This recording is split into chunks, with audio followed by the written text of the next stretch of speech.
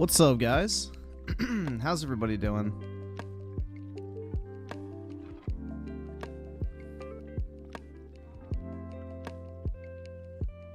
Weird seeing you live. I'm guessing you're on the West Coast because it's fucking pitch black where I am. It's 10 o'clock. Oh my god, bro. My fucking foot is like killing me, man. I probably need to buy some new shoes.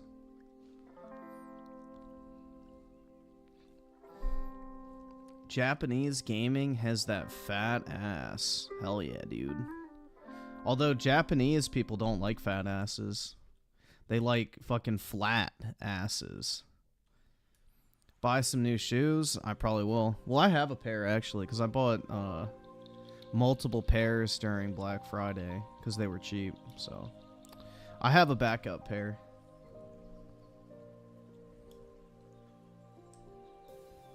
Abel with the 2. RE5 is racist. We need another Life is Strange. I agree, man. Life is Strange is peak gaming. You know, that's what gaming's all about.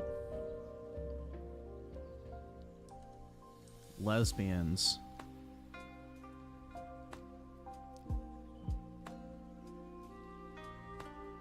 Yeah, personally, I liked Pokemon X and Y. I thought they were pretty good. It was cool to see, like, fully 3D rendered, you know, Pokemon environments on a handheld for the first time. It's pretty neat.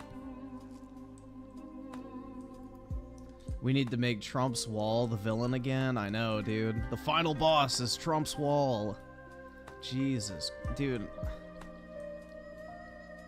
Yeah, you want to point to a game where white people are bad. Life is Strange, bro. That's literally the entire fucking theme of the game, is white people are evil. You know, they're just trying to keep the poor Hispanic kids down, man.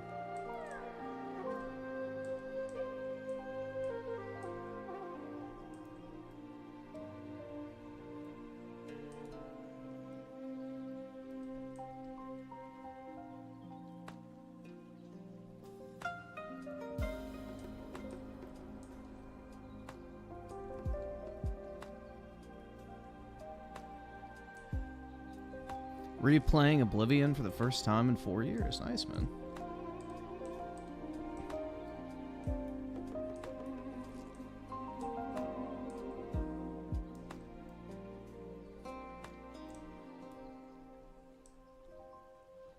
I can't afford this shit!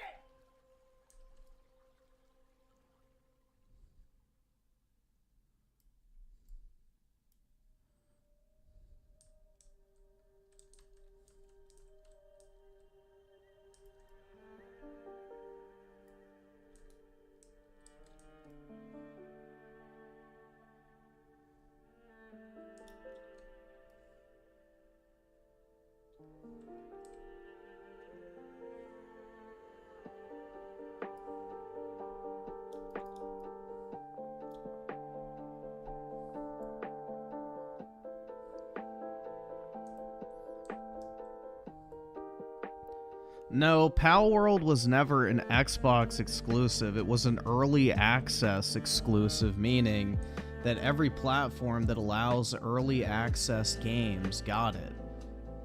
Like, PlayStation and Nintendo don't allow early access games. They only allow, like, the full release version. They don't have an early access program because they don't want to sell subpar shit on their store that's not finished. So apparently, you know, Xbox took that as, oh my god, bro, it's Xbox exclusive. It's like, no, you fucking retards. It could literally come to any other platform at any moment. It's just, it's an early access, and only Steam and Xbox have early access programs. So therefore, it was only on Steam and Xbox. But apparently now they're in talks with Sony and Microsoft to bring it, or not Sony and Microsoft, Sony and Nintendo to bring it to the Switch and PlayStation. So, yeah. The exclusivity's gone, man. It's fucking gone, bro. Oh my god. Crazy.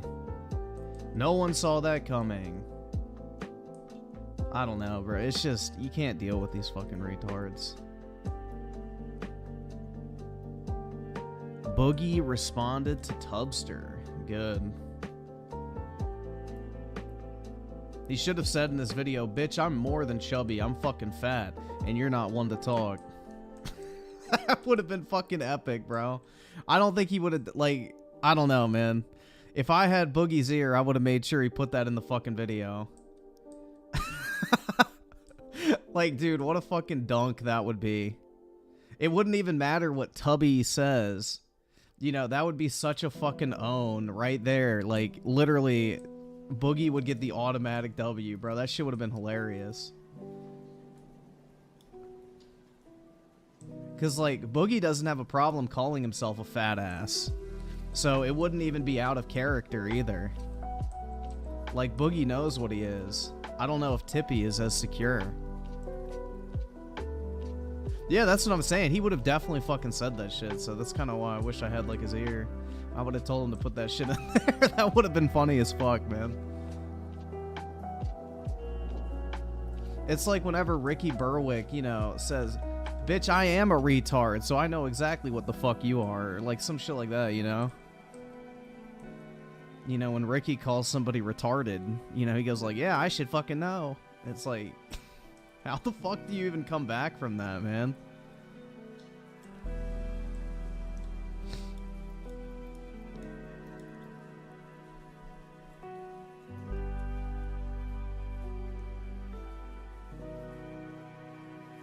I don't think there's any recovery at that point. It's Jover at that point, guys.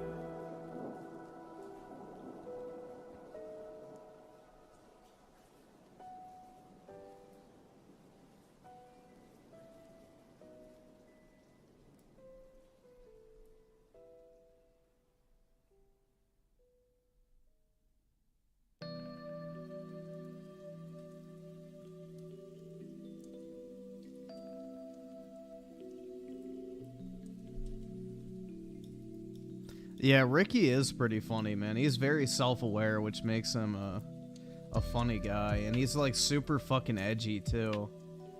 You know, he's, like, the complete opposite of having a victimhood complex. Like, he makes jokes at himself, all the, like, his own expense all the fucking time.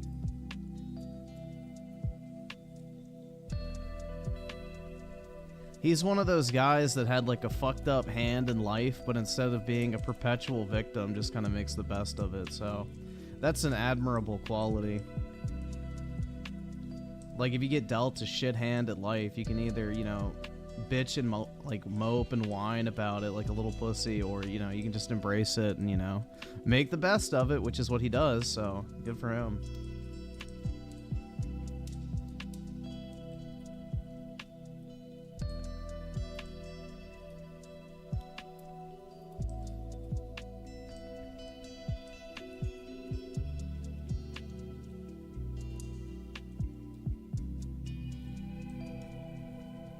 Yeah, I don't know how Ubisoft is sustainable at this point, in all honesty. They have so many employees.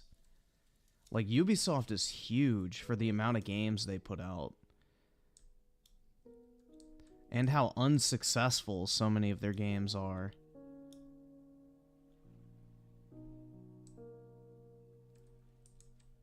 Like, they're extremely bloated.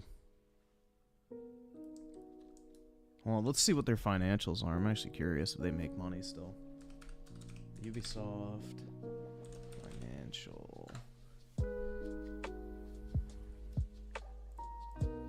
Let's see. Trailing 12 months.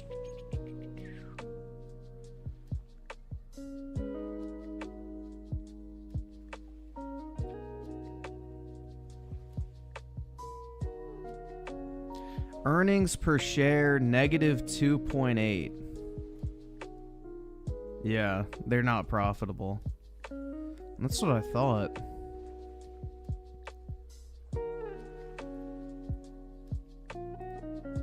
See what their balance sheet looks like.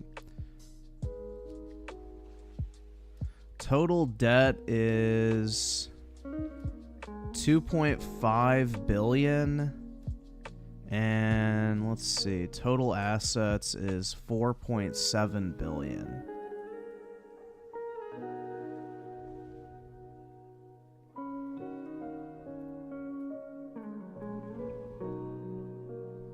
Interesting. How much cash do they have on hand? So, working capital. I just want cash.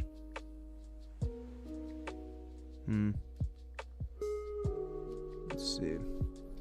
Ubisoft cash on hand.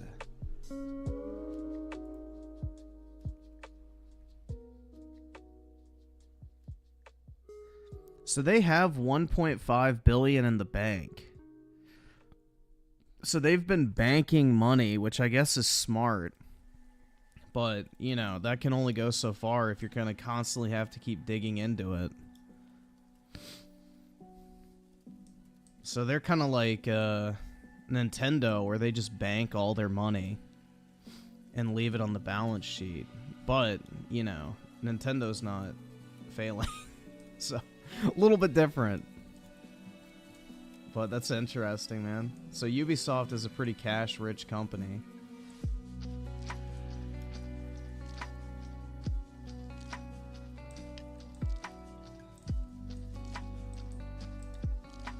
Which is why they're able to stick around.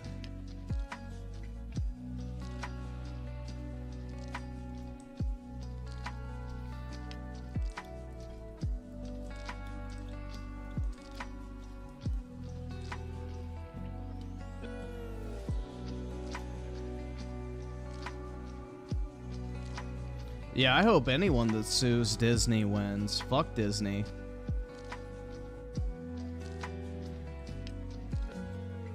Did you see the bloodbath hoax against Trump? No, I didn't. What did he say? He's gonna fucking murder all the immigrants or some shit? Like, I'm sure it'll be something like that retarded.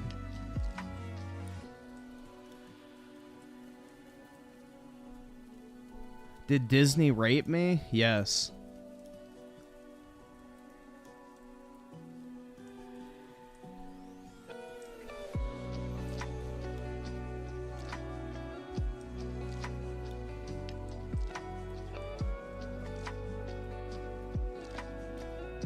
I guess I'm missing.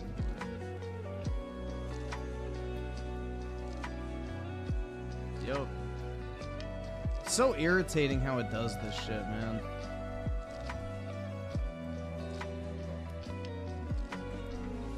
This is the worst thing about trees in Minecraft.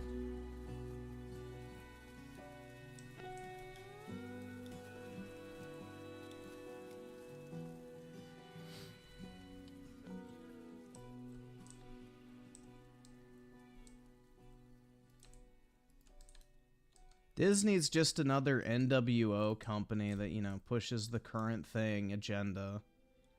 They're pure fucking slop.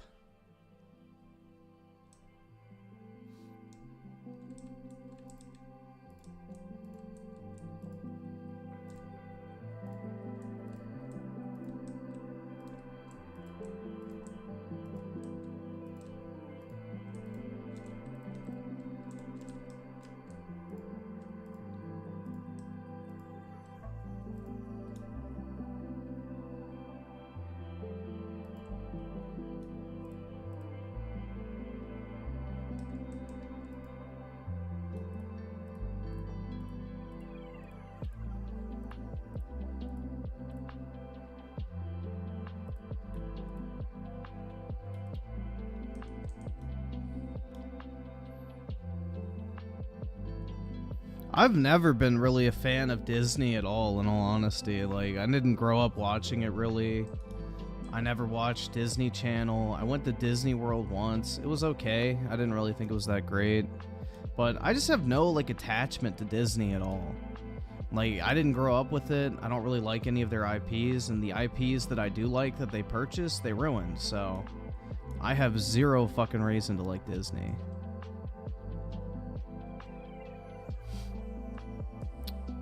Griffin, stop acting like a white... Nigga, you... Alright, Sargoy of Applebee's, chill the fuck out.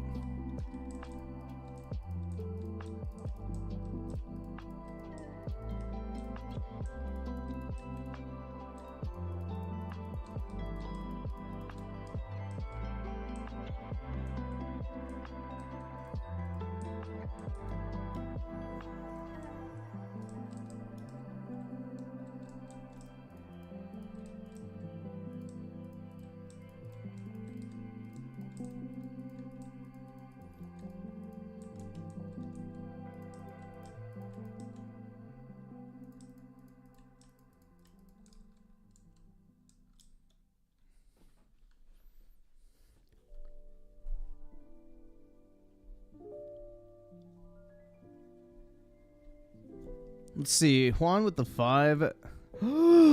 Sup, my? Nigga, you... It's your boy Juanald back at it again. Went to Chicago for St. Patty's Day, and it was nice. Nice, bro. Yeah, I don't celebrate St. Patrick's Day. I'm not white trash. Fucking suck dicks in an Olive Garden bathroom.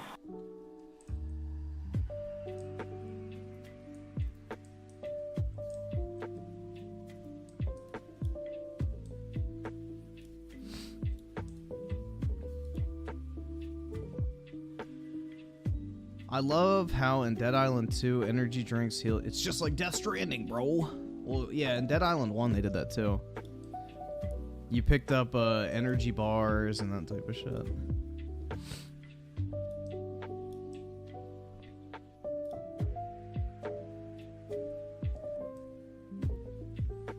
When I was stationed in Germany, I flew a Confederate flag out my window.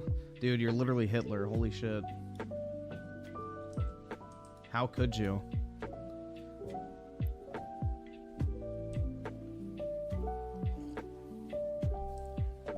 Nope, I never played Dead Island 2.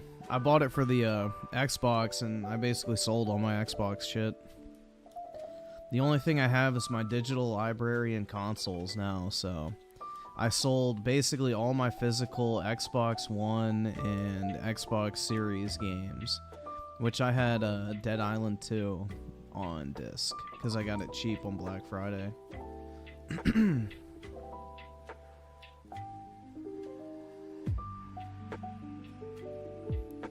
DJ Aftershock with the 5 and great news for Griffin's people. Episcopalians have been measured to be the highest IQ and wealthiest of the Christian denominations in America. There you go, man. Cash money. I'm glad my people are out here winning. There you go. Griffin is selling his Xbox. No, I still have the Xbox. I just got rid of all my physical games, and yeah, I'm not really buying anything else on Xbox anymore.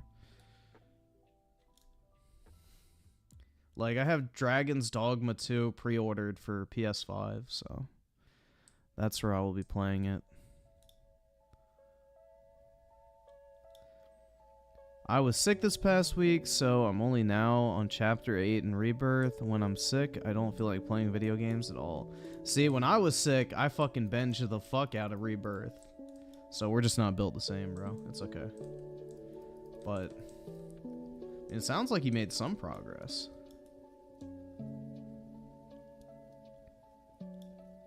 Yeah, I have my 360, so I just have like physical 360 games that, you know, I want.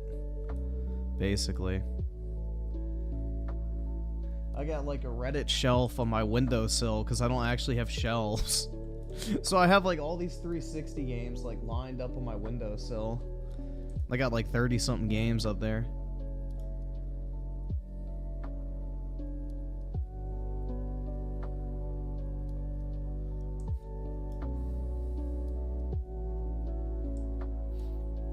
Yep, the 360 is the last great Xbox. Although the Xbox One generation had some really great games up front, but after that it was all downhill. Yeah, I do need to get some shelves, but I don't know where I would put them. I don't really have a huge place. That's the thing, is like the rooms in my apartment are like really small. Like I have 2 bedrooms, but they're not big. So basically my 2 desks take up all the wall space. And then in my actual bedroom, I have like a dresser thing, and then my bed, and then my TV, and then like a clothes rack thing. So yeah, I don't really have much space to like put up a shelf to create my wall of virginity.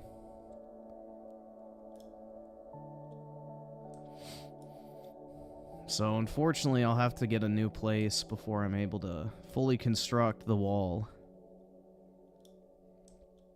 But I'll have a shit ton of graded games and like sealed video games and, you know, fucking 360 games and PS5 and Switch games.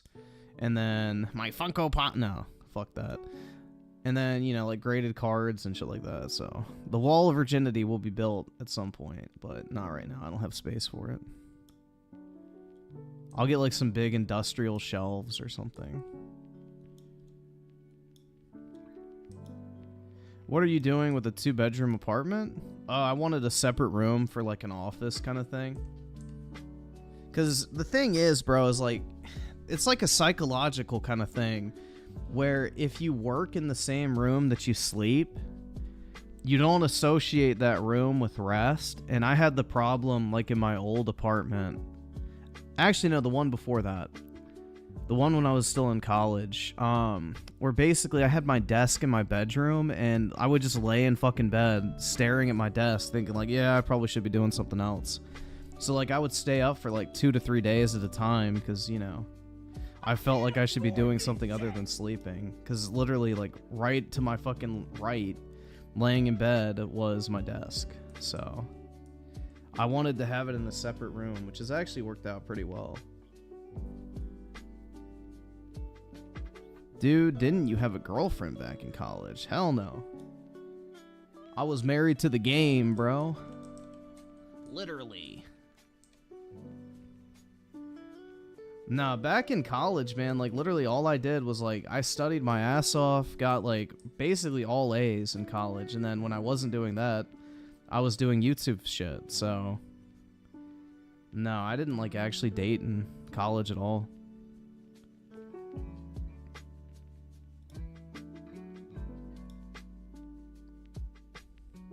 How many girls have come back to your place and got wet? 0. Nobody comes to my place.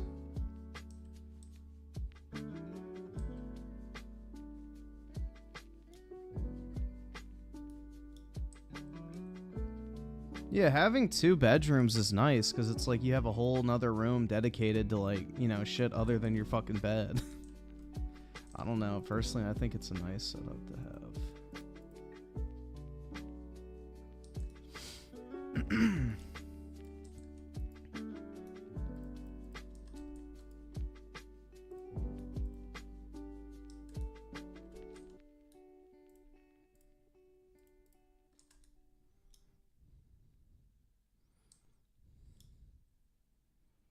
At least Griffin got the balls to admit it. Admit what?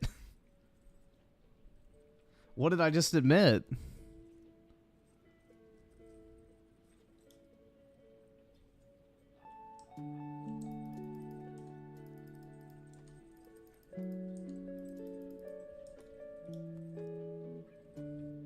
You get no bitches? That's a known fact, bro. What do you mean admit? I didn't know that that was a question, like, thing.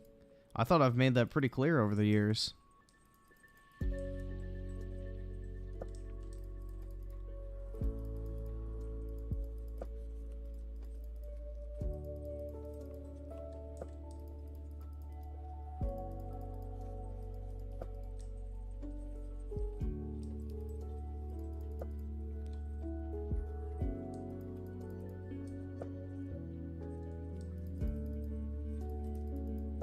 How many times have y'all heard me talk about like, yeah, bro, I brought this bitch home and I fucking spread that shit out all over my fucking bed. Like, Nah. Griffin got Benjamins, not bitches. For real.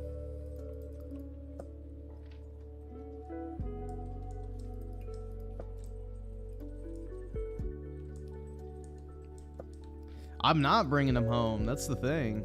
Ain't no way. I'm not, especially with randoms, dude. It's one thing if you know them ahead of time, but not a fucking random. Not a chance.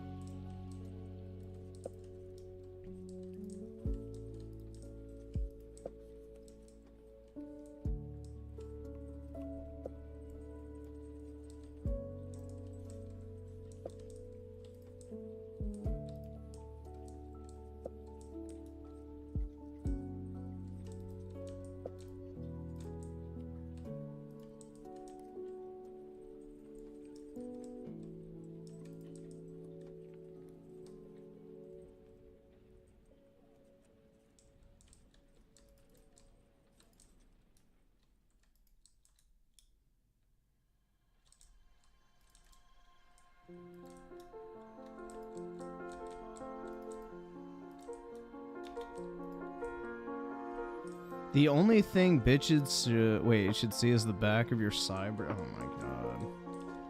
Hell yeah, dude. But then they get your license plate, which can be just as bad as your address.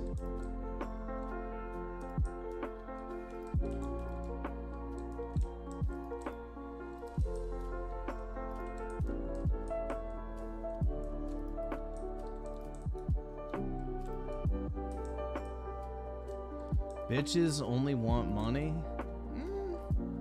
Sometimes. Sometimes they're just fucking crazy, bro.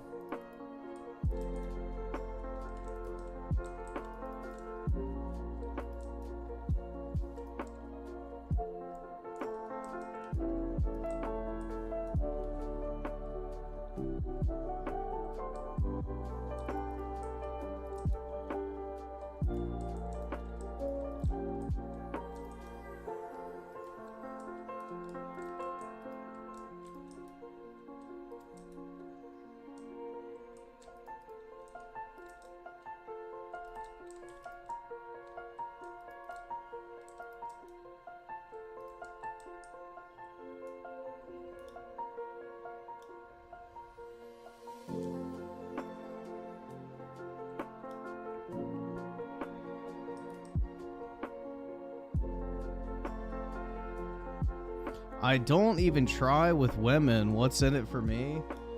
A companion. The fuck?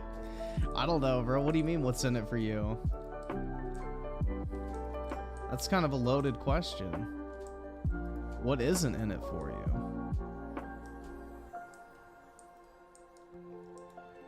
Griffin, I honestly fucking hate modern Western games. They aren't hitting the same level of creativity and fun.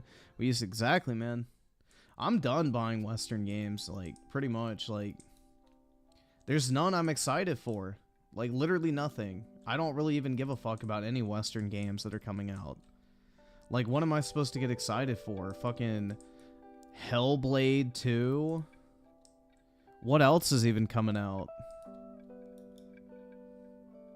I don't know, bro. Sony was smart to sign all those fucking exclusivity deals with all the Japanese studios, because those are way better than anything the Western studios are putting out.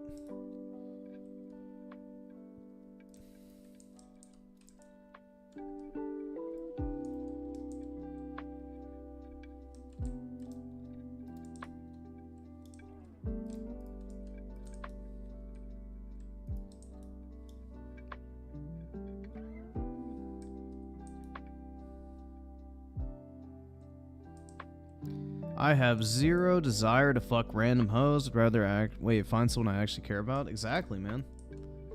That's the thing, is I'm not really a fan of, you know, the hookup culture shit, or, you know, just dating to date.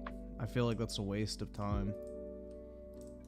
Like, people who chronically have to be in a fucking relationship regardless if they like the person or not. They just don't want to be single. I've never understood that. But hey, you know, different strokes.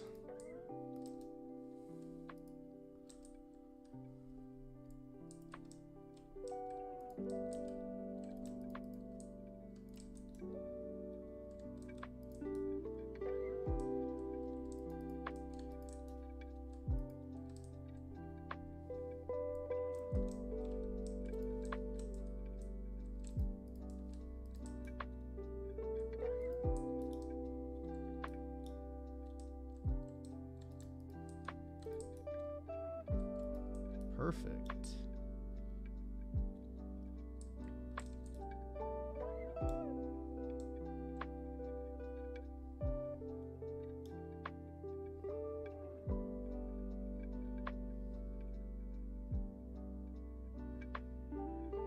Oh yeah, dude. Lucas, like, one time let me come in on a call with him, and he had like 8 other people in there. And I was still fucking running laps around his ass, even with his fucking, you know, 5 little booty goons jumping in at one fucking time. And ever since then, you know, anytime I try to call in, he's like, well, I don't want to fucking talk to him. Like, you know. Because the thing is he goes for the fucking, like, easy, low-hanging fruit of, like, going, oh, this dude's gay or some shit. And I'm like, no, only for you. And, like, he doesn't know how to respond to that shit. Like, he can't fucking handle it. Like, the thing is I can shit talk. He fucking can't. Like, he just throws out personal insults thinking I'm gonna take it seriously, and it's like, nope. I don't fucking give a shit. Like, literally, that does nothing to me. Literally nothing. I will sit there and laugh off any fucking gay joke, whatever it doesn't affect me. And he doesn't know how to fucking deal with people like that.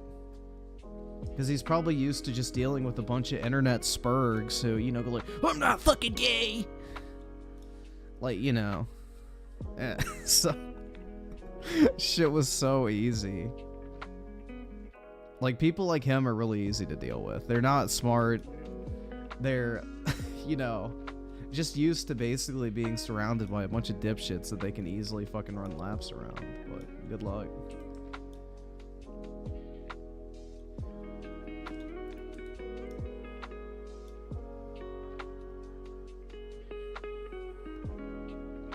Griffin has balls of not really.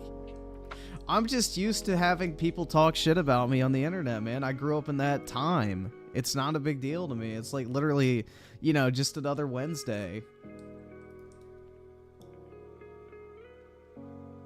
It's just another Wednesday, man. I don't know, like, I grew up in the era when I was like 9 years old on Call of Duty, and everybody was talking shit about me because I was sounding like a prepubescent little shit. It didn't bother me back then. It fucking wouldn't bother me today. Especially not today.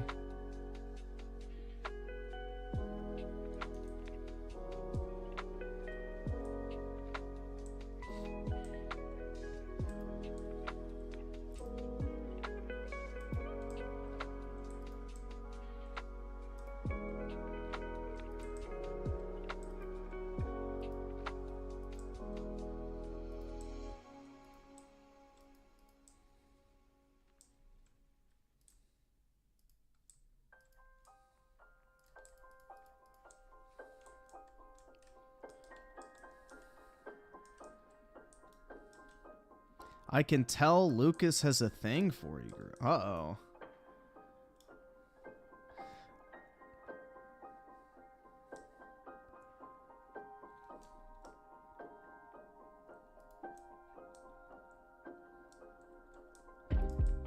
I better run.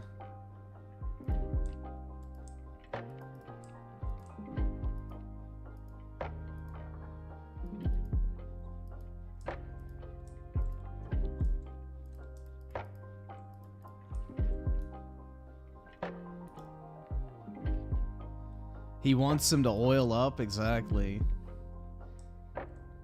But not for his own enjoyment, bro. For my humiliation.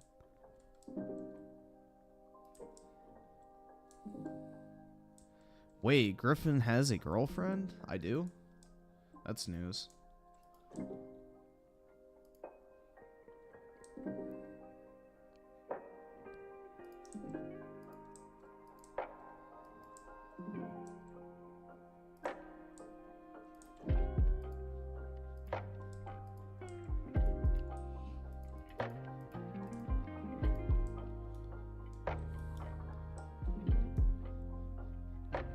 See, Daryl's on with the 2. Stop being sensitive, Griffin. We love roasting you.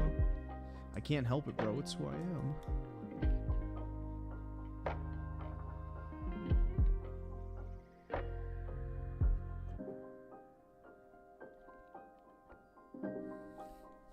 What the hell? Oh.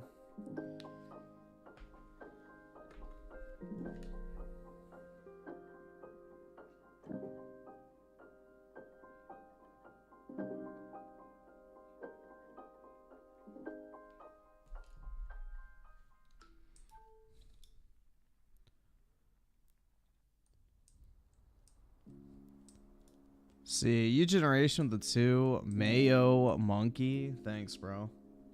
I can say that because it's a, you know, insult against white people, so I won't get canceled.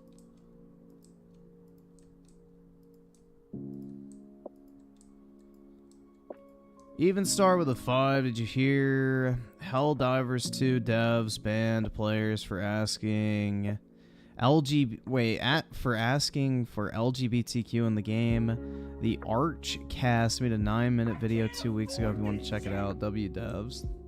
That's like Nintendo with Super Smash Bros. They banned people and deleted the fucking maps of people making like LGBT and like trans pride Super Smash Bros stages. I remember that too. But yeah.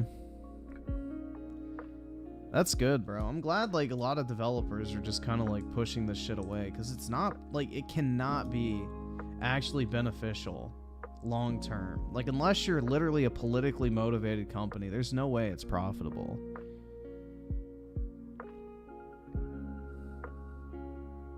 But yeah, everybody was making like these, you know, trans rights stages and everything like that in Super Smash Brothers Ultimate when it came out. And, you know, all the, like, stages and everything were getting deleted, and people were getting, like, temporary bans and stuff for publishing them. And then people were, like, calling them homophobic or whatever. And Nintendo said, we don't allow political messaging in our games. Like, that was it. They just came out and said that, and then, you know, the controversy died down very quickly, because guess what? Nobody actually fucking gives a shit about this. Unless you signal boost the fucking retards and make them think that they have some sort of actual power and authority. As soon as you remove the illusion that they have any sort of power over you, they move on to the next target, because all they want is attention. They don't actually fucking care. They just want to feel powerful. And if you don't give them any sense of power, then they move on to the next target, because, you know, that's all they're interested in. They don't honestly care about that stuff. They just want to bully a company. See, type with the 2. What's the worst IGN take you've ever heard?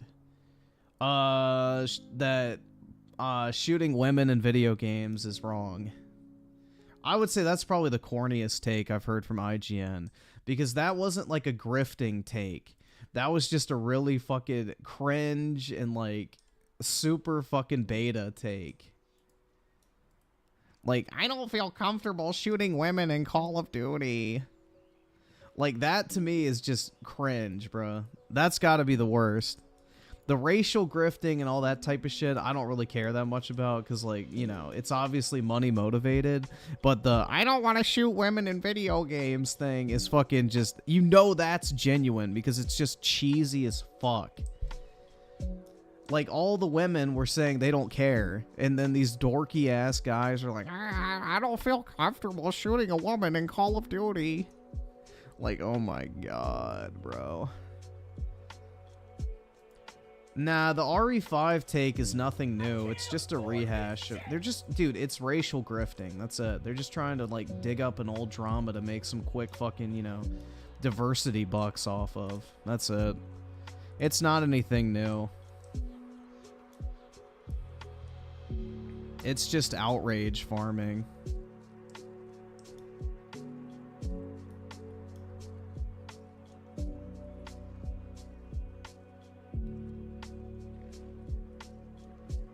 Those, they don't have wives, bro. Come on now. They have 4 roommates in San Francisco, and, you know, our cat dads.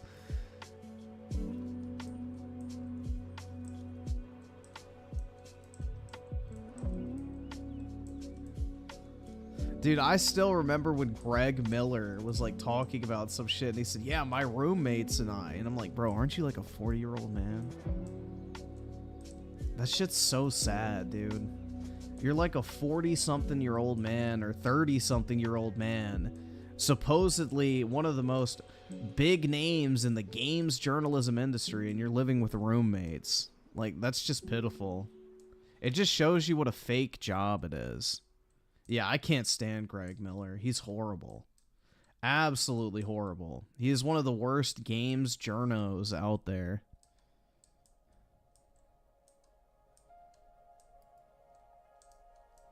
One of the absolute worst.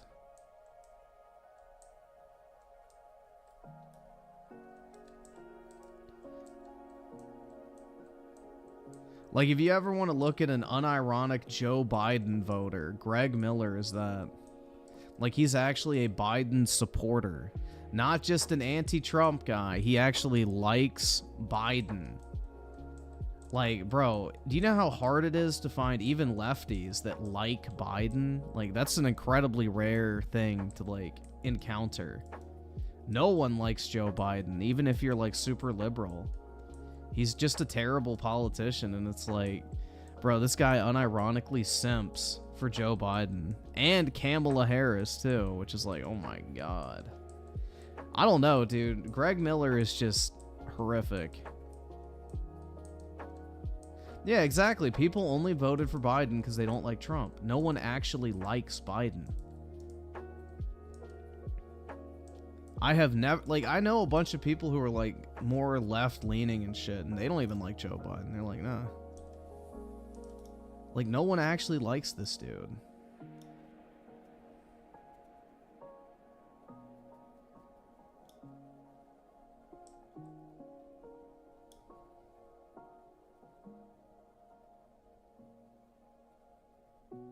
Who was your favorite president, like, of all time?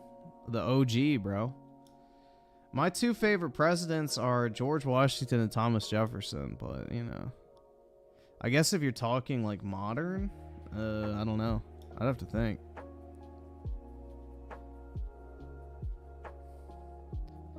The problem is I'm not really a fan of any president that I've been alive to see. I wouldn't really consider myself to be a fan of any politician in general, but...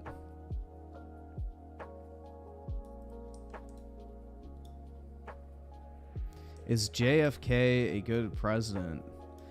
He could have been, but he got shot before he could do anything.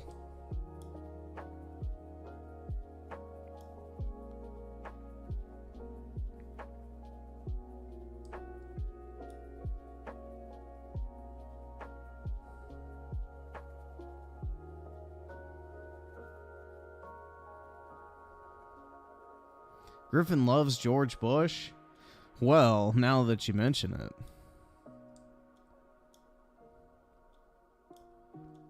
I mean, 9/11 was pretty cool. Name another president that was able to pull that off. I'll wait.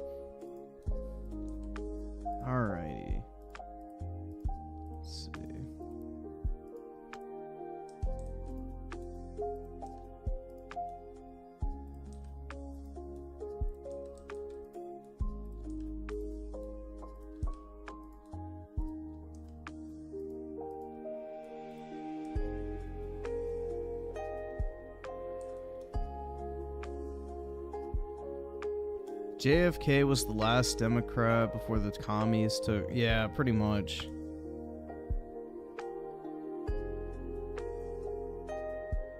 That's why they had to get rid of him.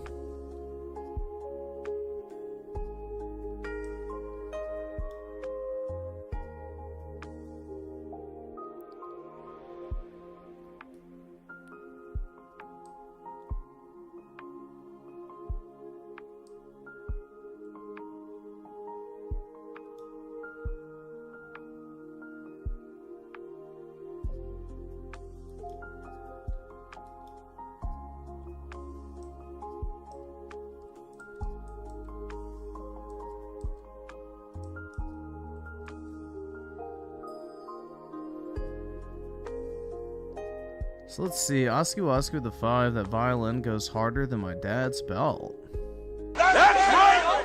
That's right! Yeah, crowd, white boy! Alright, I'll pull it up in a second. 7-Minute Man with the 2, Snow, Roach, Chalk, Child, Colonizer, Crack, Rabbit. What the f... Are those, racial slurs against white people, dude? Am I supposed to be offended? Those are fucking I've never heard half of those. Chalk Child. The fuck? I don't even, bruh. Where the fuck did that come from? That's an interesting one. Or Crack Rabbit. I've never heard that one either. Groovy with the 5. FYI for singles and chat. Griffin 2. Apparently, according to recent studies, guys have a 90% conversion rate from women if they have MBA, MACC, or Masters. What do you mean a conversion rate? Like they convert to women or what? What does that even mean? Because I have a master's degree, so hopefully I'm not going to be fucking trans. What does that even fucking mean, dude? I don't know.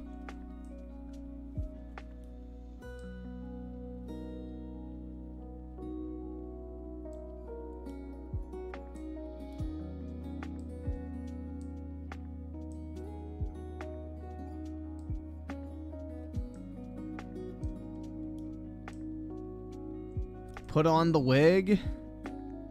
What does that mean, a 90% conversion rate? Essentially swipe... Oh, okay. So like a fucking success rate with like dating apps or whatever. Okay. Yeah, I don't know. I don't use dating apps, so I can't confirm or deny. I haven't used a dating app since like the first half of my sophomore year in college, so... Yeah, I have no clue.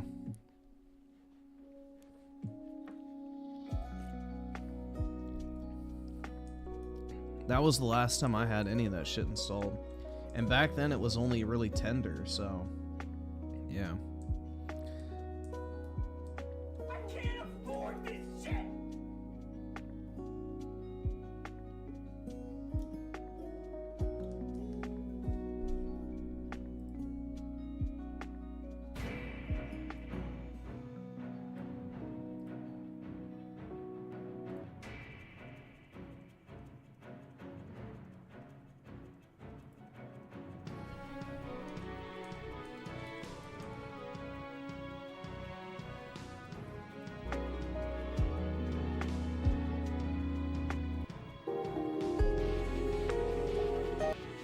Oops.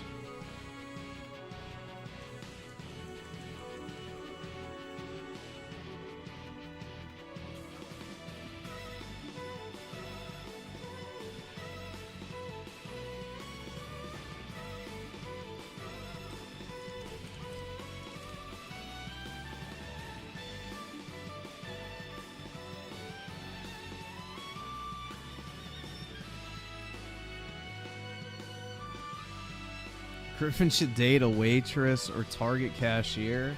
Nah, I need to go get a Chick-fil-A babe, bro. I mean, to be fair though, Target cashiers are not a bad choice. There's some pretty good ones. I don't know, man. I'm not really in a huge rush, but I need somebody with a similar income too. If I'm gonna date a normie.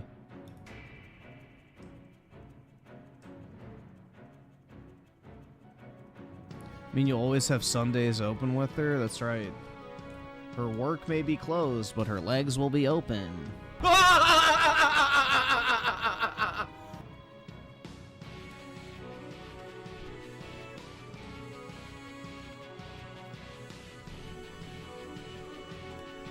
Are Hooters waitresses? Oh, I've never been to a Hooters, so I have no idea. I would imagine so. They're probably mostly ugly. I have no clue. I've never stepped foot in a Hooters in my life, so could not confirm that one.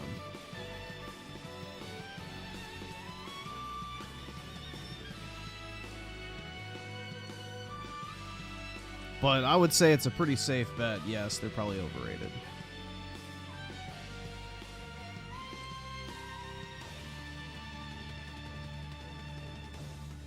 Griffin is special. He wants that girl that makes 5. Hell yeah, dude. That'd be a nice plus.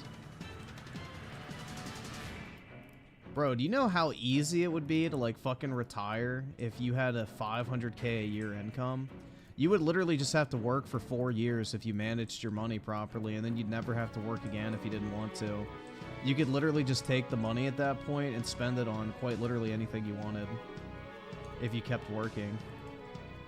As long as you saved that, like, 4 years of income, you could pretty much do whatever the fuck you wanted for the rest of your life.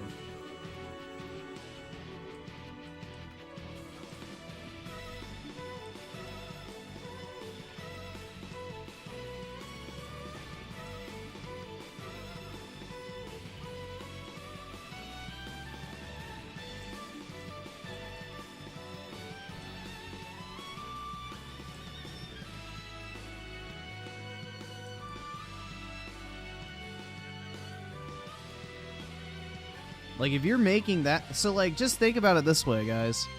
If you make 500K a year, and you invest that and earn an 8% rate of return, that's 40 grand every single year that you're making off of your money just sitting there.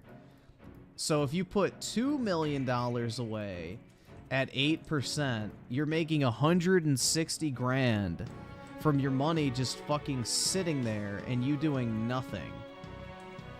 But then if you keep making more money on top of that, like, it's just insane, bro. Like, you can snowball that shit so quickly. So if you have that amount of income in the span of a year, like, it's absolutely insane how fast you can accumulate, like, real fucking money.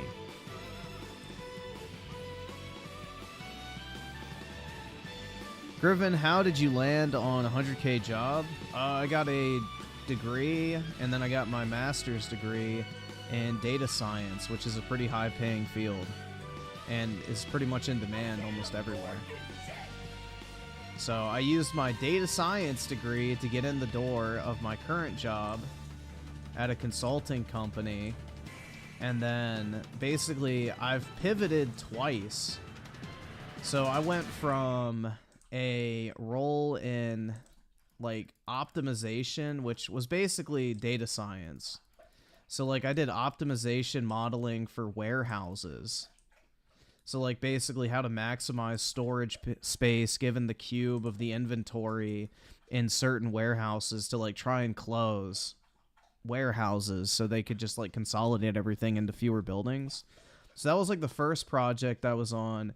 Then the second project I was on was in a, I think it was called like a strategic communications role or something like that, which basically was facilitating conversations between like the different stakeholders of like this company and their business operations, and having everybody like come together on a centralized plan to approach like different issues that they have. So basically what I would do is like meet with a bunch of different people, figure out what everybody wanted, and then put together a plan that would meet everybody's desires as, you know, best as possible, and then present that, and then it would get handed off to a different team that would actually implement it. So that was the second job I was on. Now I'm doing like basically cybersecurity, I forget what the fucking word, like triage or some shit like that. So basically you look at any purchase that the company is making, and you know, I work with a bunch of different companies on this one. And basically what it is you do like some due diligence or whatever to make sure that whatever they're buying is up to snuff with like whatever security standards they have to meet. Like it's really easy, but it can be kind of time consuming. But that's what I'm doing now. So basically you can do a bunch of random shit once you get out of school, but it just depends on what you get your initial degree in to get you in the door. That's the biggest thing when it comes to like a college degree, is getting yourself in the door and in that like starting position. Because once you're out of school and you have work experience, the school part becomes less and less relevant, and it's more so about how well did you do your job, what different roles did you have, and how well do you fit into different capacities. So the main thing with school is, you know, making sure that you're competent basically for the companies. Like college is basically a competency test. Can you show up on time? Can you do your assignments? Can you learn new material? And can you apply that in a meaningful way for a prolonged period of time? And that's the most important thing that college demonstrates. It's not necessarily about learning whatever it is you're going to be working on forever, unless you're like a doctor or something, obviously. But you know, for most people, it's more of just like a competency test to make sure you're not fucking stupid and you can actually process information as well as stick to something and see it through. But yeah, that's how I got 100K a year, like starting, is you just have to get into a good field. And you have to have a good background, education-wise. Like, I mean, obviously, you could get, like, a degree in something like communications or something and get, like, all A's and think, like, yeah, I'm going to get a great job. But, you know, getting all A's in a bullshit, like, degree path is not the same as getting all A's in something that's super math-intensive or, you know, technology-based or something like that. But, yeah. It's not... Data science isn't hard. You just have to learn how to, like, basically code in these different data analysis languages like R and Python and things like that to manipulate like large data sets to create like graphics, tables, reports, and you know, then use that information to make predictions and, you know, forecast and everything like that. So there's a lot of math and statistics and, you know, coding to it, but I wouldn't really say it's difficult. It's pretty basic once you get the hang of it.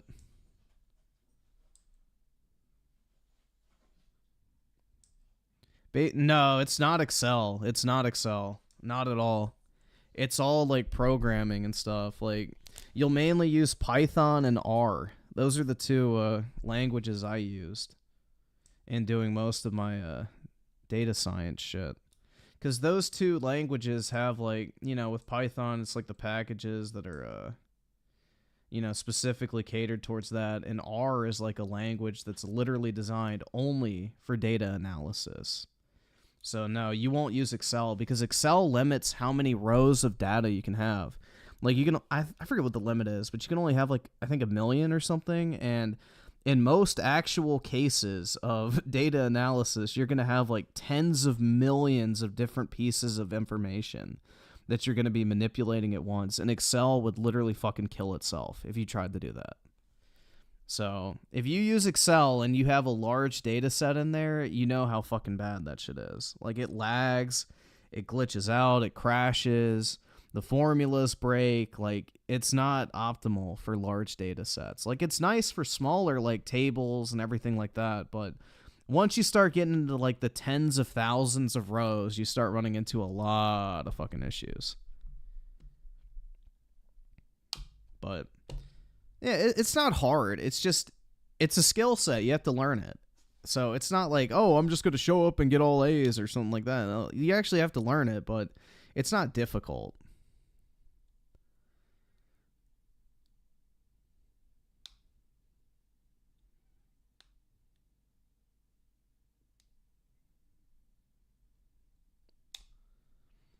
Let's see. Mr. DC Comics with the 2. Clownfish TV video ADL wants to regulate. Yeah, I heard about this shit. They're not going to get that.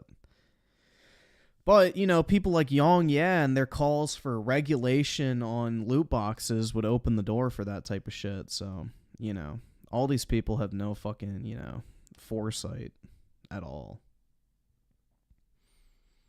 Oscar with the 5, another one with a fire violin. Also ripped to my homie. He got shot. Wait, really? Damn, man. That fucking sucks. Hold on. Let's see. There we go.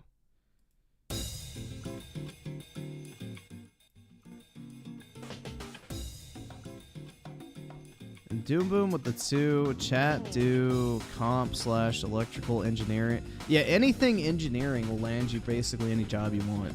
Most people view, like, if you're able to get an engineering degree, then you're basically able to do any job.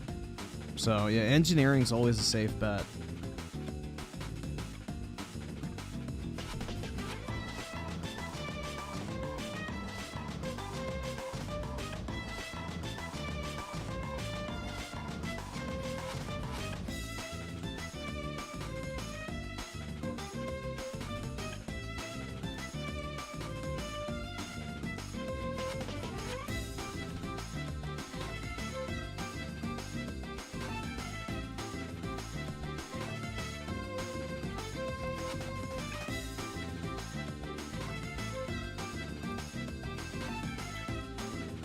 A guy wrote a book on doing the full MIT computer science degree on his own by buying textbooks and the free online classes.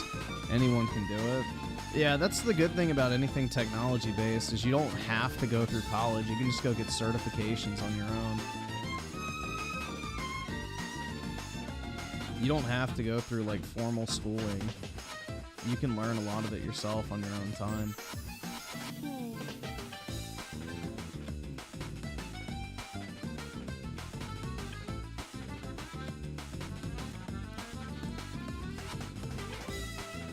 You need to be good at math to do computer science. Yeah, you need math.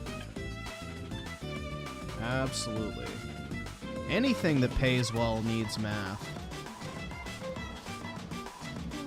I mean, other than like being a lawyer, but yeah, math is a very crucial skill set. I mean, not like, you know, fucking theoretical bullshit, but like you need calculus and things like that that are actually practical.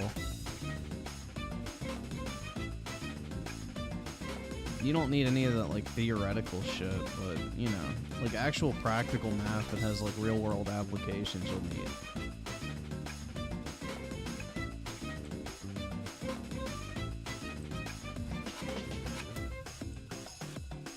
I don't know, bro. Calculus is really easy, if you ask me. I fucking hated geometry.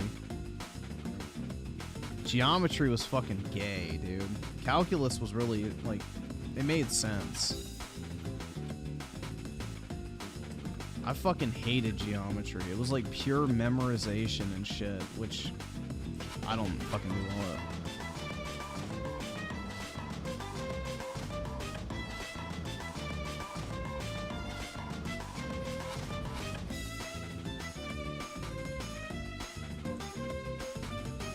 Oski with a 10. Here's the crazy thing, though. Apparently, he was having a fight with one of our uncle's brothers.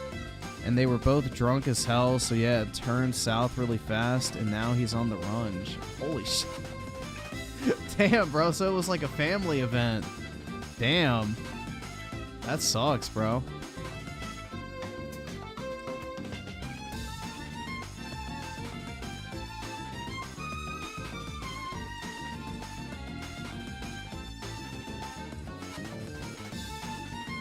My geometry teacher had it out for me because she was a fucking bitch. Because she was going through weight loss at the time. She was like starving herself. And she was so fucking bitchy and mean all the time because she was always hungry. And like she would, because like there was this one girl in our class who like had a fucking metabolism disorder where her body would literally start digesting itself if she didn't like constantly have snacks. So, like, you know, the fucking math teacher would get pissed off off because she would eat in class, and she was like starving herself at the time. So she would like just literally lash out at this one person constantly.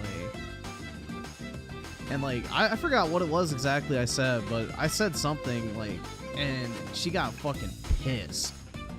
And she hated me ever since. So yeah, she had it out for me, bro.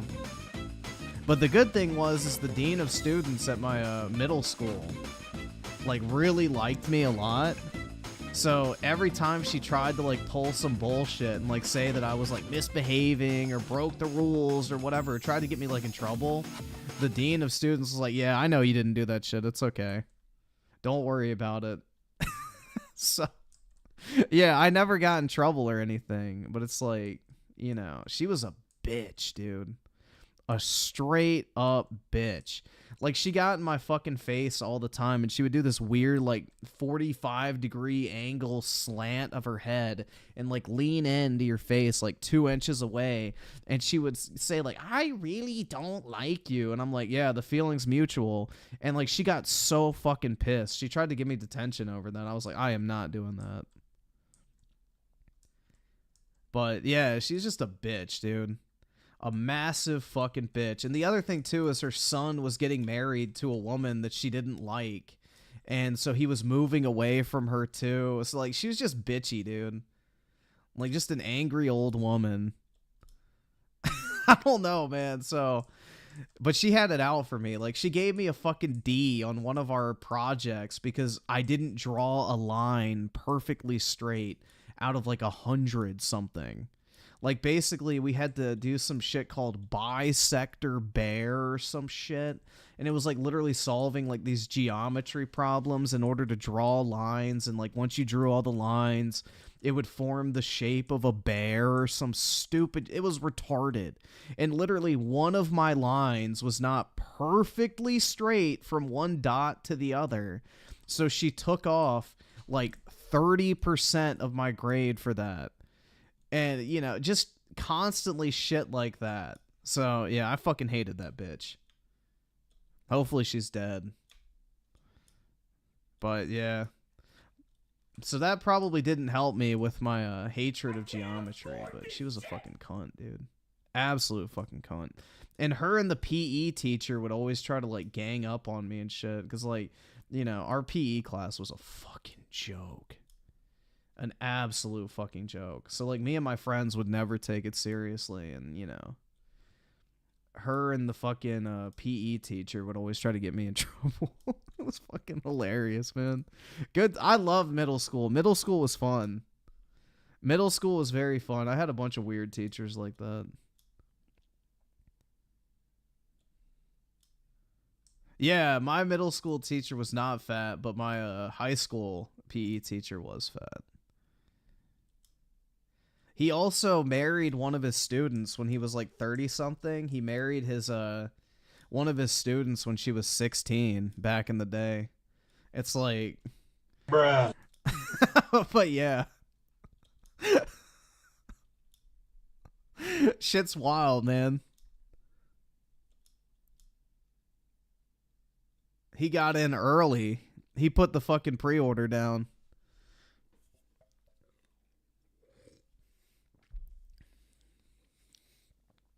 But, yeah. I had some interesting teachers throughout my time. No hot teachers, unfortunately, but, you know. Maximum of the two is a computer science degree bullshit or not? No, it's not bullshit. It's a good way to get into companies. And Oski Woski with a 5. Yup, and my uncle is in the area, so they're going to question him the hardest. I just hope they don't have any affiliation with, you know... Oh, shit, yeah. True, man. That's a really fucked up situation, though. That sucks, man. That is not fun. And U Generation with the 5. Straight fire on God. It's not going to be fire. Some anime shit. Alright, at least it's not in Japanese.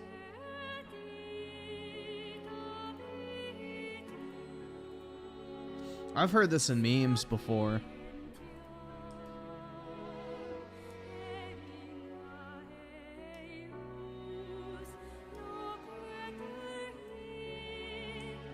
Didn't Travis Scott sample this shit on a song or something? I forgot. It sounds familiar.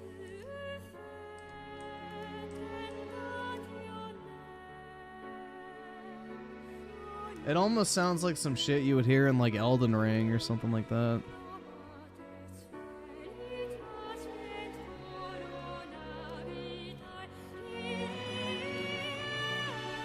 Alright, that got loud.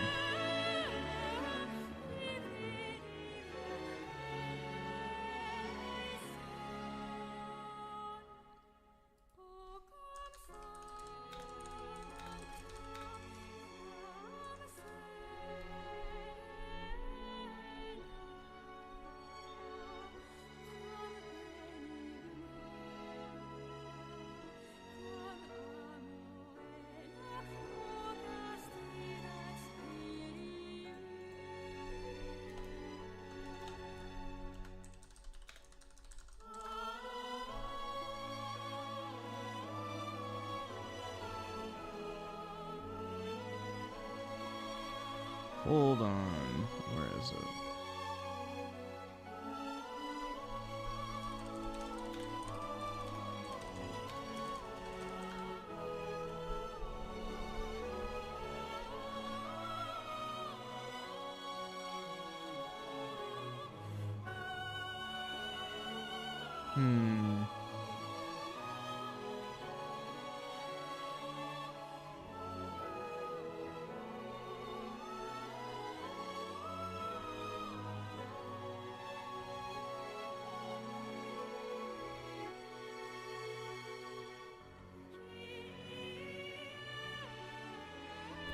Yeah, I don't know. I can't find it.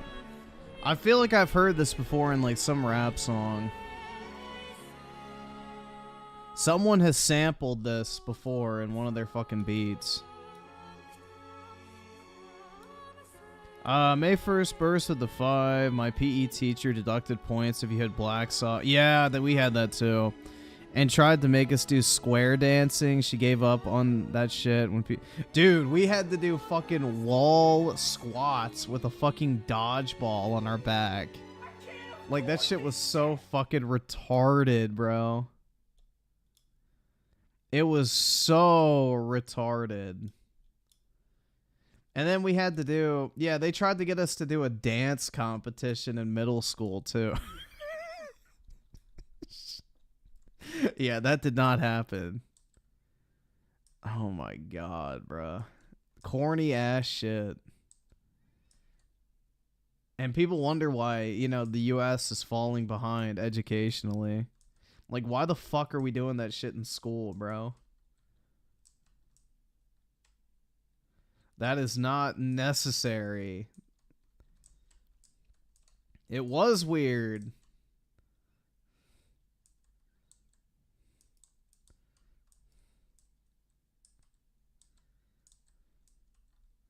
And then the sex ed was fucking hilarious because it's like, oh my god, bro. Great times. School is like a prison now. Yeah, it's fucking, it's just literally daycare. That's it, bro. It's like fucking, you know, basically teenage daycare. You don't actually do anything other than just waste time and not be home.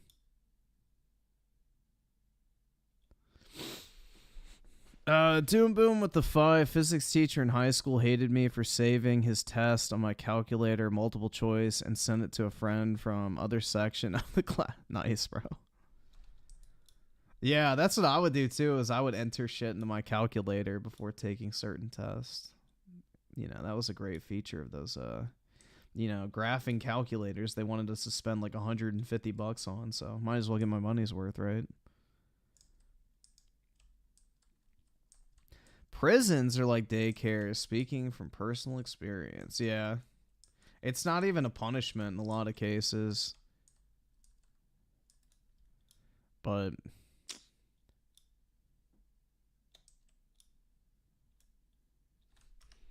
shit's pretty wild. Like, there's those white collar prisons where it's like literally a resort.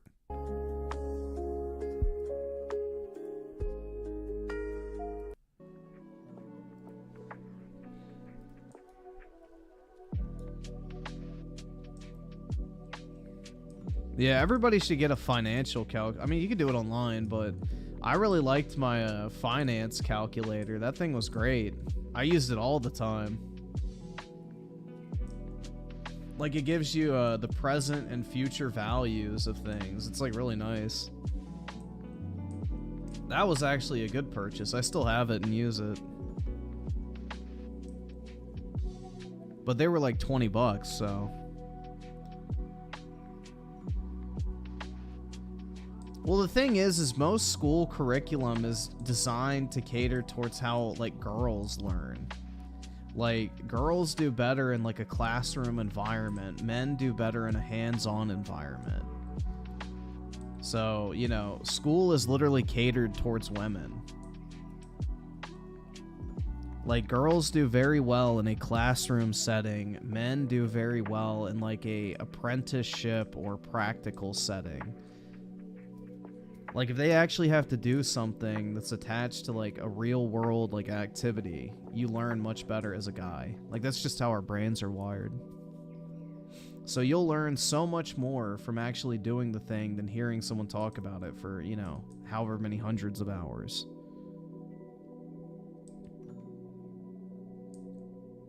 Like, if you actually had to go work with an accountant for a week, you would probably learn more in that week about accounting than taking a 3-month class.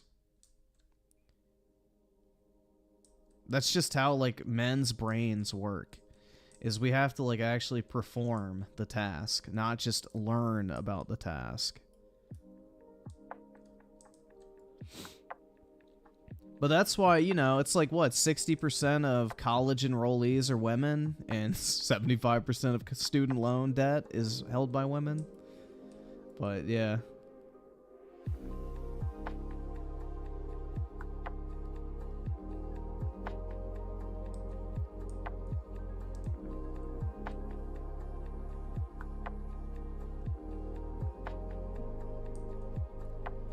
But yeah, school for the most part is a massive waste of time. The only really important thing that school does is it's a great way to, like, socialize, essentially. Like, the socialization aspect of school is probably the most beneficial thing about it. I would say that's, like, the most valuable thing you can learn from school is how to get along and meet and interact with new people. That's, like, the most valuable thing school teaches you, and it has nothing to do with any of the classes you take.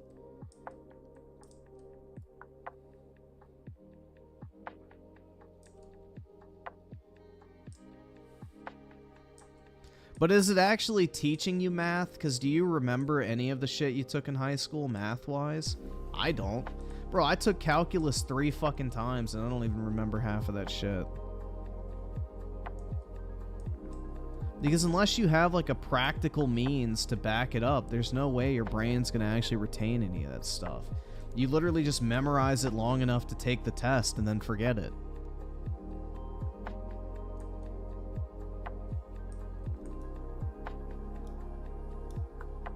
Like, I remember all, like, the multiplication rules, like, order of operation, that type. Like, I know all my basic math stuff. I can do mental math pretty well.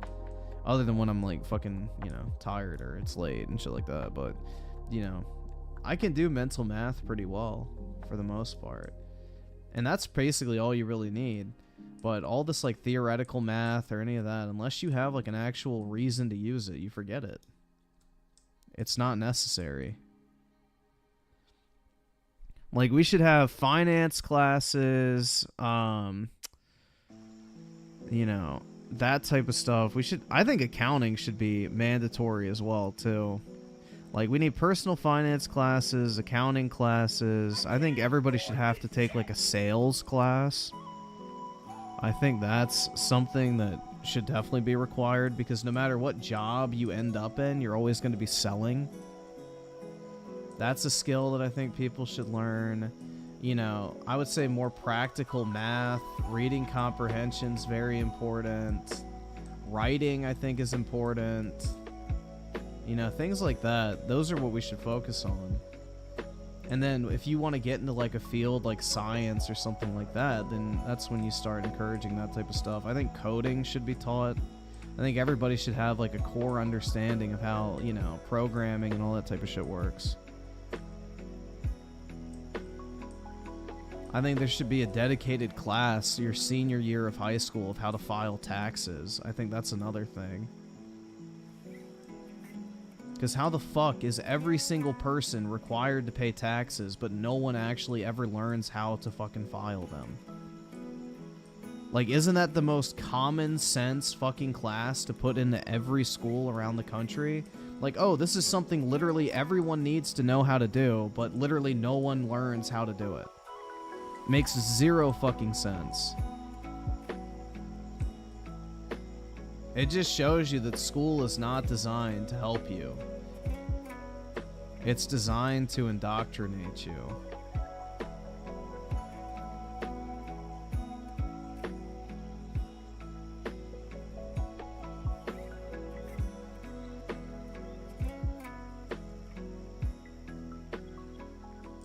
No. There's not a problem with the tax code changing every year. There's basic fundamental things that don't change. There's very basic things about taxes that don't change.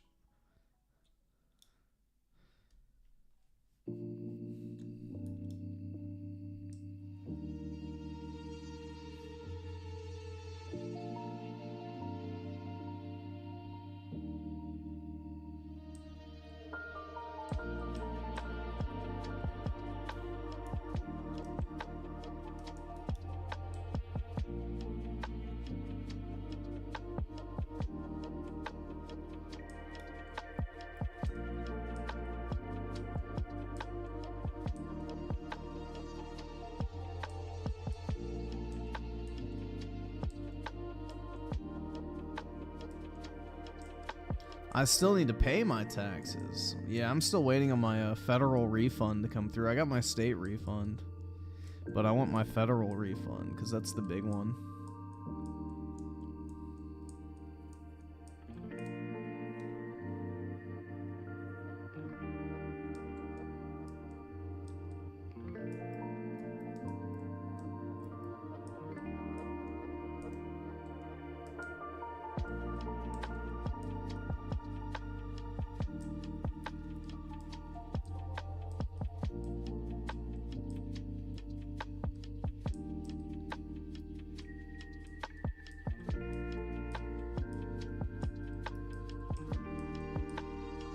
Well, the tax code is deliberately complicated so that you can create a bunch of loopholes and shit to avoid having to pay taxes if you know how it works, or if you're wealthy enough.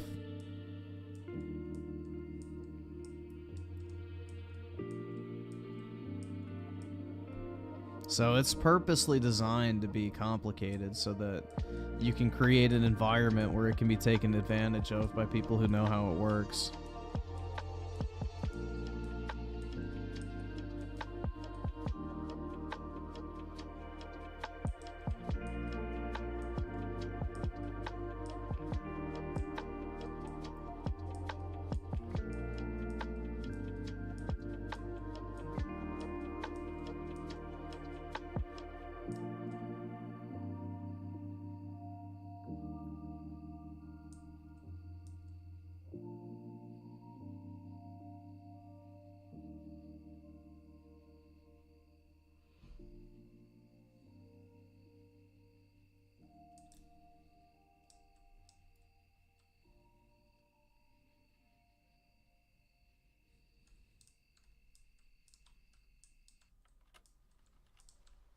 But yeah, I think it's just like such a massive disservice that no one has like any sort of personal finance. But, you know, that's by design because they don't want people being financially literate. They want a bunch of wage slaves that, you know, blow their fucking paycheck on stupid shit and live in basically, you know, poverty.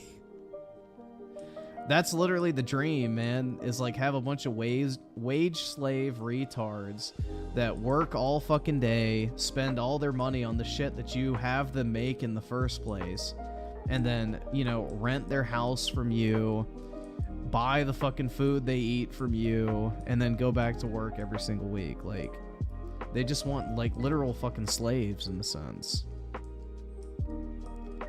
That ending of Final Fantasy VII Rebirth, yo, it was good, man. They want everyone to be tipster, pretty much. Yeah, tipster is the globalist dream, man. A willfully ignorant slob who just is a slave to consumption.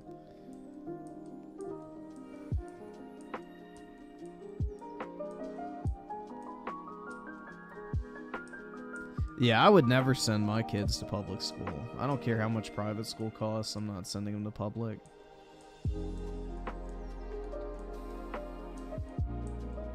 I mean, just the types of people you run into at public school is the problem, too. Like, you know, it's not a very conducive environment for, you know, healthy, happy kids. Let's just put it that way.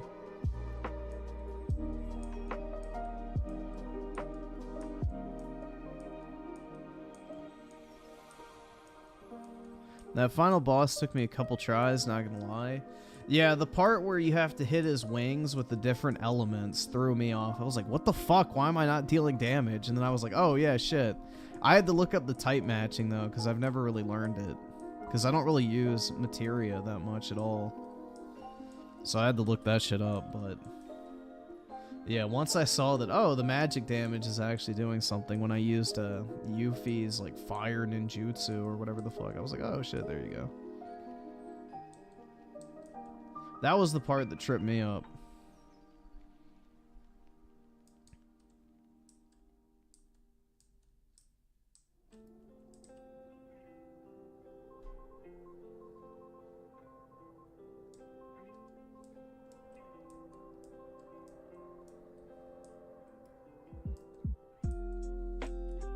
Sephiroth's final phase, like when you're fighting with Aerith, or when you're fighting as like Barret, Yuffie, and Red?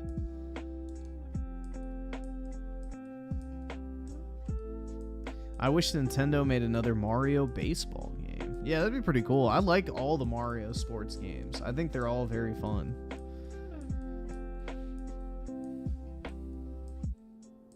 That part sucked for me. Yeah, I didn't have any materia equipped on any of them. So I just had to rely on those abilities where it was like, you know, you can use an elemental attack without using MP or whatever. And then also I just had to wait until his wings turned green. And then I used Barret's Thunder. I was like, oh shit, thank God I never took that off of him. So I just had to wait until he cycled to the green wings. And then I was able to Thunder him with Barret.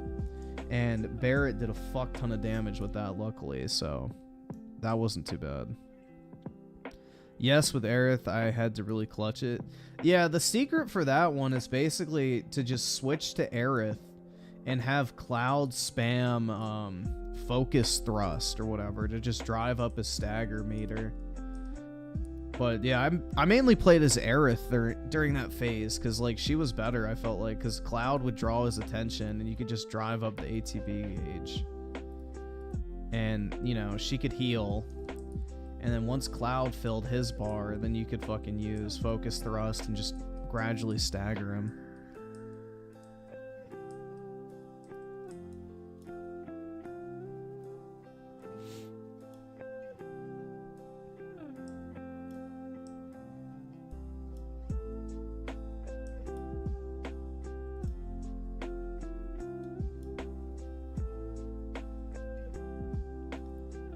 Final Fantasy VII Rebirth bombed in Japan. I mean, it's the second best-selling PS5 game at launch, so by PS5 standards, it's not really a bomb.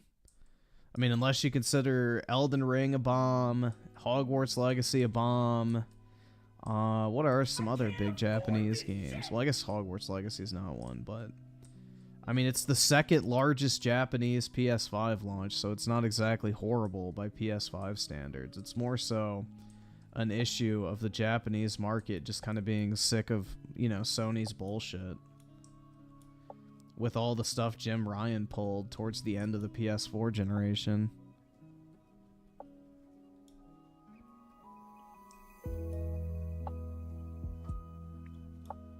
Yeah, I had Aerith spam with the Radiant Ward and saved Cloud's Limit Break when Sephiroth gets staggered. after his last. Yep, exactly.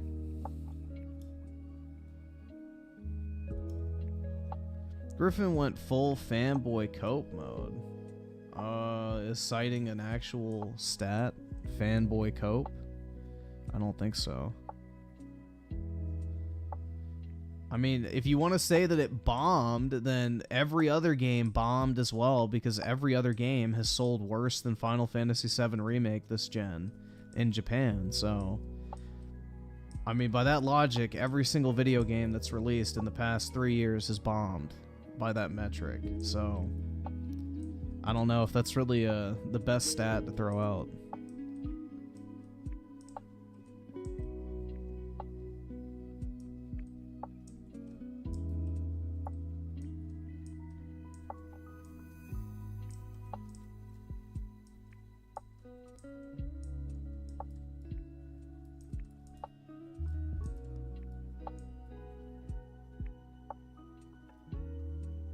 I'm picking up Final Fantasy 15. Yeah, that's great. Final Fantasy 15 is fire, man.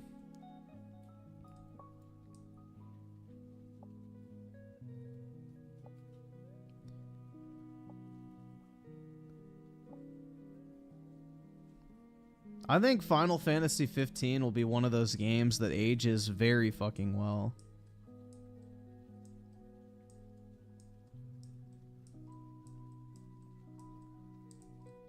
Yeah, do you know what's kind of crazy, though? Is I heard recently the original Final Fantasy VII only sold 10 million copies, like, over the past 25 plus years.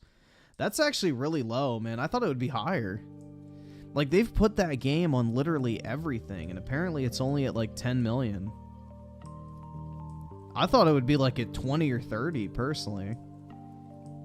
Because, like, for how, I guess, relevant that game is, and, like, most people's kind of, like, you know, gaming fucking lists of, like, you know, best games of all time, how iconic it is, and everything like that.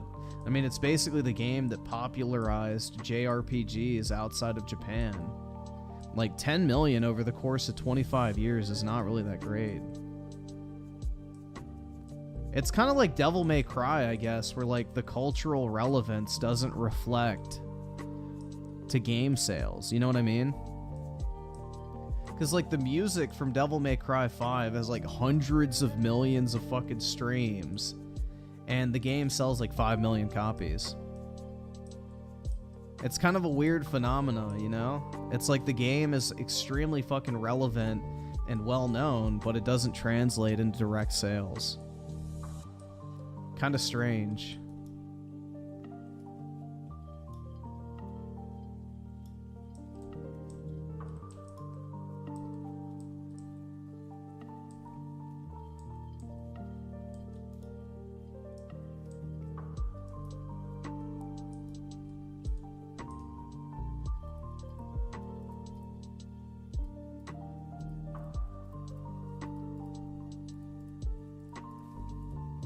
Well, I think they already started production on Dune 3 anyway, so I think we're gonna get that shit regardless.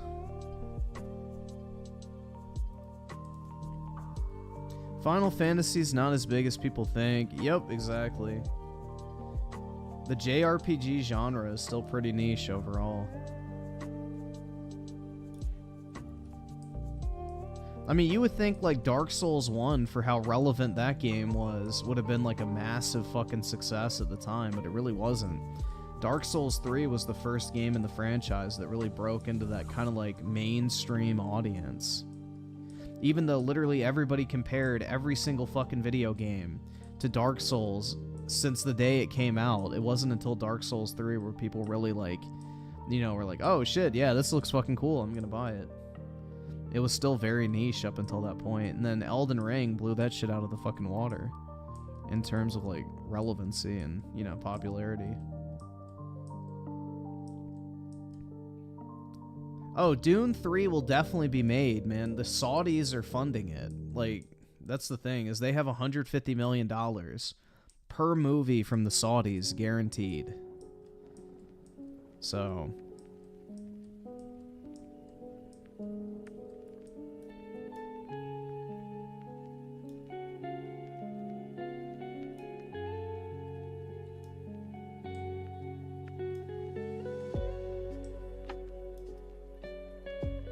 Elden Ring was amazing.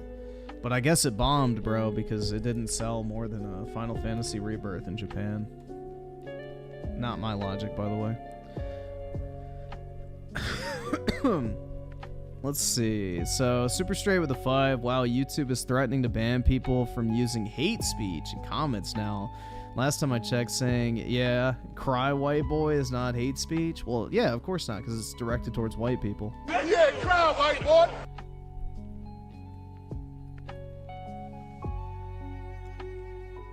EB7 with the 5. Play what lies within. Okay. Hearing this in the dungeons has made most of them bearable for me so far. The piano is just... Wait, the piano in this is just perfect. Alright, yeah, I'll pull it up in a second. Doom Boom with the 5. He used the same test for both sections, so obviously everyone would cheat. Principal forced him to write 2 different tests. Yeah, like, not expecting people to share answers is kind of foolish. Siler with the 5. You remember the movie Happy? I've actually never seen it, so I do not. When he got pissed from the random guy shit talking in the audience, that's me when Chadley and Mai call. Yeah, dude, I fucking hate Chadley. Chadley deserves to be fucking killed in the most brutal and inhumane way imaginable. I can't fucking stand that guy. And Siler with the 5 is, again, basically everyone knows who Goku is, but how many are even watching it after their... Yeah, exactly.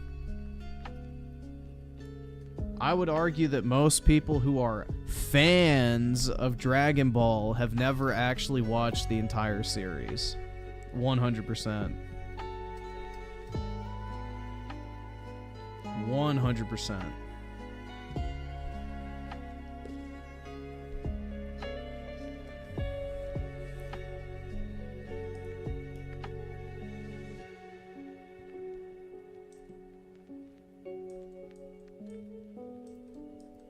I can't afford this shit!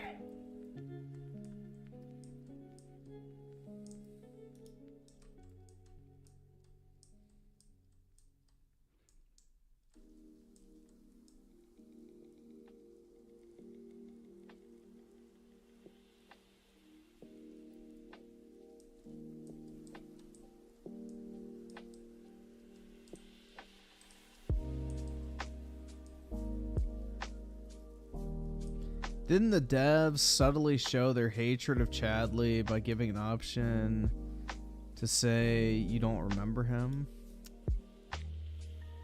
I think that was more so he would explain his mechanics and shit. I don't think that was a jab. That was more so of like, you don't remember how the materia research shit works. They'll give you like a quick tutorial.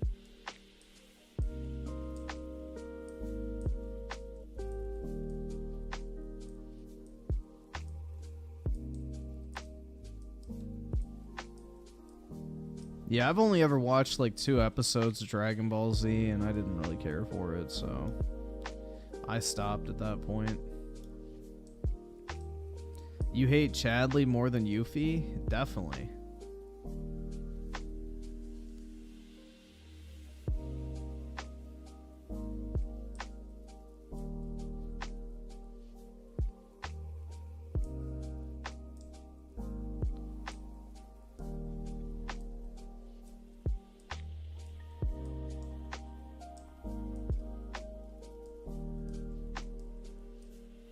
Yeah, the only 2 episodes of Dragon Ball Z I've seen is the cringy one where he goes like, bro, it's over 9,000 or whatever the fuck. And then the episode where I think it's Goku, right?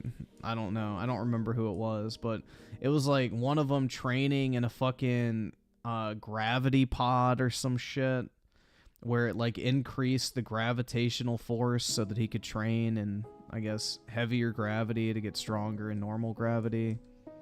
I don't know. I watched that one as well. Didn't care for it.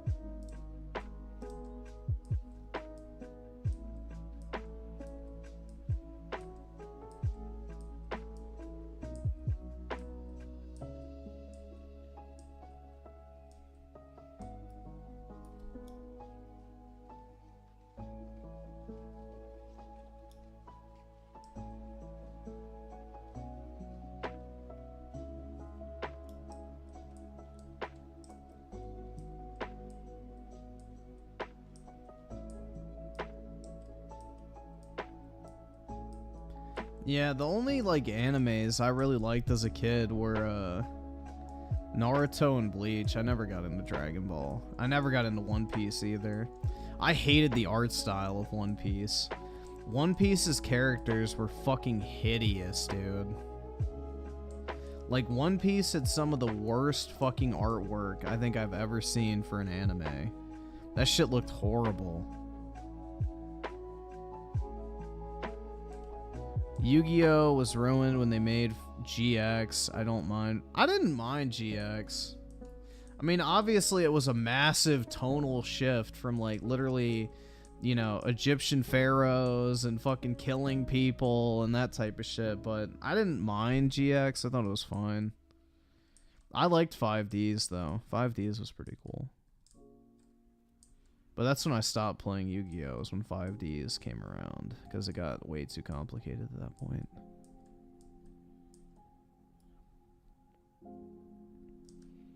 Yeah, I always hated the art style of One Piece, and if I have to look at something and it's ugly, I'm not gonna watch it. It's like porn. Why would you watch an ugly bitch get fucked? Like, you know, it's like the same thing. Why would I watch an anime that's ugly as fuck to look at? Like, that's the whole point, is the artwork. So if you don't like the art style of the anime, it kind of defeats the entire purpose of watching the anime.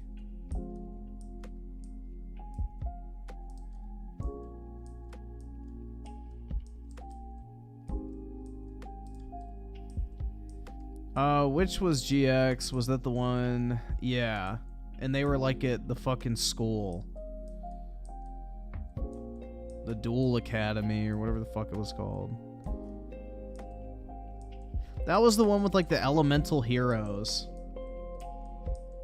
If you remember the cards, that was like the era of like the elemental heroes.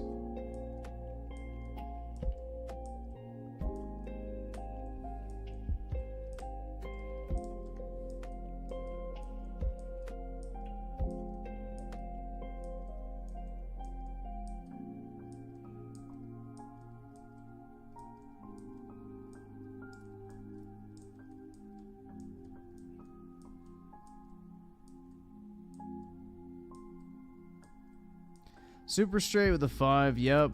Fans of Dragon Ball are not true fans because they hate GT because it's not made by Toriyama, but love Super because it's made by him. So wait, GT is good and Super is bad, but they like Super just because the guy who made it made it. I mean, that sounds like Kojima fans, bro. They'll eat slop just because of the name attached to it. That's pretty common.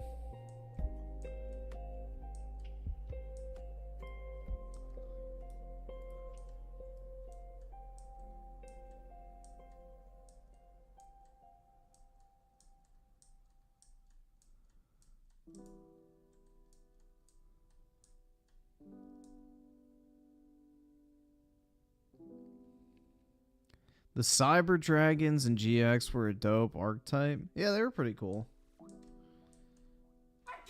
I like the elemental heroes personally. The elemental heroes I thought were pretty neat.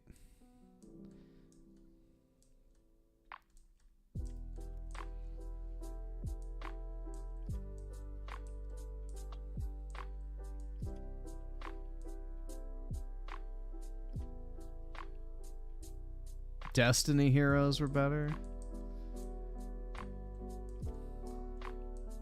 I guess so.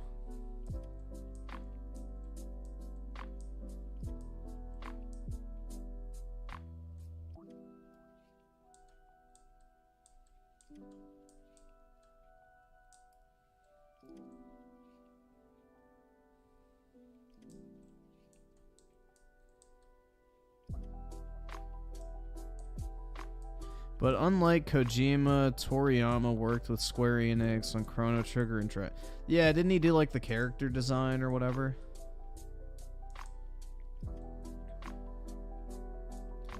I'm gonna be honest, I don't like the Dragon Quest like character designs. I think they're incredibly bland. I think Dragon Quest is some of the worst fucking, like, monster designs I've ever seen in an RPG. Like, they just look fucking retarded. Like, does anyone else feel that way when they look at fucking Monster Hunter monsters? They just, like, look like literal fucking Down syndrome creatures. Like, there's nothing intimidating about them whatsoever. They look like fucking plastic toys, basically.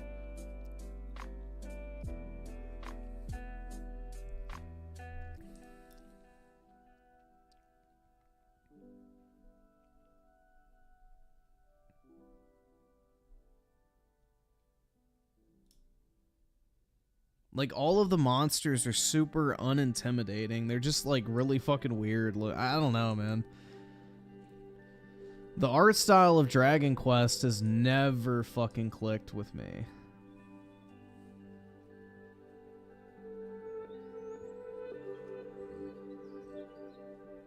Like, I thought Dragon Quest XI was an enjoyable game, but the character designs I didn't think were that great. Especially the monsters. Or the fucking, you know, gay clown. But, you know, that's another thing entirely. The flaming homosexual clown that literally his entire personality is, I'm gay and flamboyant and obnoxious. But yeah. That's like kind of the caricature shit that I talk about with like Japanese humor is, you know, gayness over there is just assumed to be a joke. They don't take it seriously. But yeah, he wears like a fucking peacock costume. Like, I don't know, bro. I was like, oh my god. And then they get into like the whole storyline about how his father's disappointed in him and shit. And it's like, oh my god, bro. This would never fucking fly in Western media. They would have to make his father like a super ally and shit like oh my god, I'm so proud of my son.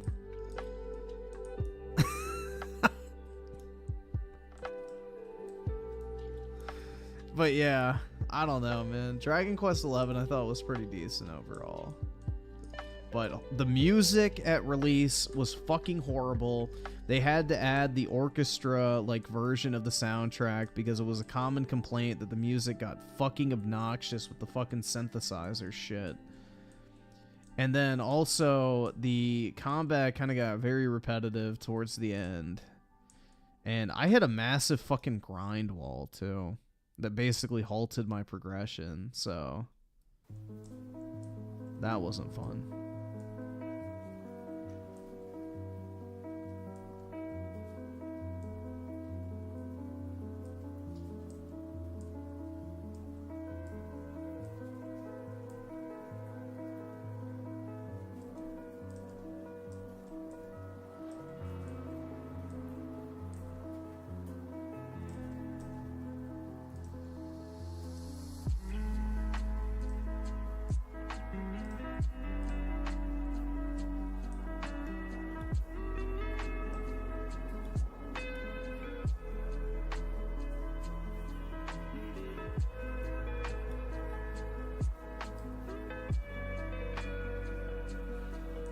Yeah, I don't really understand with the obsession of like self-identifying with fucking media characters. That's never really been an issue for me. Like, I've never felt the need to like have myself represented in a fucking video game or TV show or whatever. Like, I don't understand the obsession over that. Like, oh my god, bro, I related to him so much.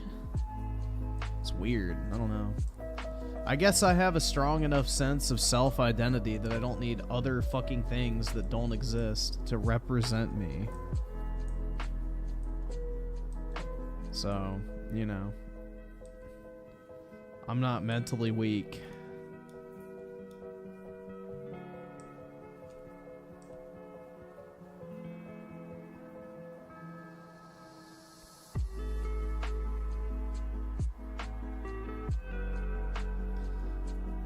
On the Steam, wait. On the Steam Sweet Baby Ink detector, I guess I'm a Nazi for being a follower. So Griffin, are we the baddies? That's right, dude. Basically. You're literally fucking gaming Hitler if you don't want to just consume every game that Sweet Baby Inc. touches, so might as well embrace it.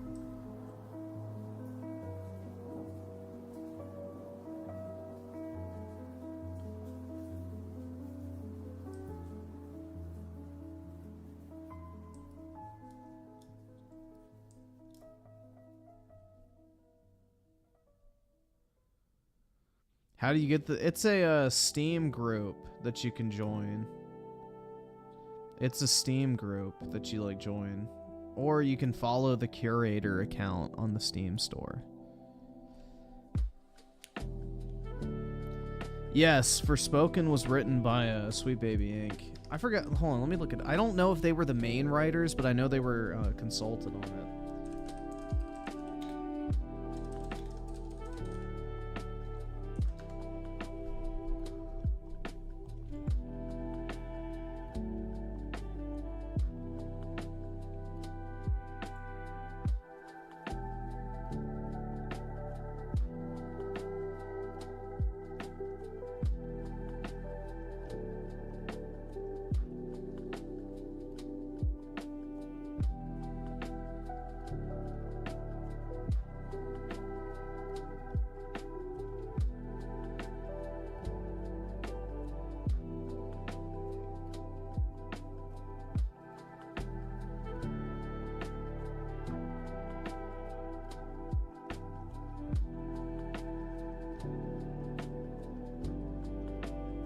Alright, so here are the credits for writing.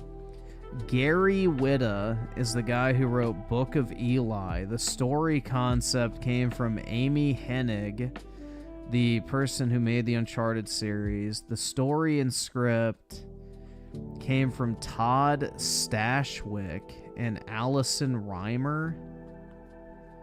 And Todd Stashwick was a creative consultant, just FYI. World building was Lee Alexander, Amy Berg, K. Michael Parandi, and Patrick Rothfuss, Ann Toll from Horizon Zero Dawn. And the script consultants were Gregory Coleman, African-American novelist from Baltimore. Elwyn Cotman, African-American story writer, Pittsburgh, and Alexandria Hill, African-American short story writer, NYC. If any of those names pop out at you, Sweet Baby Inc., but I don't know. But yeah, Square Enix like outsourced that story completely.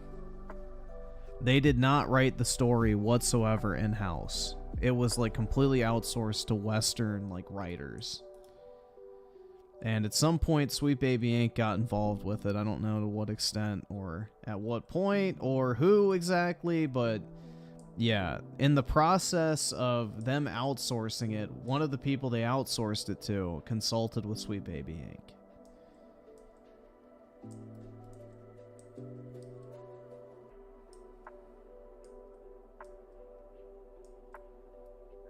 Square rarely does anything in-house unless it's Final Fantasy or JRPGs. Like, you know, Octopath and stuff like that, they do in-house. But yeah, typically if it's not a JRPG, they don't fuck with it.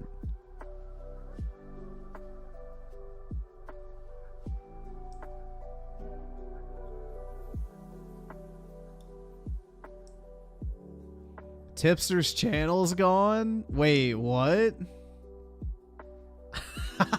Did he get hacked? Oh my god, bro. Somebody must have found something on him.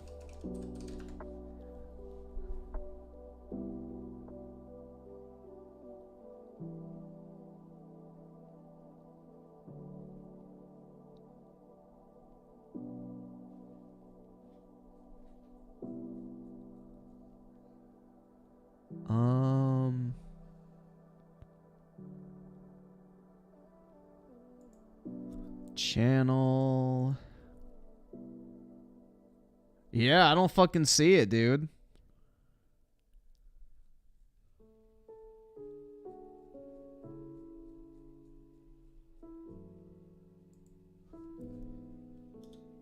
Jake. Let's just see. I'm gonna type in J.K. Rowling's. Oh yeah, there it is.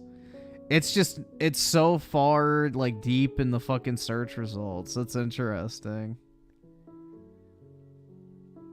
That's fucking yeah. He's like shadow banned. Ew, I just realized he has his pronouns on fucking his YouTube account. That's gross.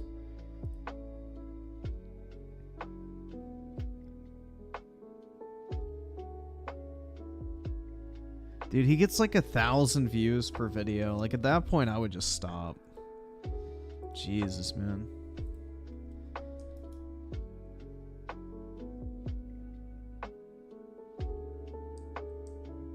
I would just stop at that point, bro. Like, what's he making? $4 a video? Like, is that really worth your time?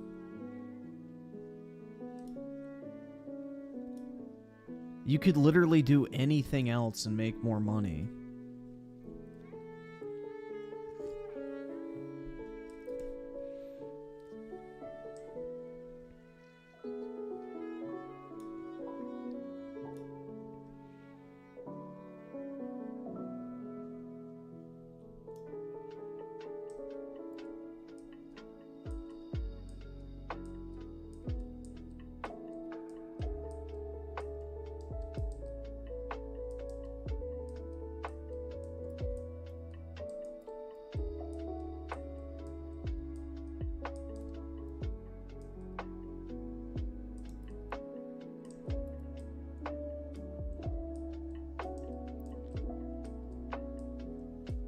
Yeah, if I were to ever make a video on Tipster, I would just title it Tipster, the leftist lolcow. He lives with his wife's parents, so he doesn't need... Yeah, true. He's like, what's that guy? Jez Corden, right? He also lives with his wife's parents. It's a common theme for internet big guys.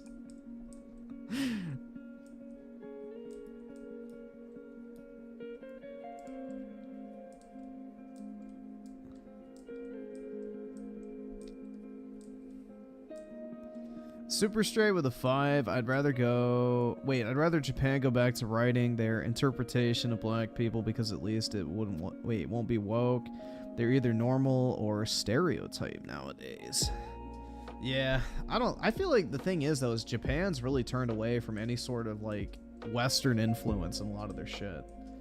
Like all the ESG funds have been emptied in Japan, so I think like Japan's done with the Western influence. I mean, look at a game like Elden Ring, look at games like Resident Evil, look at games like fucking, you know, Dragon's Dogma that's about to come out. None of those games have like any sort of like real Western influence whatsoever, and they're all probably going to do very well. So Japan needs to realize that staying away from any sort of Western influence is the right fucking path forward, because that shit's fucking toxic at this point.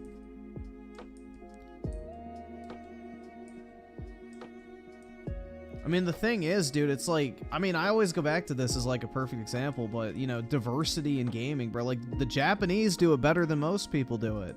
And they don't even fucking try to do it for, like, the same reasons. You know, why is it that Square Enix is able to write a more compelling, like, black or gay character in their games than so-called fucking diversity consultants? Like, somehow a bunch of Japanese dudes in a fucking room are able to make, like, actually, like, compelling, diverse characters without even trying to do it for the sake of diversity. And a bunch of fucking Western dipshits literally create, like, these stereotypical fucking caricatures, basically.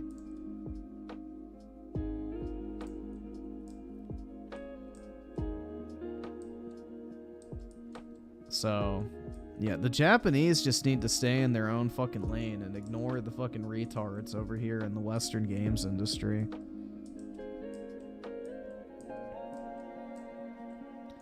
Yeah, I'm gonna buy Stellar Blade, but I'm not really excited for it. After I saw that gameplay, I was like, eh. It looks like the same Sony third-person action gameplay that you get in like God of War 2018. May 1st burst with the 2. Japan has returned to the top of gaming. Yup. I'm glad to see it, man. Like, fuck Western media at this point. It's just a bunch of slop. Like, even if it's not political garbage, it's just garbage in general. Like, the quality standard has completely fucking just been decimated in, you know, Western AAA games. Like, they have more people working on these games than ever before, and somehow they're worse than they've ever been in every aspect. Writing, gameplay, and even just fucking functioning on release. Like, it is absolutely incredible. Every single aspect of Western game development is completely fucking deteriorated. So, there is no more talent in the Western games market. It's a bunch of hacks. Like, just desperately trying to convince everyone they actually know what the fuck they're doing. Yeah, I agree. PlayStation does need to go back to Japan.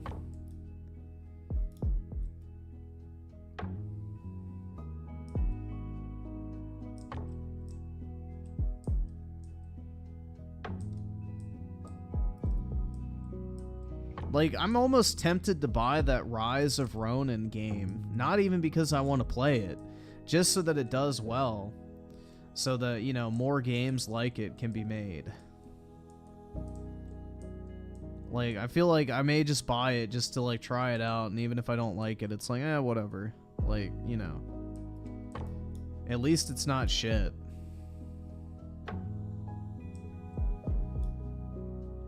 At least it looks like an actual video game, right? I can't afford this shit. Like, worst case is I buy it and don't like it. And best case is I buy it and end up liking it. So, it's not really a huge fucking, you know, negative side effect. Plus, I have $60 at GameStop I still need to use on something because I traded in stuff and I didn't spend all the money. So, I wouldn't really have to pay for it.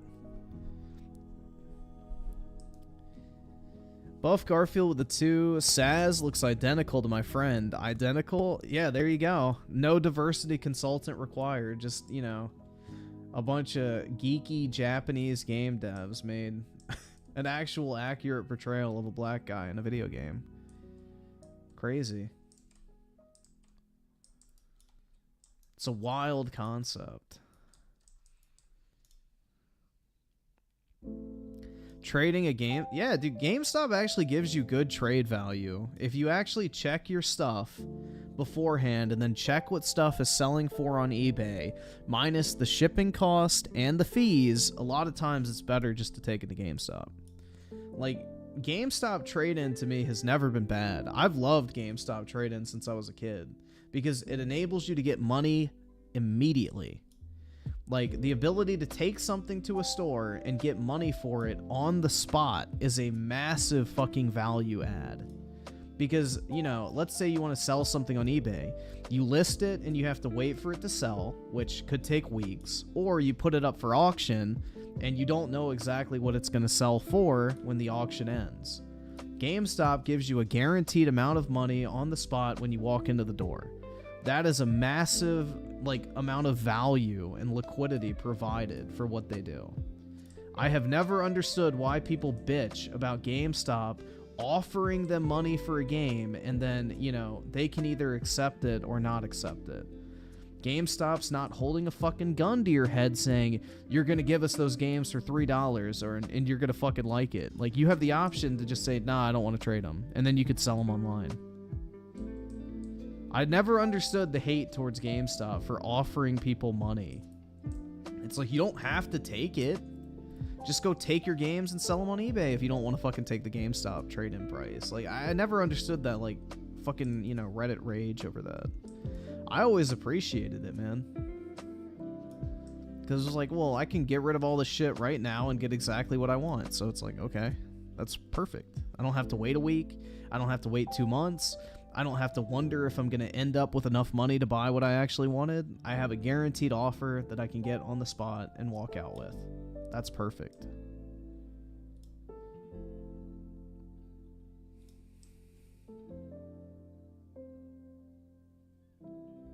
Yeah, DSP was shitting on Final Fantasy VII Rebirth because people aren't showering him with money whenever he plays it, basically. That's what determines whether DSP likes a video game, is if he's making money while playing it, he loves it. If he's not making money while playing it, he fucking hates it. Like, bro, Final Fantasy VII Rebirth has been out for almost 3 weeks at this point. How the fuck is he not even, like, close to done with it? So he has himself to blame for that, because he doesn't have any sort of, like, fucking, you know, I guess time sensitivity to people's interest in those type of games. At that point, everyone's already watched a Let's Play of the game from somebody else. Like, why are they going to tune in to watch Phil play the game 3 weeks after release when they've probably already watched 4 other people finish it? He's just a fucking lazy piece of shit, bro.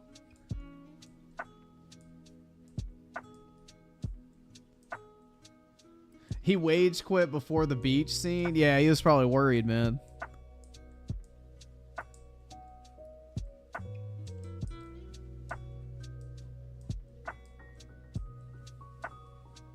He couldn't handle Tifa? Yeah.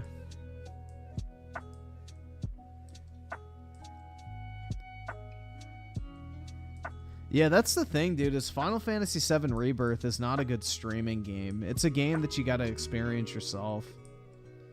I 100% agree with that. It's a game that you definitely should play.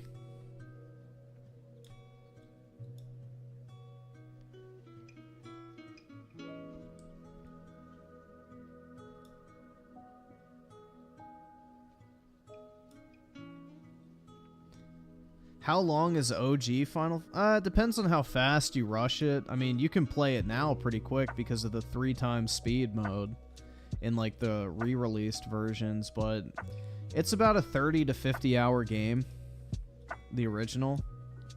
So it just depends on how fast you rush through it, how familiar you are with it, and you know, how much grinding and, you know, extra content you want to do.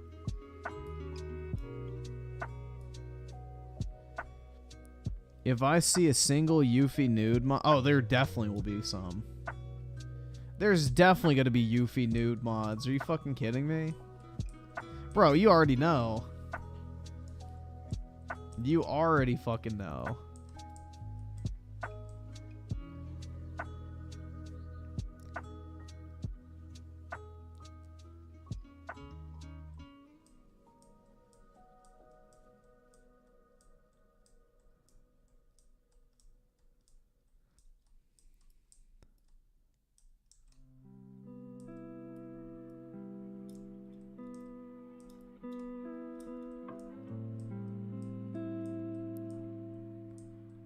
Dude, I hope they add an outfit for Aerith and Tifa's dresses from Remake. That shit would be great, dude. That would be great DLC to sell for Rebirth as well, too. They could sell that for like $4 or $5 or whatever. Like, sell Aerith's like red dress skin and then Tifa's like purple dress in like the PlayStation Store for like $5. And people would pay for that shit, and then you could play the entire, you know, Rebirth campaign through Chapter Select, and have those outfits equipped. That would be a smart fucking DLC. I would definitely pay for that.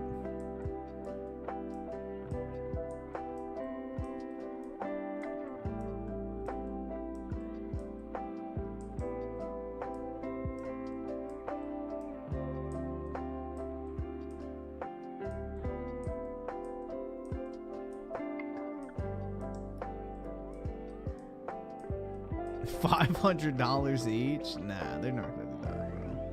But I would still pay it. I need Advent Children Cloud. Yeah, that'd be cool too.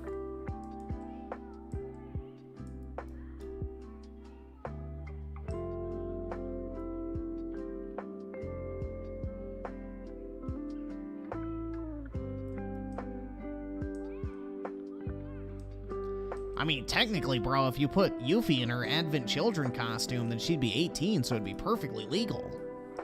So there you guys go. There's your loophole for the Yuffie nude mod.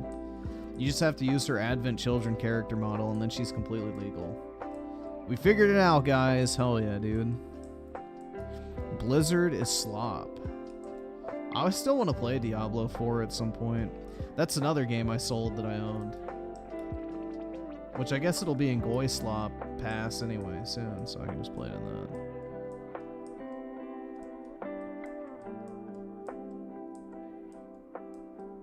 Blizz ruined your childhood. Uh-oh.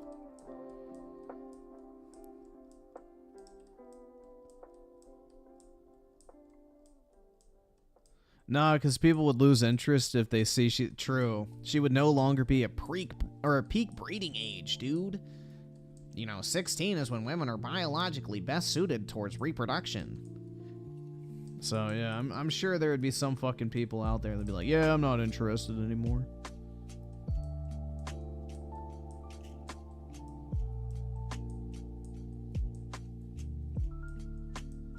I really like Diablo 3 as well. I played through that multiple times.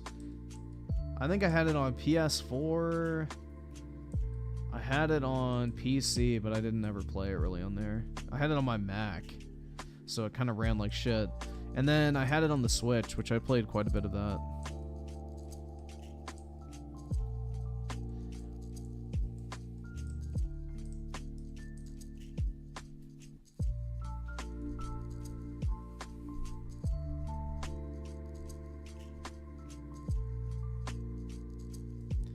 Yeah, here you guys go. Sony Group has paused production of the PSVR 2 headset because they're not selling through their backlog of unsold units. Yeah, bro, I think anybody with the brain could have figured out that that thing was not going to sell. Like, why would you buy a $600 fucking headset that only works on a $500 console? It's so fucking stupid. So... that just got announced. Not surprising at all. It makes it even more likely that they're going to make it, you know, PC compatible headset as well, too. To try and move the units. That's probably another reason why Jim Ryan got fired, is he wasted all that money on VR. So that was his baby as well, so... he was the VR guy. It makes sense, too, because London Studios was the studios that made all the fucking PlayStation VR first-party titles, so...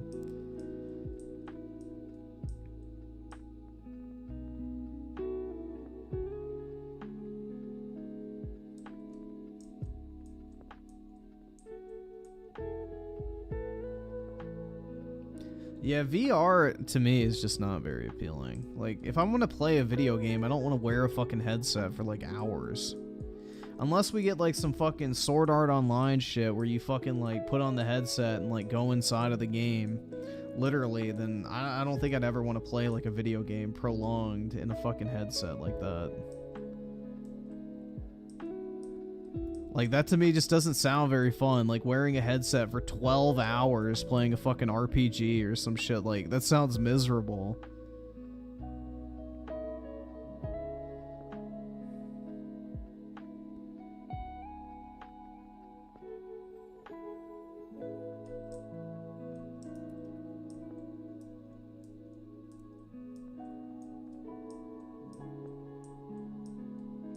I like 100%ed Pal World. I did not personally care for it, but Helldivers I've not played. I'm not really too big into co-op games because I only play by myself.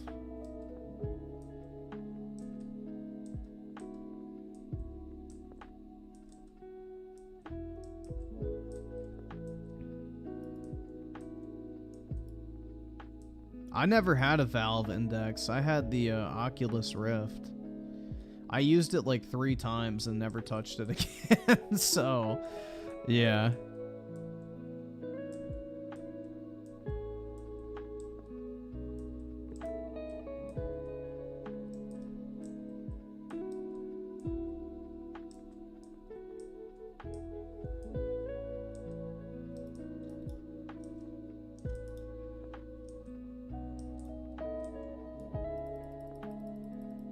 I agree that VR is overrated.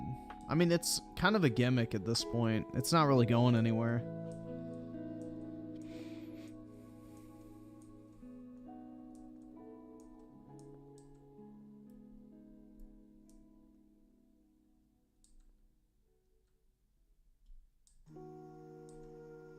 I think AR is the future, man. Like, using the fucking Apple Vision, man, is like fucking wild. Like, that to me is a real, actual, justifiable use case for VR. Because, like, you can still see everything going on around you. It, like, augments your environment versus completely removing it. So, I feel like that's, like, a much better application of the technology, is, like, adding something to what you already see, not getting rid of your entire environment around you.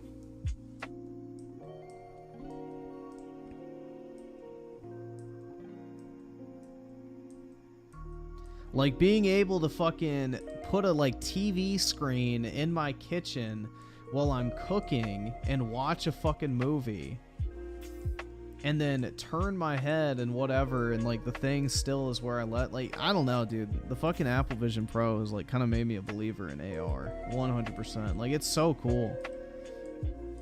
Like, you can see, like, where this shit's gonna go. If they can get, like, the form factor down to, like, a pair of glasses, dude, like, everybody will be using AR on a daily basis. 100%.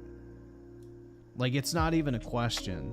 Like, if they can get the fucking form factor down to a much more manageable size, I don't think there's going to be a single person that doesn't use it regularly.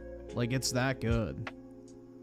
Like, even with what you have now with, like, the Apple Vision Pro, like, it's fucking awesome, man.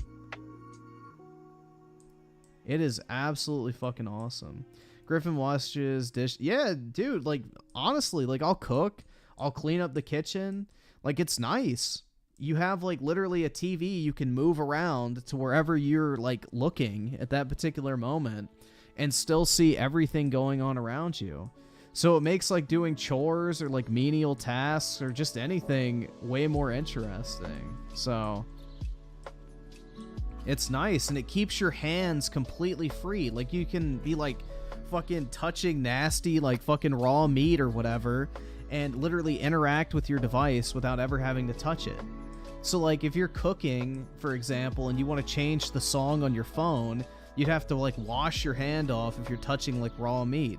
With the Apple Vision, you just, like, look at the thing you want to touch and pinch your fingers together and it selects. So it's just really fucking, like, it's really nice. I love the fucking device, bro. It's awesome. Like, I'm 100% a believer in that shit. I think the price and the form factor are the two biggest issues right now, but the technology is fucking solid, man. It is awesome. Like, it is one of the coolest things you will ever experience if you get one.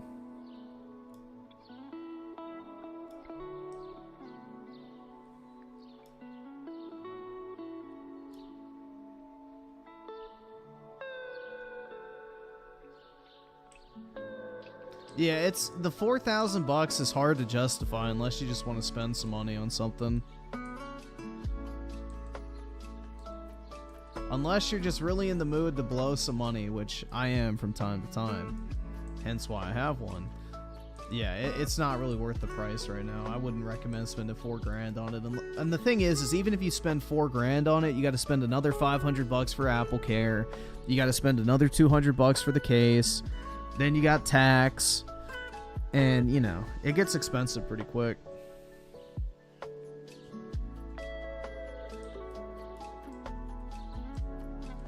It's closer to $5,000 all in.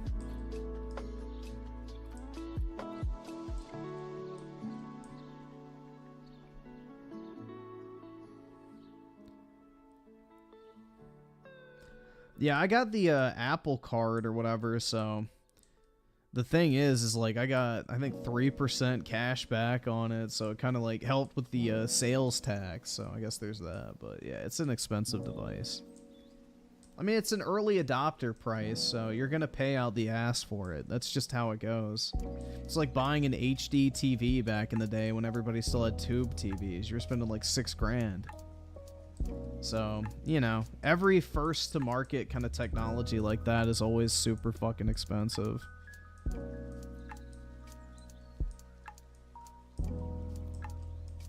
But after like 3 iterations, I guess they're probably going to get the price down.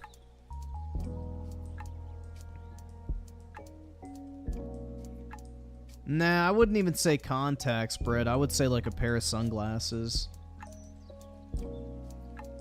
I mean, how would you power contact lenses? You'd have to brain chip yourself. So the only way that AR is going to be like sustainable in a small form factor is like if it's a pair of glasses. There's no way they could put a fucking battery in contacts and still have it be translucent.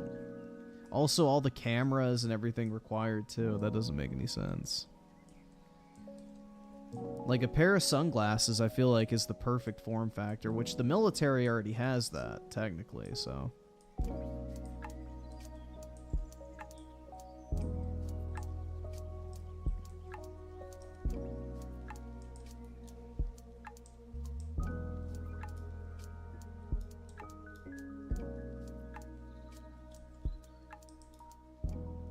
No, dude, I'm gonna let Papa Elon brain chip me, dude. Because he posts dank memes on Twitter. I mean, X.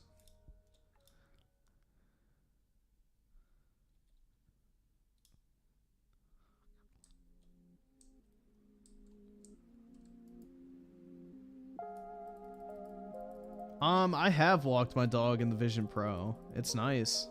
But the other thing too is like when I walk, I try to like do it to clear my head and get away from electronic devices. So I did it once and that was it.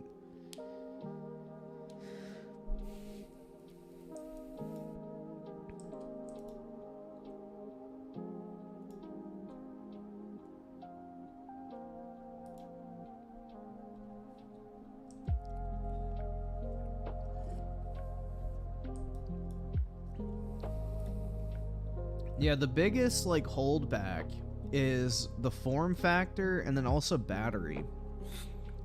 So my guess is an external battery is always going to be a requirement. So I don't think that's going anywhere. But yeah, if they could get the form factor down to like a pair of sunglasses with a wire coming off the back that feeds into a battery, I think that shit would go fucking crazy. Everybody would want one.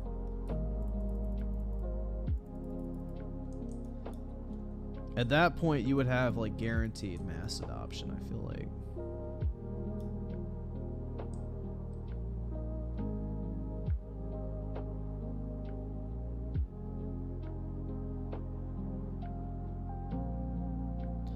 EB7 with the 2, Xbox should get Ninja Theory to make Ninja Gaiden 4, or they should get them to make Scalebound. Like, remember that dragon game that was basically Devil May Cry with dragons? Like, they could have literally given Ninja Theory that game and said, hey, finish Scalebound since Platinum Games wants to fuck around. But no. You know, make the most boring, garbage, movie simulator, dog shit title you possibly can, because the first game literally fucking bombed. Like, Hellblade is the reason why Ninja Theory needed to be sold in the first place, is because the game completely fucking bombed. It came out exclusively on PlayStation, I remember. And it sold, like, I think a little over 200,000 copies in the first year. Then it came out on PC, and then it eventually came out on Xbox. It never did well. Then Microsoft acquired Ninja Theory. They released that dog shit game Bleeding Edge that literally was relevant for 10 minutes. And now they're releasing Hellblade 2, which... why? It's just fucking dumb, man. Like, they made that... I don't know, dude. Personally, I liked the DMC Devil May Cry game. I thought it was pretty good. I mean, the story was kind of cringe, but the gameplay was solid. Like, why the fuck would you put a studio that made something like that on a game like Hellblade? Get them to make an actual action hack and slash that's fun, not some boring schizo walking simulator.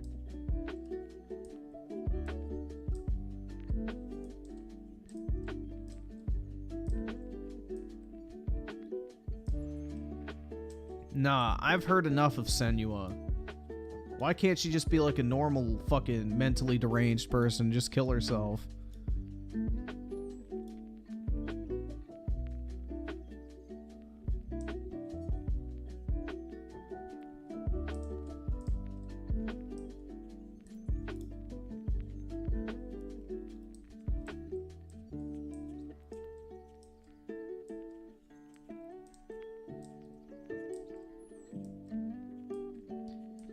Ericutz4thewin, did we watch my recommend? Yeah, I think we did.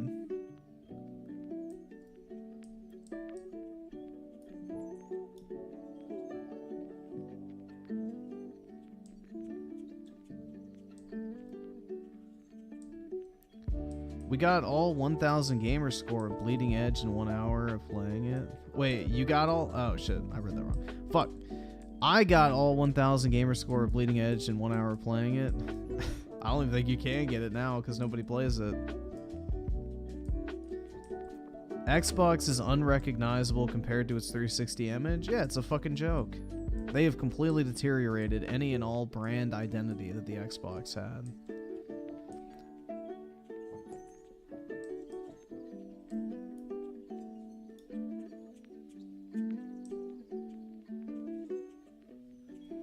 Let's see. HTM 101 with the 2. Imagine playing an MMO or Monster Hunter. Yeah, it'd be sweet, man.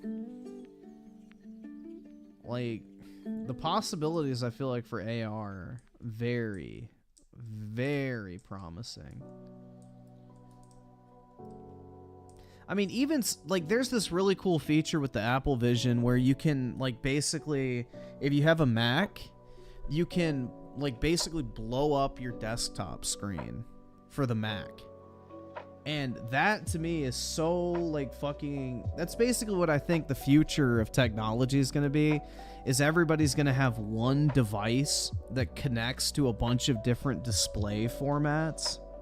Like eventually your phone will become your PC, it'll be your game system, it'll be whatever. Like it'll literally just be your one device, and you might have like external displays that you can like basically, you know, cast the content to seamlessly. And the Apple Vision Pro kind of gives you an idea of that, because like literally my computer, I can open it up and then have like the actual desktop running through my headset, and I can move it around, I can make it as large as I want, and I don't have to bring the laptop with me. It's really fucking cool.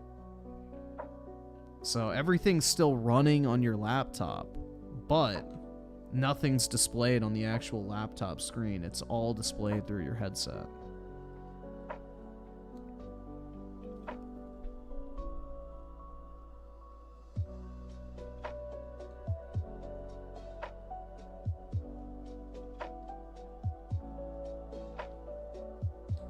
Can you play Pokemon Go? I don't think you can yet. The thing is if it has a iPad app, it theoretically should work with the Apple Vision Pro. The problem is the developers have to enable it to work on there. So maybe it does, maybe it doesn't. I haven't tried it.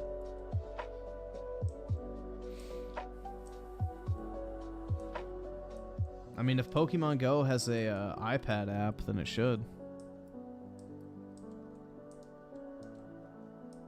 And you can use your phone's mobile data to connect to the Apple Vision and use it, you know, walking around and stuff, so.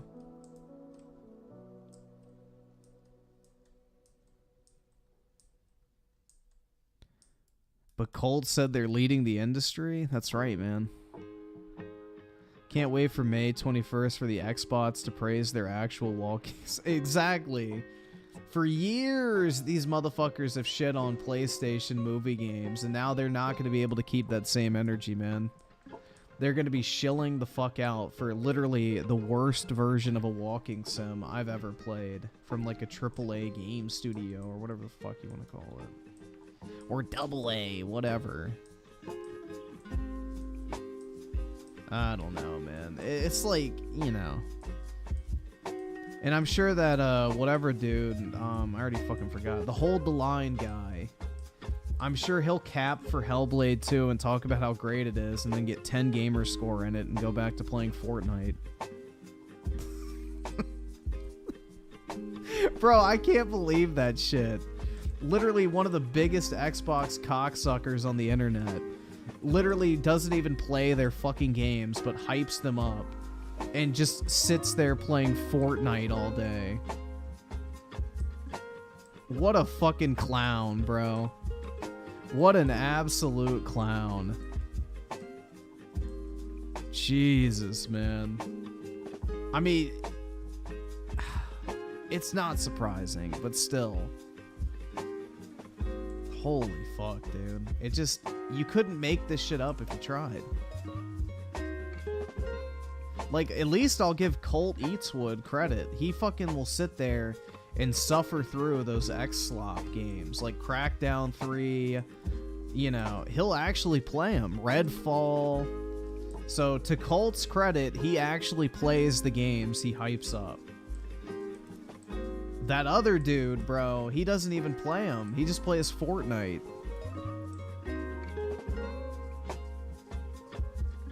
I don't remember his name. It's the guy who did the stupid Hold the Line spurg out.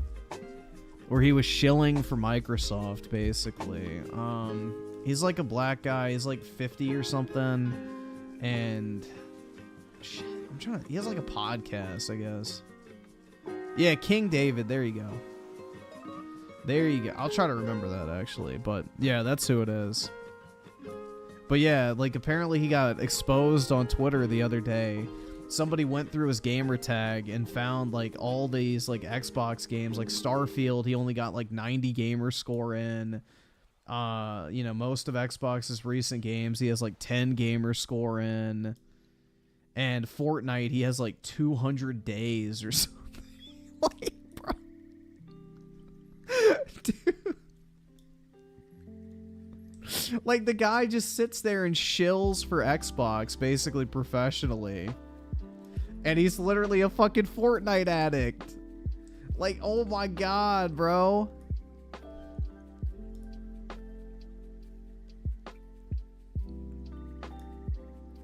He's a Fortnite addict. Like, you can't make this shit up, man.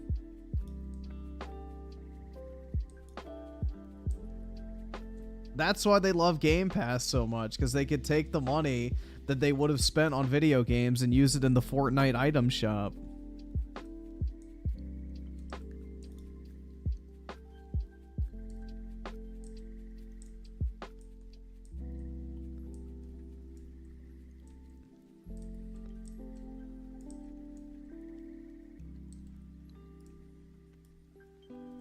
But yeah, I don't know, man. I couldn't imagine being a dedicated shill for a platform and then literally not even playing the games that they put out. It would be like if I was a Nintendo shill and been like, yeah, I've never played a Mario game in my life. Like, I ran a Nintendo channel and I constantly was talking about like Nintendo games, you know, the new Mario, whatever the fuck's coming out, Zelda. And then I'm like, yeah, well, I don't really play any of those games. I just use my Switch to play Fortnite. Like, how serious would anyone take me? MBG literally plays more Dead by Daylight. It's not probably, bro, it's not surprising. All these fucking retards don't care about these games. They just care about the company that makes them. But yeah, MBG's a fucking dipshit, bro. In this video, guys, we're gonna talk about the new whatever the fuck.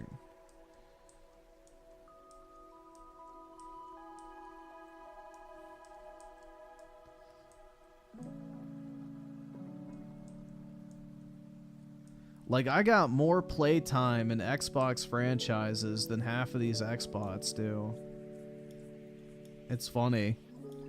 Actually, probably like 90% of them.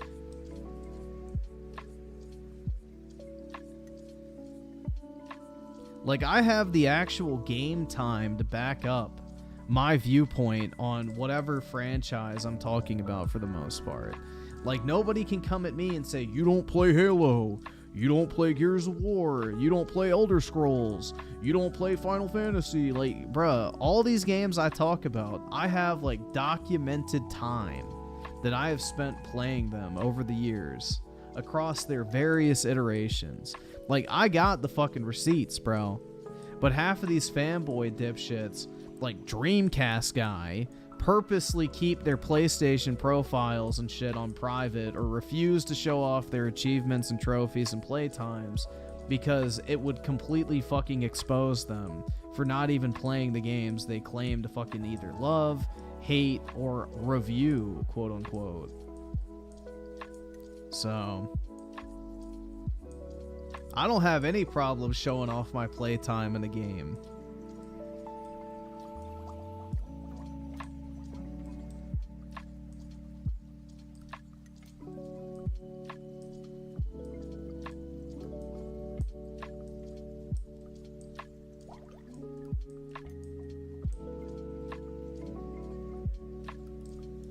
I don't understand why these guys on YouTube feel the need to LARP as gamers, bro. Like, there's so many other better things to pretend to be.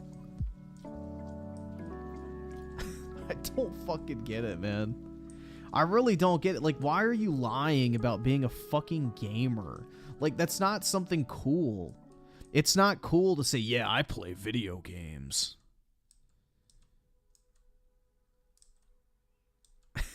It's like, why are you even lying about that shit, dude? It just makes no sense. It really doesn't. Like, of all things to fucking pretend to be, why is a gamer at the top of your list? It's just, bruh. I don't get it. Yeah, girls love a guy who played Redfall.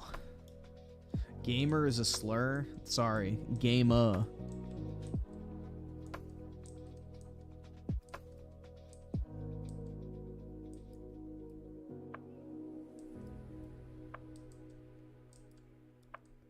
Forgive me, guys. I used the hard R.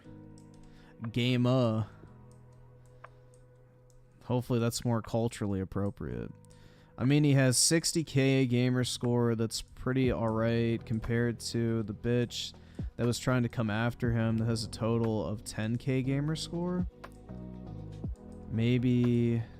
Well, does she... Hold on. So, and she was the one making it about... I don't know who you're talking about, like she, but I just saw like tweets of him not playing games.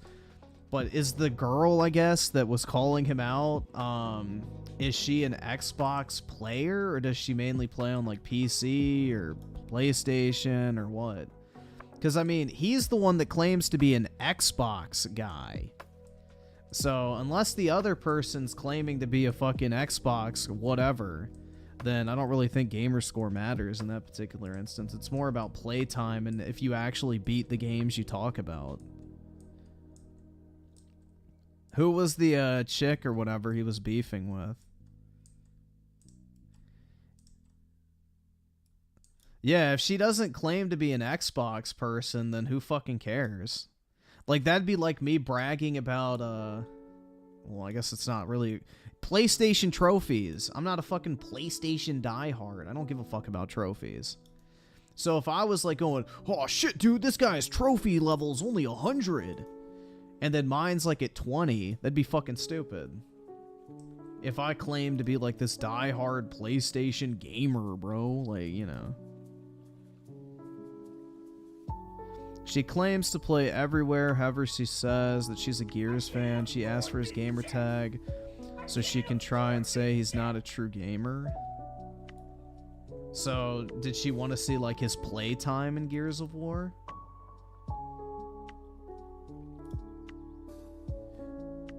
I mean, I don't really know the whole argument behind that, but if like the conversation was like, you know, him acting like he was more of an authority on Gears than she was, and she wanted to see how much he actually played the games, I think that's perfectly valid. Personally. Like, if fucking Dreamcast guy was claiming to be an authority on Starfield and he only played the game up until the 3rd campaign mission, you'd have to be like, yeah, that doesn't really seem like you know what you're talking about, bud. Like, that would be a valid critique. Like, if somebody's like acting like they're an authority on a video game they don't even fucking play, then I think that's a fair call out, personally. Griffin was paying DSP's bills again. No. There's 2 videos on this. From who?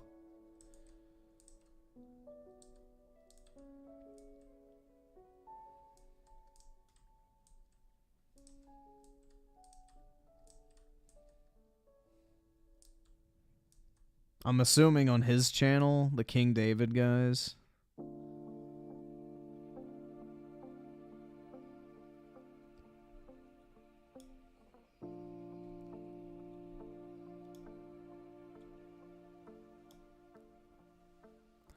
That she, her, who is she? I don't know who this other person is.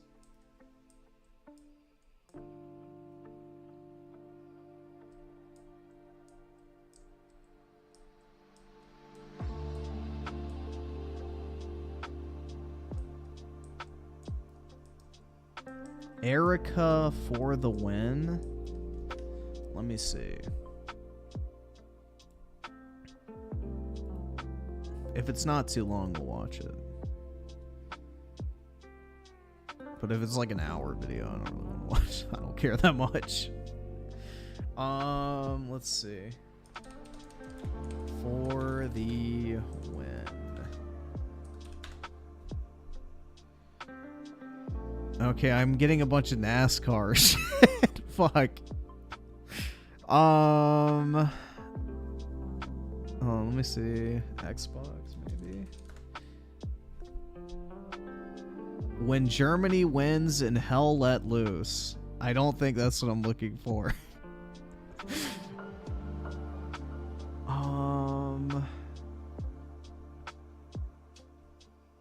Now I'm getting like beating every game in an arcade secrets revealed, how to win more. What the fuck, bro? Oh, here's the video. 10 minutes. All right, we could probably watch this. 10 minutes. Oh, it's Ericutz for the and the number 4. Okay, that's why I wasn't coming up, and that's why I was getting a bunch of NASCAR shit, I guess. Completely different channel name. Ugh.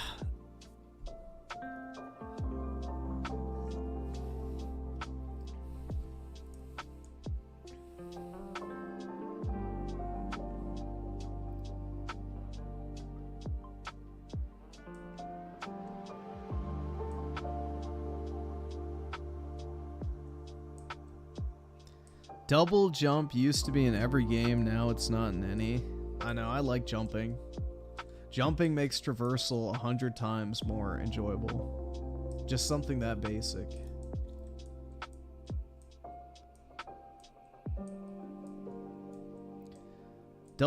Jumping in Final Fantasy VII Rebirth was a missed opportunity to not have. Especially traversing the open world, man. Why the fuck didn't they have a jump? I guess because Cloud has a massive fucking sword on his back, but still. I want the jump button.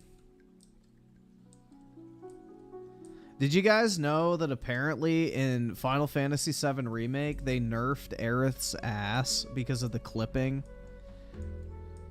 I saw this today. Apparently, like, Aerith was supposed to be more caked up in the back, but the problem is whenever she would walk with her dress, the clipping would result in her ass cheeks getting, like, you know, exposed when the fabric moved.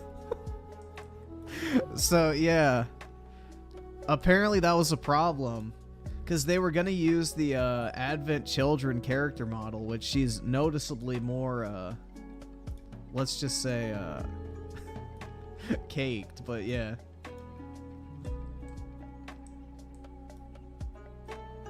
That was apparently a thing they had to do because the dress was clipping and her ass was getting shown.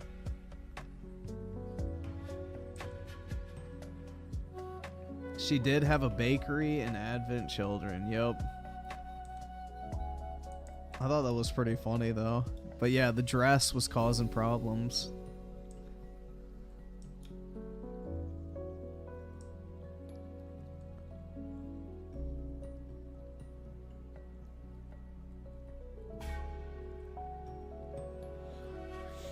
Oh my god, man.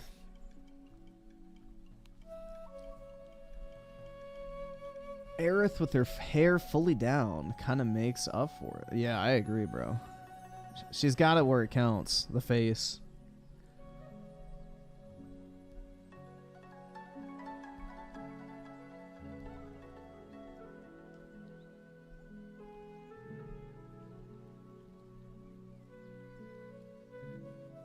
So canonically, she's pretty caked. Pretty much, man. Alright, let's see. May 1st burst with a 5. All my friends used to play Xbox. We had parties running every night, but we all moved to PC or PlayStation and use Discord now. No one is on X. Yep. That's how my high school was, bro. Everybody switched from 360 to PS4 at my instruction.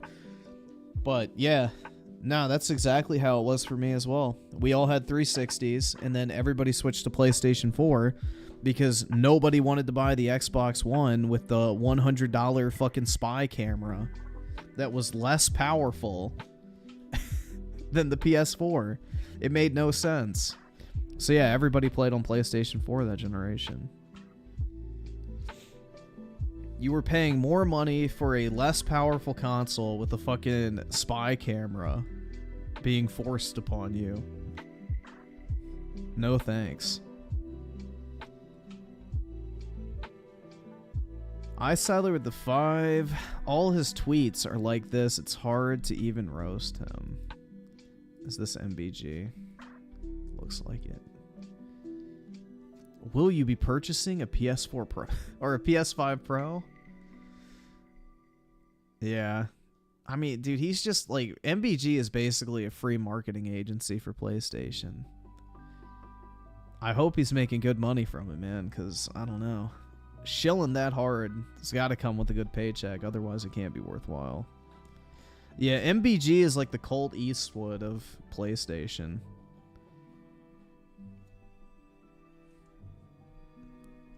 They'll literally just spout anything. Ferrix with the 5. Watch. Father tries to interrupt son's arrest in the hood. Alright. Let me paste that over here. Paste. Search. Oh, it's age restricted. Of course. Nothing can be easy.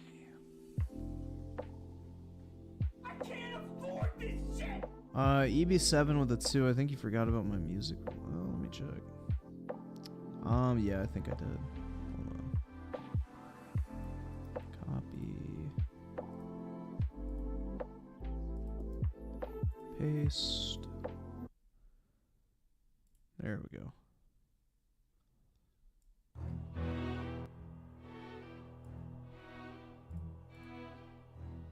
Let me put this in the other window. Okay, that's good to go. Close out of that. I'm trying to manage all these stupid tabs so my computer doesn't start fucking freezing up. It's because Chrome likes to be a whore. Mr. Kill Jr. with a 2. Did you ever have LAN parties? No, we just would always bring our consoles over to like play, but we would never like, I don't know, we never did LAN. We always did it on like just regular internet. I mean, the thing is like when I was a kid, the only console I had mainly that I used was a GameCube, so we just all played split screen. And then PS2 wise, it was mainly just single player stuff. So no, I never really did LAN parties. And then when I was older, like we would just bring our PS3s and 360s over to other people's houses, and we would just have 2 TVs in the room. So like I had a small TV that I bought that I would bring solely for the purpose of bringing to like other people's houses and stuff. So I bought like a little 20-inch like 720p TV that I would just like carry around if I went to like a sleepover, and we would play video games just in the same room but not split screen because I hated split screen. Split screen was fucking cancer. Ferrix with the 5. Switch came in clutch during high school till COVID hit. Yeah, dude, I wish I grew up with the Switch. That thing would be so fucking cool. Like playing Mario Kart with the Joy-Cons like at lunch and stuff like that. I can already see it. Like, that's something I definitely would have done as a kid.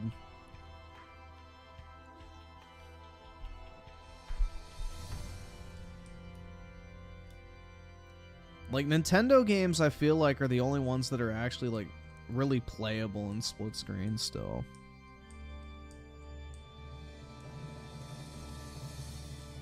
$3DS or the Switch? I think the Switch is the better piece of hardware, personally.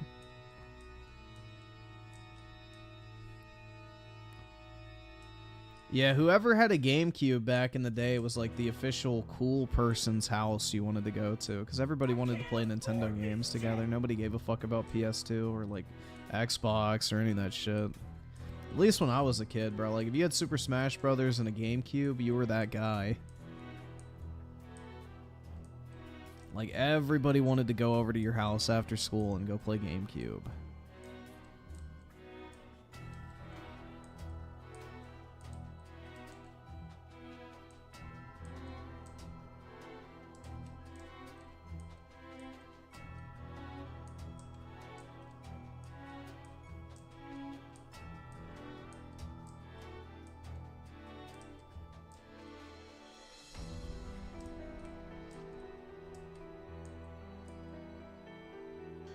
Maybe Nintendo will save the gaming industry once again. They already kind of are, bro. I think Nintendo is what enabled a lot of Japanese devs to break out of the Western gaming trap. Because Nintendo kind of showed that there's a market for traditional video games still. Like, you don't have to make a fucking movie game. You don't have to make this massive budget AAA fucking, you know, $200 million game. You can still just make fun games and they can do very fucking well. Just off of them being fun gameplay experiences. So, if anything, I think they have kind of like helped change the trajectory of a lot of the Eastern developers significantly.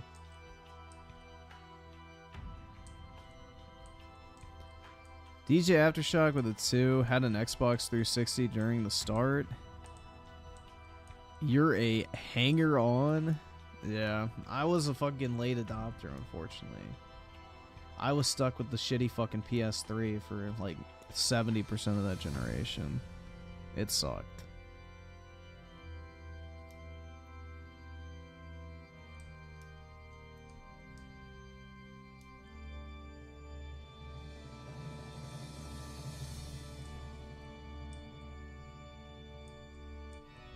So when Griffin has kids, he will get them all together and make them play Smash on GameCube and tell them this is what true peak gaming back in my... Nah, I won't do that.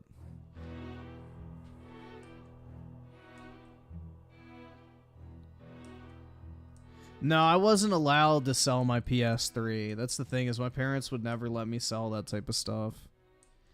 Because you had to be 18 to sell things at GameStop. So, yeah, if I tried to sell the PS3, my parents would have gotten pissed. They'd be like, fuck no. So I had to, like, just save up and buy a 360 eventually. But, yeah. No, they wouldn't have let me sell it. They would have said, fuck off. And then, you know, beat me. But not really. Each generation with the 2, how much are sealed? Halo 3 Edition 3, I have no clue. I would guess around like $700 or $800, but that's just a random guess. No clue.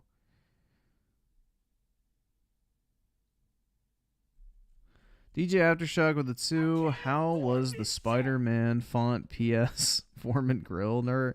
Yeah, it was shit. Absolute fucking shit.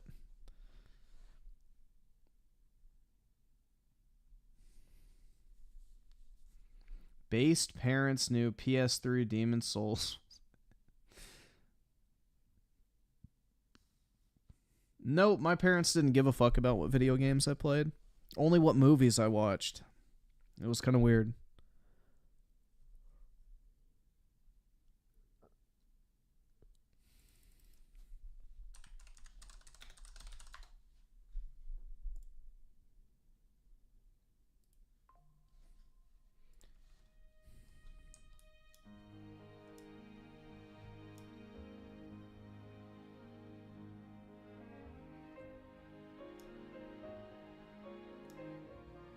No Revenge of the Sith for you, young man. That's right.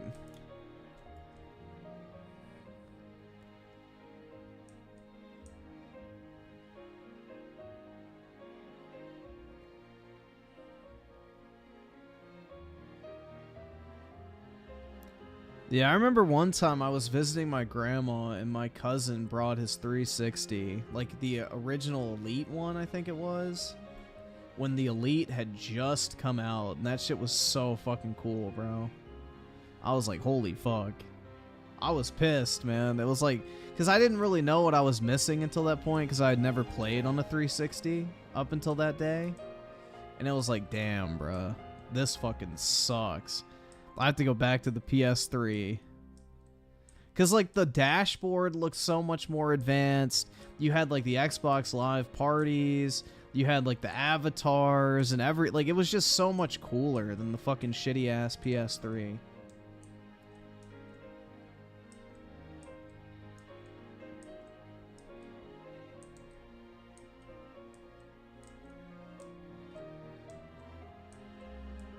Fuck the PS3.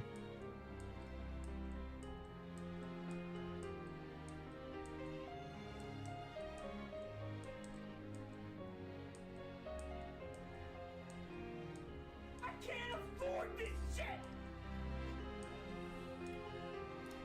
Well, the final version of the 360 dashboard kind of sucks. It looks pretty ugly. It looks like Windows 8. They ruined the 360 dashboard with the final update.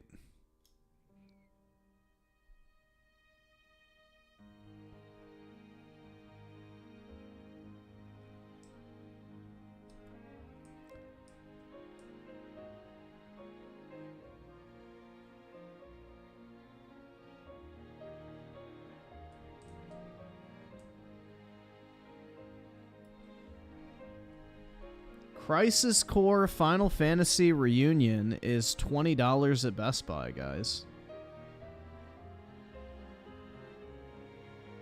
That's a good deal. If you guys haven't played a Crisis Core yet, it's $20 at Best Buy right now.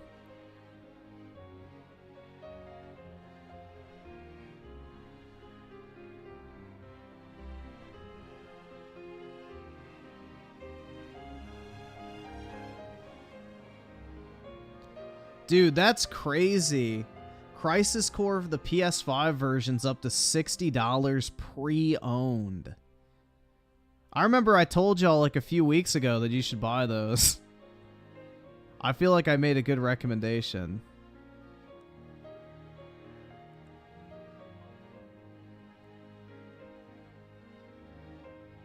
Yeah, if you have it sealed, it's like, what, $89? Yeah, it was like 40 or 50 when I told y'all to get it, so, yeah. If you took that advice, then congratulations. I got one graded recently, so that's sweet.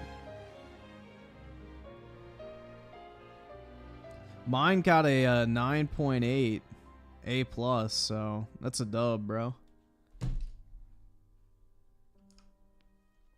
That's a dub. That paid for my submission, most likely. Let's see.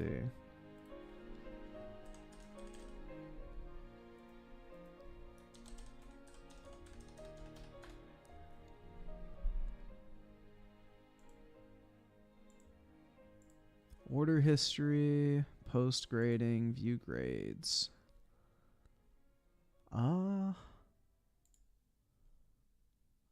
Yep, 9.8 A+, and it's the actual US version.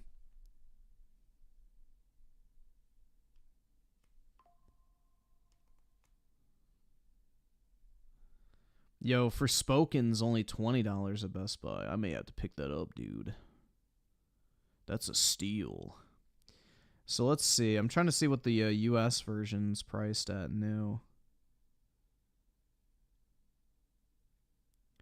$110. Jesus, man.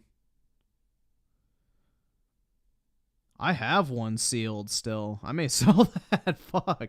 Bro, I paid $40 for mine. I still have one sealed. It had a little bit of damage to it, so I didn't grade it. So, yeah, I still have a sealed copy sitting on my shelf that I could easily sell and get like over $100 for. Nice. It's pretty good for a month of holding it.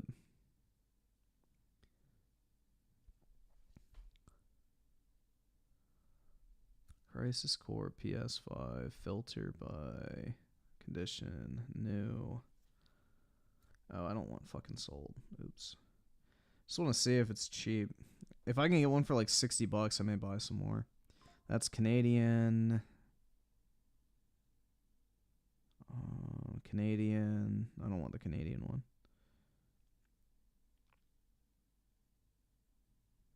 The Hero Edition. The fuck? What's that? Guess a special edition from Japan. Yeah, what's really expensive is Final Fantasy VII Intergrade for the PS5. That's like a $400 game sealed, which is wild. But it was super short printed. Yeah, $90 is as cheap as you can get it, and that's the Canadian version. That's crazy, bro.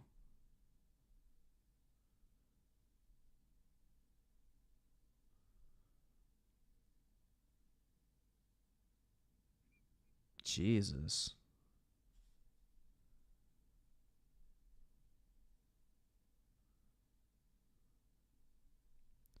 Well, I feel good. Cool. But yeah, I got a 9.8 on mine.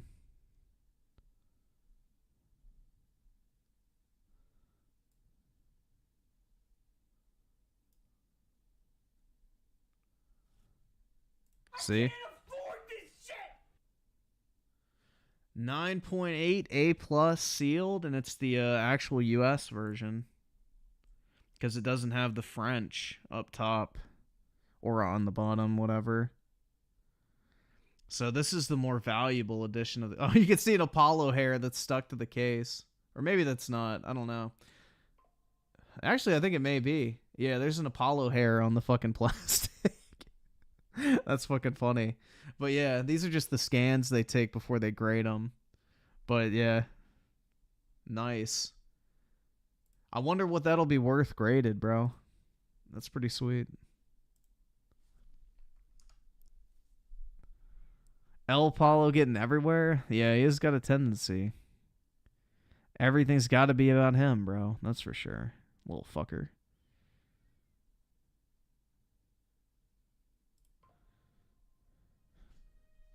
Yeah, I think Best Buy is having a Square Enix sale right now because there's a bunch of stuff that's on sale. It's actually good prices. Like that Star Ocean remake that I was thinking about buying is on sale now. So I may actually pick that up.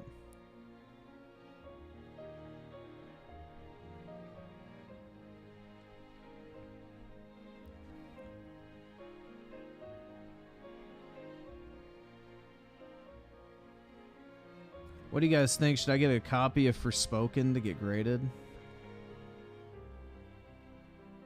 To, you know, immortalize one of the greatest video games of our generation?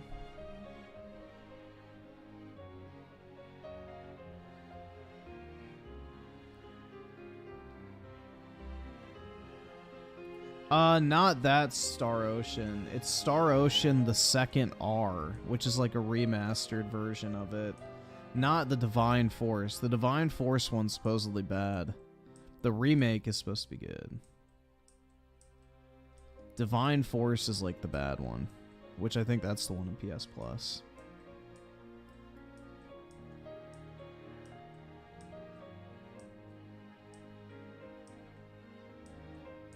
Finally started on Final Fantasy after you responded to me on IG about the games all having their own stories, playing Final Fantasy VII Remake for about 3 hours, and I've enjoyed every second of it. Nice, man.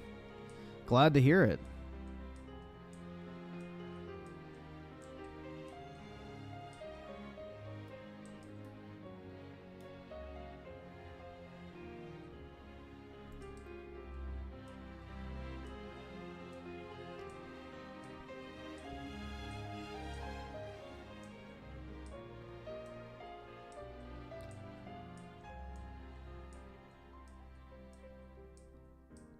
Yeah, after you play Remake, though, if you're going to play Rebirth, definitely play Crisis Core in between. It will make the experience of Rebirth 100 times better.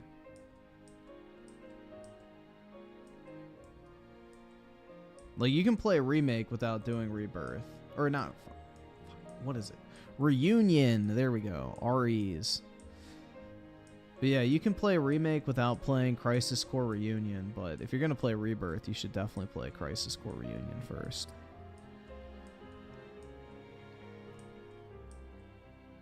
That has to suck if a dedicated PS4 owner thought Rebirth was coming, then realized it requires upgrade.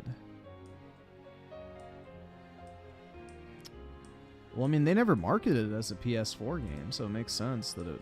I don't know. It's either going to be Revelations, maybe Revengeance. I don't know. I'm trying to think. Like, personally, I think it's going to be more of like a... I mean, because Final Fantasy VII is heavily rooted in, like, religious themes. So Revelations makes sense, because they keep saying it World's End. And that's literally what Revelations is the end of the world, so... To me, that's what would make sense, to like from my perspective, but I have no fucking clue. It could be Revengeance, Resurrections, Return. I don't even know. Like, there's a bunch of different possibilities. They should not have used Reunion. I think they should have, though. Reunion's good for Crisis Core because, like, the Reunion is basically Zack, Cloud, and Sephiroth. It's like the original story of how all of them were at one point together but then went in separate paths, essentially. So it makes sense. The Reunion one for Crisis Core makes sense because it's like the reunion of the three main, like, guys of Final Fantasy VII. Cloud, Zack, and Sephiroth. So it was like a reunion of all those characters, kind of. So it makes sense. I think it would have been better to keep that for the last game, but yeah, I don't really think it was a bad decision.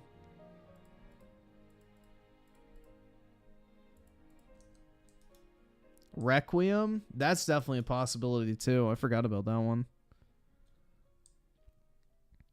Requiem definitely would fit. Bro, Sonic Frontiers with a free steelbook is $30 at Best Buy right now, guys.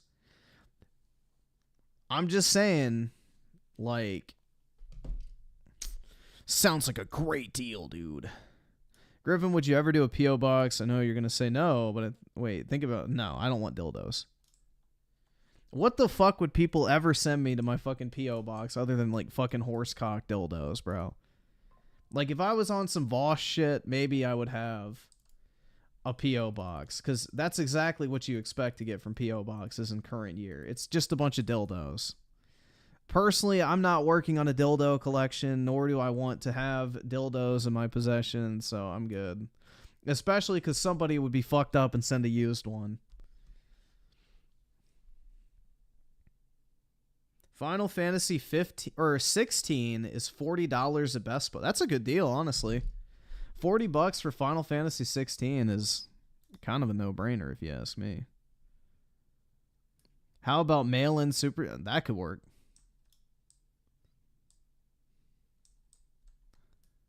That way I wouldn't have to pay taxes on them.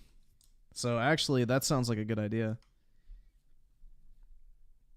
DJ Aftershock with the 2 OG Gears at its peak couldn't touch Haze at all. Nah, bro, that's Halo. Remember, Haze was the Halo killer from Sony. You know, that was going to be the game to combat Halo. Their very own military shooter, or sci-fi shooter, whatever you want to call it. Yeah, I remember when people were hyping that game up.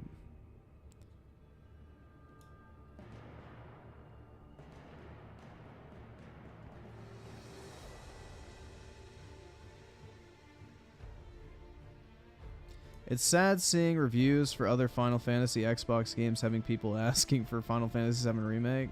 Yeah, it's not coming. Like, Sony already confirmed they paid for console exclusivity on them. So, PC is the only platform they're going to.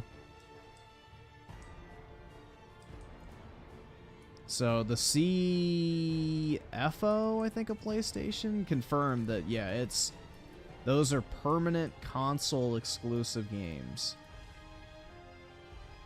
So Sony definitely opened up the fucking wallet for that one. But then again, they also were the ones that funded the Final Fantasy VII Remake project in the first place. It wasn't going to happen until Sony, like, paid for the first game.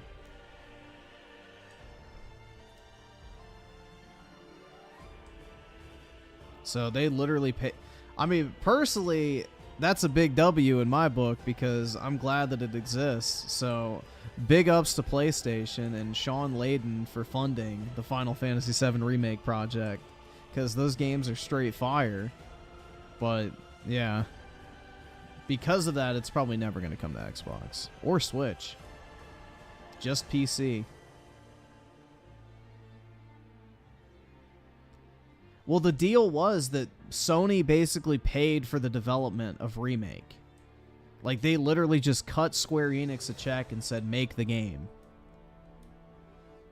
So, that's my No, not 200 million. Japanese games do not cost anywhere near as much as Western games cost. The Japanese actually have budget control. So, maybe like 50 million? 70 million, maybe?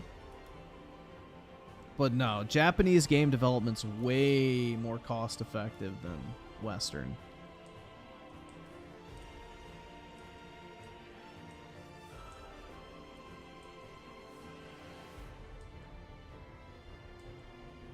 They're a very conservative country when it comes to spending, so they don't just blow these massive sums of money on, projects like the US and European devs do.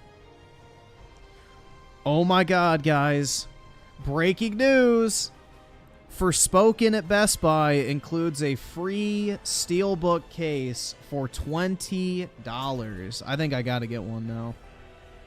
I gotta get it, and then maybe I'll grade both. I'll grade the Steelbook and the game, have them side by side, so I can remember my favorite game with my favorite female black protagonist, who is a 3 times convicted felon, has an absent black father, a dead white mother, and a Jordan's collection in her shithole New York apartment, who literally gets transported to a different world because she's a thief. Hell yeah, dude. Racism. I've never actually bought a copy of Forspoken. I got it for free. So, I got to do my part to encourage the games that I want to see being made. I just got rated that game with my freaking mind. That's right, dude.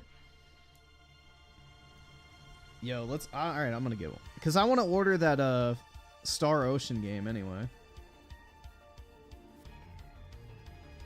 So let me order it. We're gonna do the thing, guys.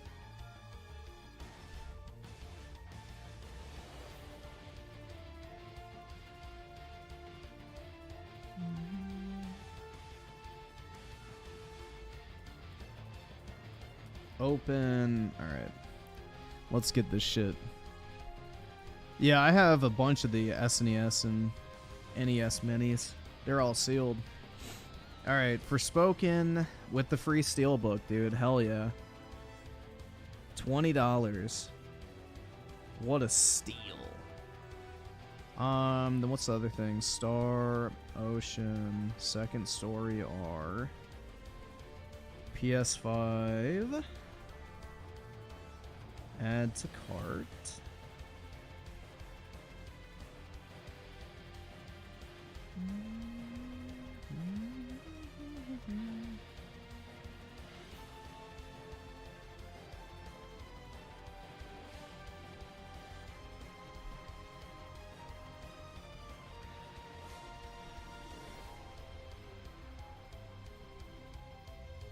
What else they got? Samba de Amigo? What the fuck is that? No, thank you.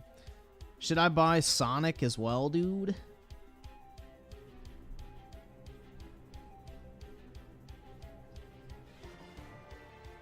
I wish Crisis Core on Switch was on sale. I'd actually buy that again. Sonic Frontiers I should get. Alright, let me see.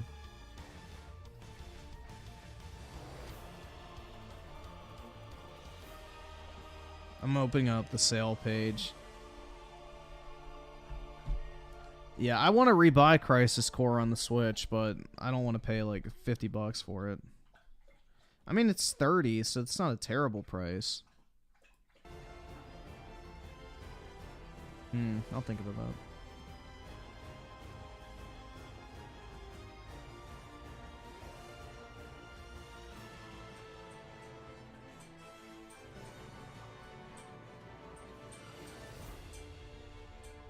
Oh shit, what happened? Fuck. It closed out of the sale. Fuck you. So Sonic, what is Sonic Super? Oh wait, no, it's Frontier. So Sonic Frontier, I'll get that too.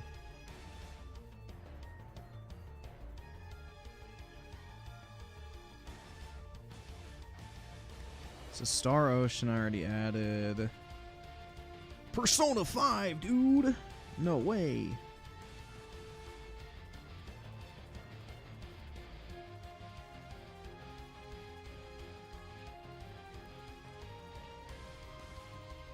Dying Light. Dude, $50 for Dying Light is not a deal.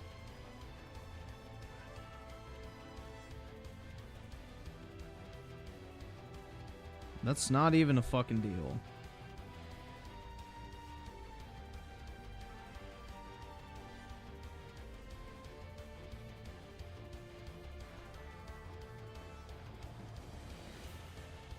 Yeah, I've dealt with Best Buy and their shipping before. Dude, honestly, I don't really give a fuck about the Forspoken Steelbook. I was mainly just memeing. But if it comes in good condition, I will grade it. For the fucking memes. And I'll post a picture of it on, like, my community tab and, like, I graded Peak or some shit like that. So, if it comes in good condition, I will actually grade it. Just for the shits and giggles.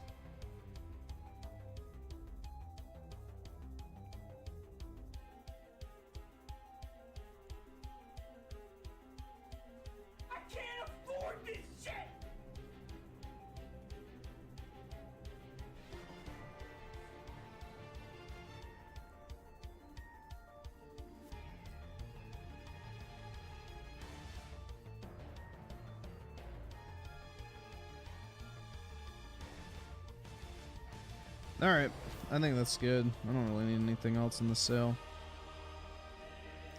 You know, I'll tell you what, I'll order 2 of the Forspokens, and then I'll return one of them if it's fucked up. I'll do 2 separate orders. So that way I can, you know, hedge my bet here. But it should come in decent. I've had pretty decent luck recently. All my Final Fantasy 16 ones came in perfect condition, so... Also, my Rebirth ones showed up fine, too. Other than the fact that they cut the fucking plastic when they were opening the fucking box that they shipped in, which is a common issue. But... Alright, check out... Am I over 17? Yeah. I hope. What do you guys think? Am I over the age of 17? Tomorrow. Oh, that's the wrong address. Watch it not come tomorrow. Oh no, everything comes tomorrow. Wow. March 19th. Oh, I guess, yeah, it's not actually tomorrow. March 19th, everything gets here. It's pretty good. Alright. Continue to payment. You act like you're 12? Thanks, bro.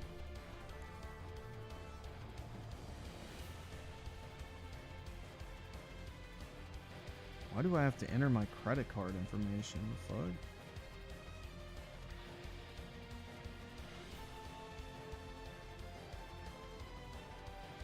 Continue the payment information. Other payment. I guess just use PayPal. I don't want to fucking enter in on my credit card shit.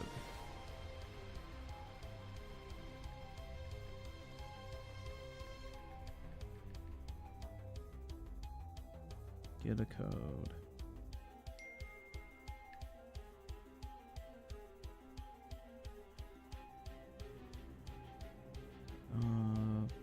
Review order. Yeah, technically tomorrow's the 19th, but it's actually still the night of the 17th. So Tuesday is when they'll get here. Place order. So my order total was $90 and I saved 60. That's pretty good. That's pretty significant, man. That's actually a heckin' good deal, dude. Alright, fuck off, Best Buy. You little cunt.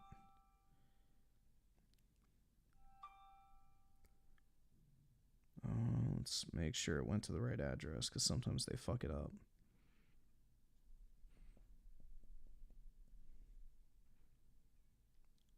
Yep, they're all going to my current residence. Hooray! Yeah, for whatever reason, Best Buy has like one of my old addresses in there from like 2 moves ago. And no matter how many times I delete it, it just always pops back as like the default. It's really weird. I don't really understand why that's the case, but... So, I think it's this.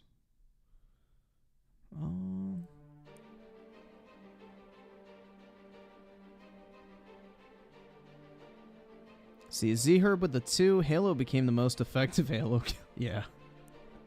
Pretty sad, isn't it? An HTM 101 with the 2, imagine if a if a physicist had power over physics. Yeah, then I would definitely have majored in that shit. And Oski Woski with the 2, soon you'll have Princess Peach Showtime. That's right! Oh That's God. right! Alright, let me order another copy of For Woken so I can make sure I get a good steelbook, dude. Oh, I just typed in For Woken. Shit. Dude, it's like when I type in Neil Cuckman instead of Neil Druckmann. It's just habit. Like, instead of For Woken, instead of For Spoken, I put in For Woken, because that's where my mind defaults to. Like, shit, bro. Am I over the age of 17? I think so.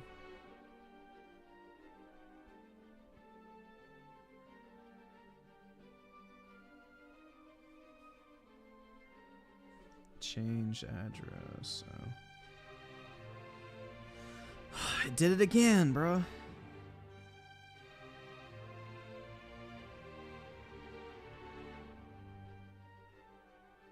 I just placed an order to this address.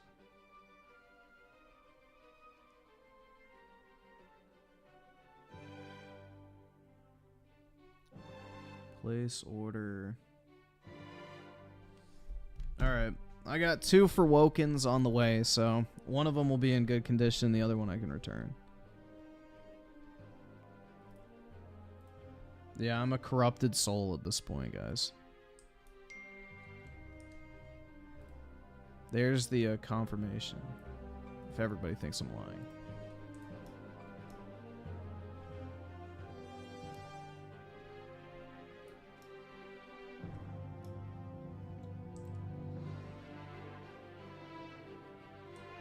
Final Fantasy 16 Steelbook? I got a bunch of those.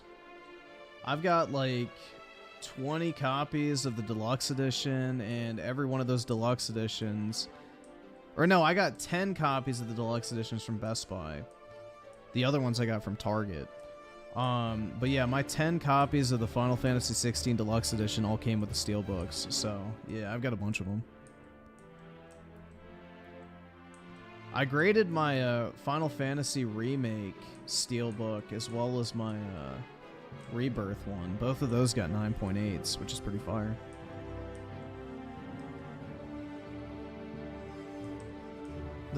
Dude, the remake steelbook is fucking dope. Like, hold on. Do I still have it pulled up? The Rebirth one's not as good, but hold on. Let's see if it'll work.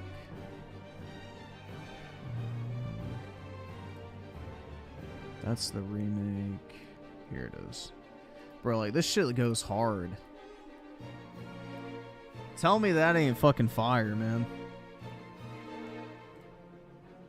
That shit looks so fucking cool. Compared to this, I mean, I think the choice is pretty obvious. So you have, this is the Rebirth one, and then that's the remake one. That shit looks so much better.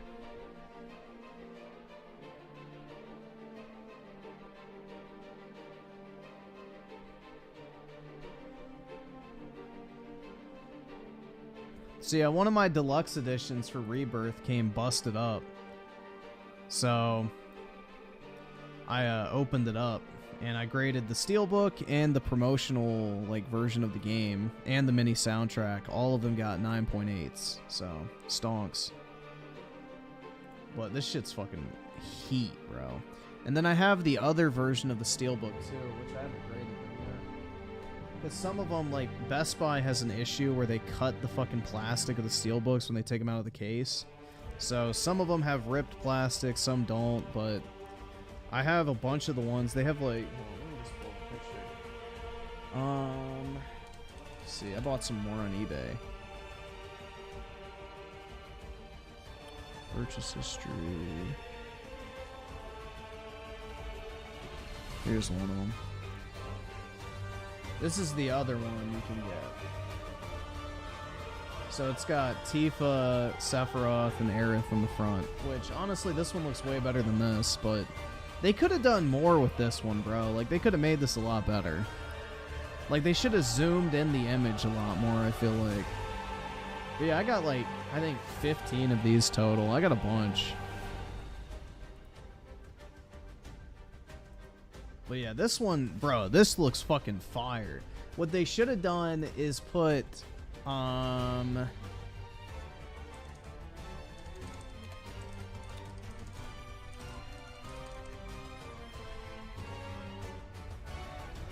they should have put this image on the steelbook, and it would have looked so good next to the Sephiroth one, too.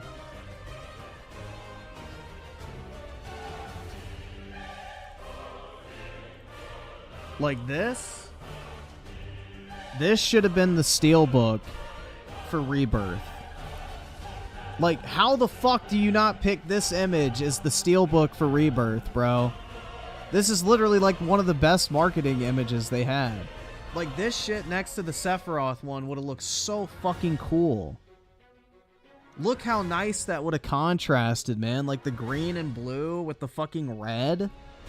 That shit would have looked fire, man. The color scheme alone, like, next to each other would have looked so much better than this and this. Like, this with this looks so much better than that and that.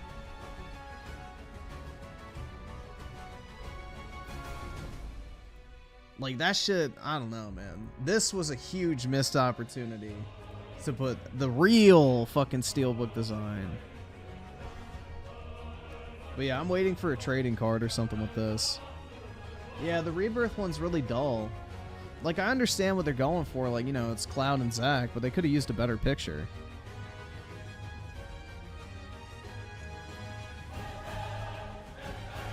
But yeah, this one's sweet. I'm glad I got this in a 9.8. That's a really cool case.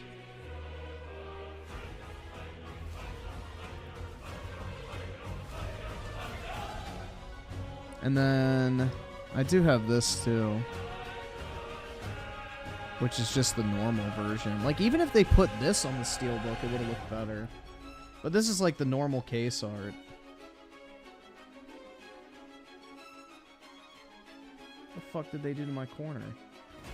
Oh well, it's already graded. They fucked up the plastic up there, but they already graded it a 9.8, so. Gaming.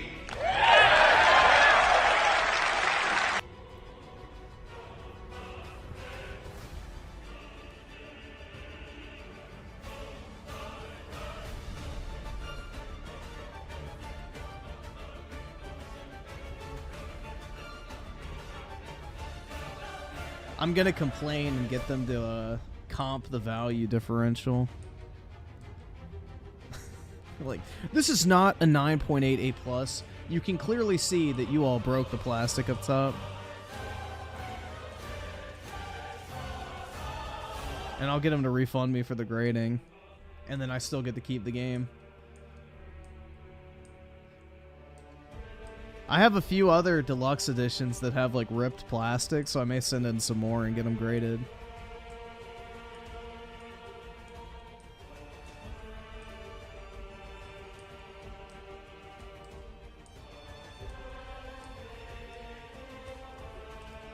Oh, they'll definitely do a trilogy collector's edition at some point. Just like they did with fucking, you know, the Kingdom Hearts story thus far or whatever the fuck. They'll do something like that. They also did like some Final Fantasy 13 Ultimate Collection as well, too.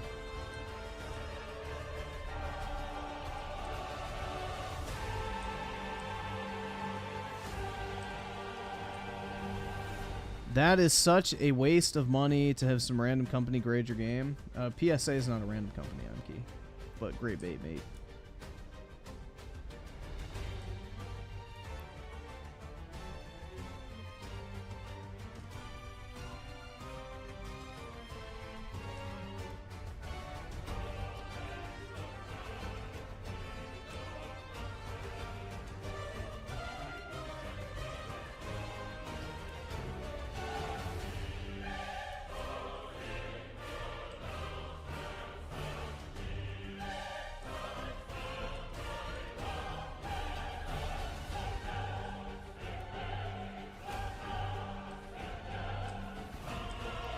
The perfect Switch game right now would be 3D All-Stars if you have it sealed.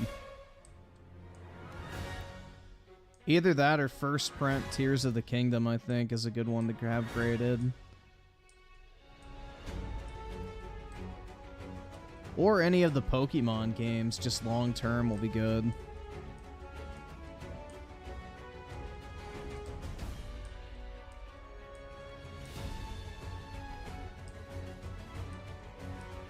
How much did you resell the SpongeBob for?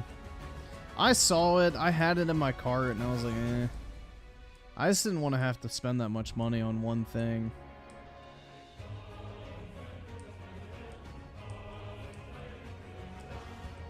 $700 is like a lot. Because like I was thinking maybe it would sell for 1,000, and you know you lose 20% after fees and shipping, so 800, so you make $100 off of 700. Is that really worth it? You sold it for 1,400. What are they selling for now? SpongeBob Xbox console. 1,800. Damn, bro. I should have held on to it. Those fuckers are selling for a lot. Why? That thing's ugly. Yeah, $1,500 is the last sold one. And then there's one with 2 bids at $1,800 right now.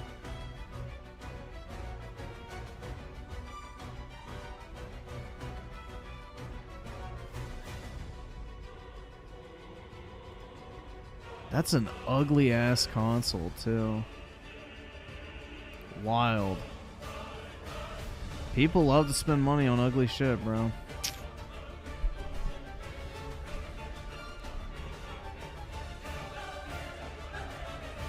There's no such thing as a physical PSA store.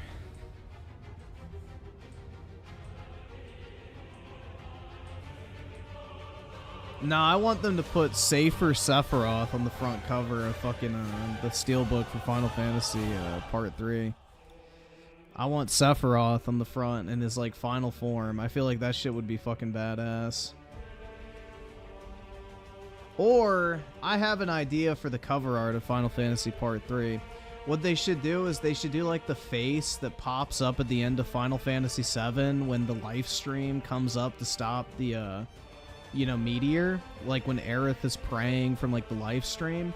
They should have that as the background and then Sephiroth on like the forefront. I feel like that'd be really fucking cool.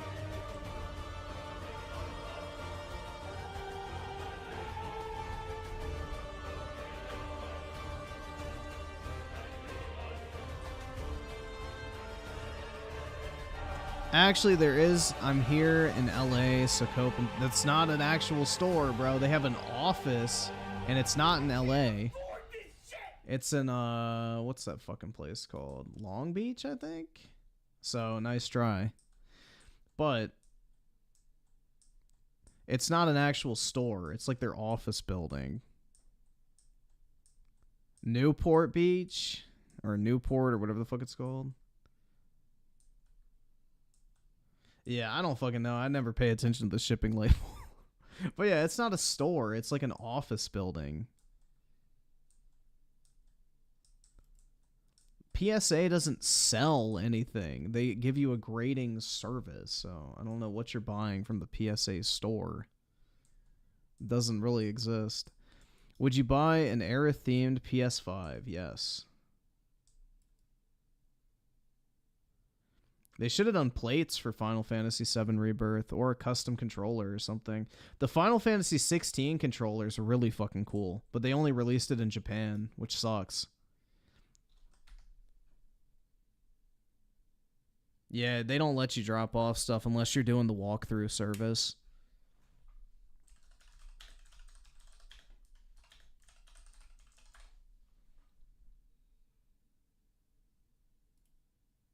Like, bro, this shit's fucking badass. This is the Final Fantasy 16 controller. It only released in Japan, though. That thing looks so cool. I don't know, man. Why do we never get cool shit like that? That thing looks nice.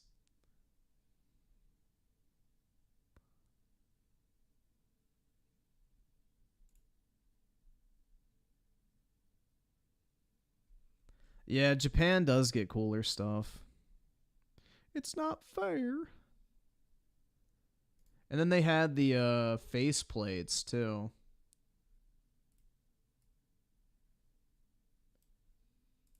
See? So you got like the little cover image on the black face plates, which looks really fucking badass. But we never got that either because, you know, we got fucking LeBron James custom PS5s instead. Because, you know. Gaming. That's what I want to put on my PlayStation is a fucking LeBron scribble.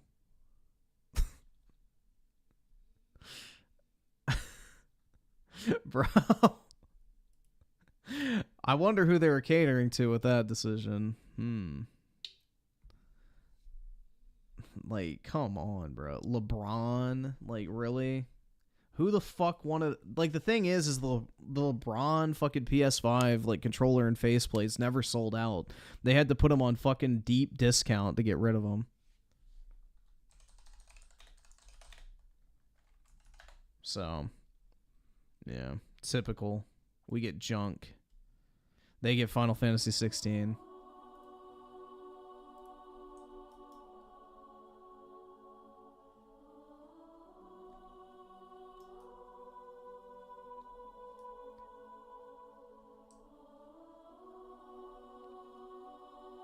Oski Woski with the 2. I just came back from Overwatch 2. What we bidding on? The fucking SpongeBob Xbox apparently is like $2,000 that retailed for $700. I had it in my cart too. I should have bought it. Because I get like the little Best Buy drop notifications all the time and I saw it. I was gonna get it and I was like, I don't know. Because I didn't want to have to go through the trouble of returning it. But yeah, I should have bought it. Yeah, someone's bidding on one right now for $1,800 plus shipping. So $2,000.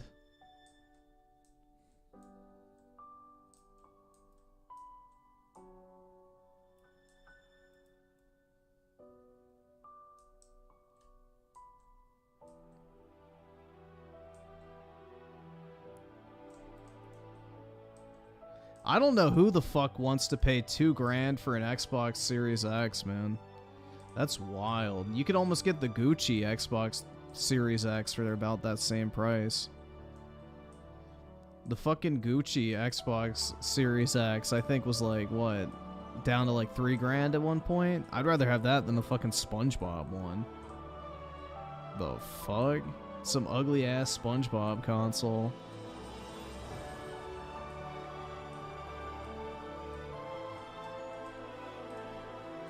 Yeah, there's a Gucci Series X. You can look it up. It's funny. Here, I'll pull it up actually real quick.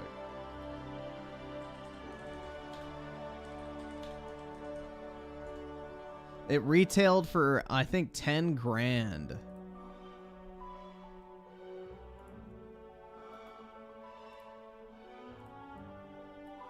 Yeah, so you get the Gucci Xbox Series X with like the special print all over it. Like this is all raised. Then you get the controllers, and then you get the special carrying case for it.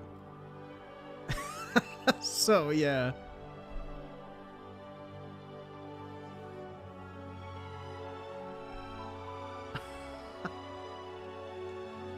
Shit's wild, bro. Who the fuck? Like, they tried to sell it for 10 grand, bro. Like, the fuck? What is it actually sold for on StockX? Because I remember I saw one sold for 3,000, but I don't know of anything higher than that.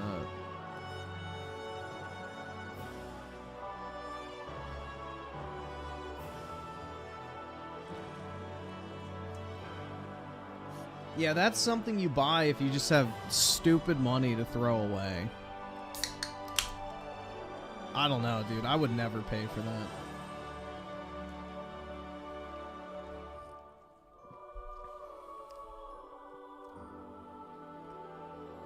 Maybe if it was a Gucci PS5, dude.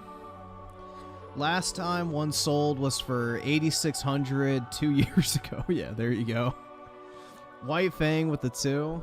Big ups, man. I appreciate it. Yeah, so nobody's buying them. Let's see if they're on eBay real quick. eBay. Gucci Xbox Series X.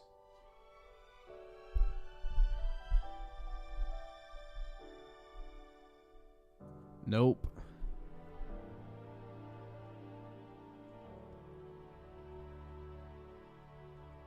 Not on eBay. What is the Halo one up to? Because I remember I bought the Halo one for like 700 something, and then I flipped it for 1,000 immediately. Let's see if I was smart to get rid of it. Halo Infinite Xbox Series X console.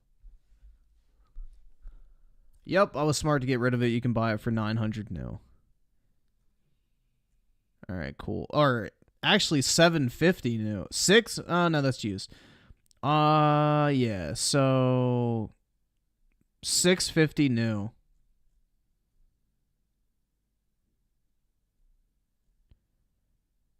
Or no, 750 new. Okay. Yeah. I was smart to get rid of it. I'm glad I didn't hold on to it. It's a sweet console, but not worth the price. Not worth the price. It was such a cool design. But, you know, Microsoft doesn't fucking want to make this type of shit anymore. That thing looks fire, man. Looks better than the actual game. Real talk.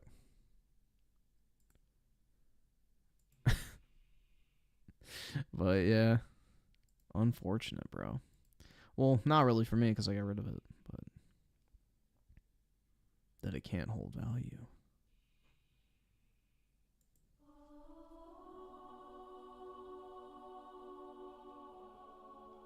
Yeah, I never liked SpongeBob either, personally.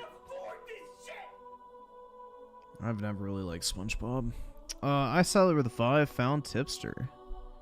Alright, let's see. Perfect timing. Oh my god. Oh my god. Dude, that should be like attempted fucking murder. Jesus. Oh my god. Jesus Christ, man. Yeah, that's like fucking, you know, attempted murder right there. You guys saw that video of the dude who like slammed a fucking weight plate against some guy's head? And he got charged with attempted murder because like he pretended like he was walking by him and slipped. And he like basically slammed a fucking 45-pound plate into some dude's head who was laying down on a bench and tried to play it off like he was tripped or whatever. And yeah, he got convicted of attempted murder. So wild.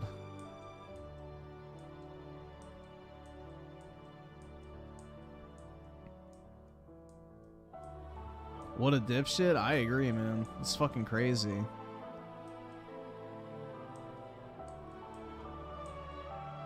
And then there's that video of the fat chick who like tries to squeeze through between this guy and a machine who's like doing dumbbell like bench press or whatever the fuck. And basically her fucking fat ass knocks the weight and basically could have like severely injured him because, you know, she's so skinny, dude. She could squeeze right through. But yeah, fat bitches in the gym, bro.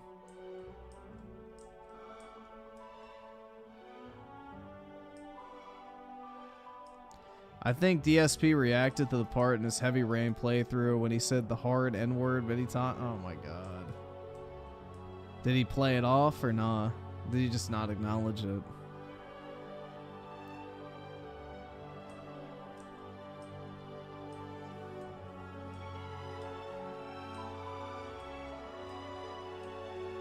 Griffin really knows how to bring down the mood. Should be a news anchor. Thanks, bro.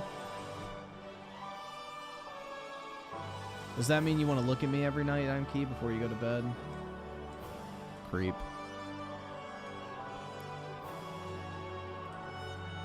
You have a graded Star Wars Republic Commando OG Xbox. Nice, man. I really like the graded video game stuff. I think it's cool. Because, like, just having a sealed copy of a game that old is already rare, but then if you have it in good condition, it makes it even more desirable, in my opinion. Because, like, there's a lot of old games that I don't necessarily want to replay, but, like, having, like, the display piece of the graded game is, like, kind of a nice dose of nostalgia.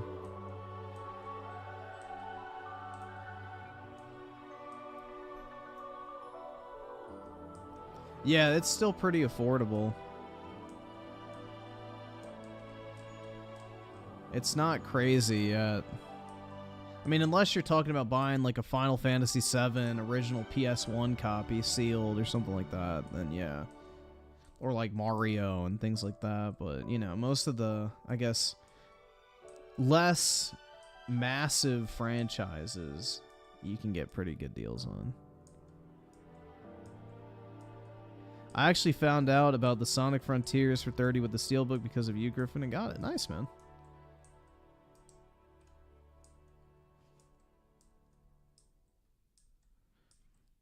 Yeah, there's a, I want to get a graded copy of Crisis Core, like the original one, but I don't know. I haven't looked for one yet. I kind of want to get that. I want to get a graded copy of Final Fantasy VIII as well, because those are pretty affordable right now. And if Final Fantasy VIII does get remade, then I feel like the price on that will shoot up.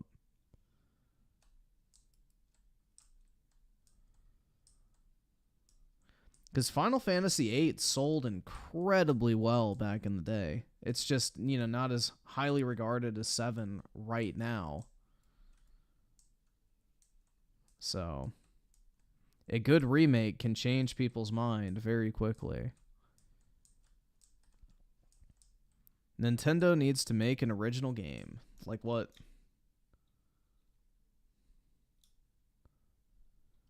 No, they said they're redoing the battle system. Like, they're going to completely redo the junction system within Final Fantasy VIII Remake.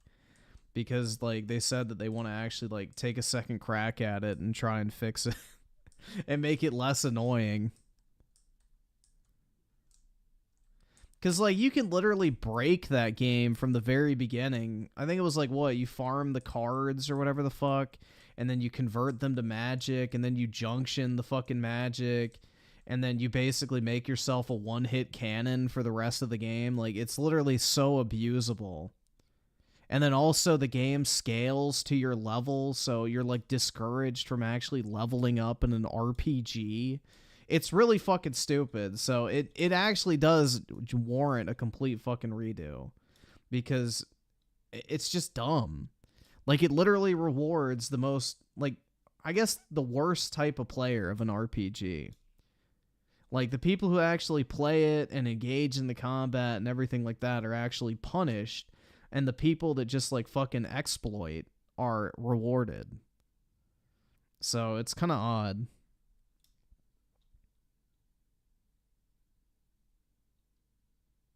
And plus, it's super complicated to figure out, too. Like, it's not even intuitive. It's really fucking annoying. Because, like, I remember when I was a kid, even, when I played it with my dad, it was super confusing. So, I just remember he would, like, go through the menus for, like, 5 minutes at a time doing shit. And I was like, I don't know. It wasn't just like, oh, you level up, you get more powerful. It's like, no, you gotta, like, fucking convert items and all this other shit.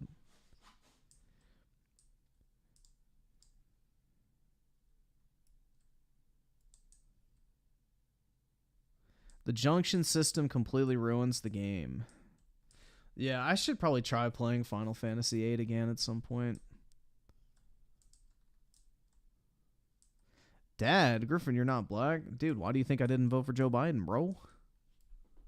Let's go, Brandon. I agree. Because if I was black, then I would have voted for Joe. So obviously, you know, I ain't black. Turn-based combat is garbo. No, dude, it's the superior gameplay style. Yeah, the story's really good, at least from what I remember of it. Also, Renoa is a better version of Tifa. Don't fucking at me. But, yeah. I probably should replay it at some point.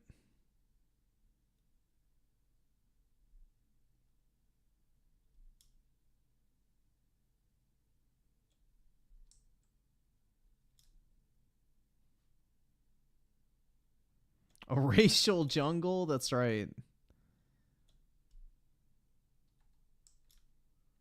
Yeah, people have a huge nostalgia spot for Final Fantasy IX, though. I don't know. I thought 9 was okay. I didn't really think it was that great. It was fine. Oh, I would play the remastered version. I'm not going to play the original. Ew. I'm not buying a PS1 or emulating it. I'll just get the remastered version.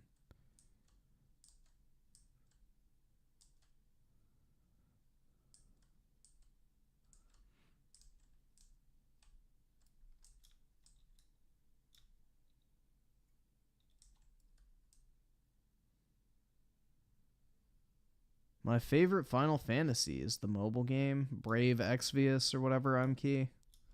Typical fucking Fortnite kid. Has a mobile game attention span.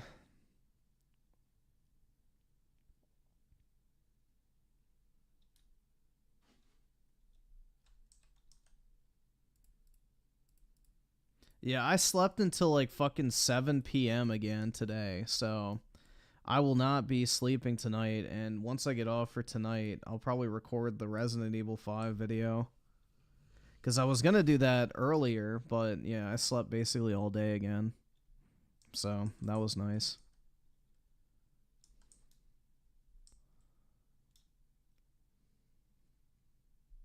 Slept in like a baby, pretty much. I don't know, bro. I obviously needed sleep.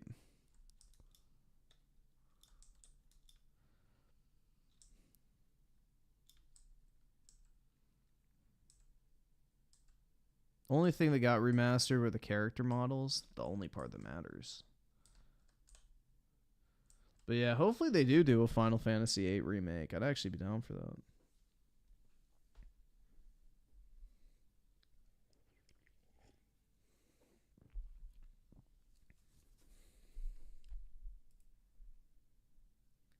Alrighty. Let me see.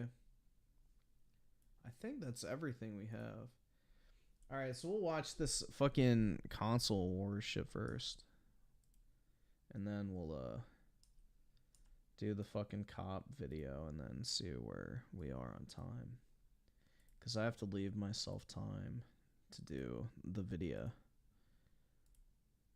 They should end Final Fantasy. It's being milked to death.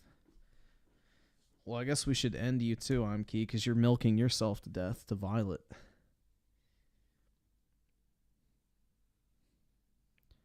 Do you think they'll ever do a Final Fantasy VII remake on one of the other games, such as 10? Yeah, I would say 10 would probably be the most likely to get that treatment, considering how popular it is. But I don't know.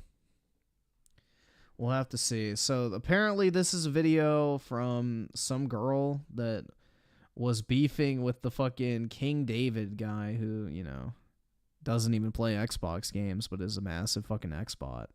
So, yeah, we'll see how this goes. No idea. Yeah, I don't remember much about 9 either.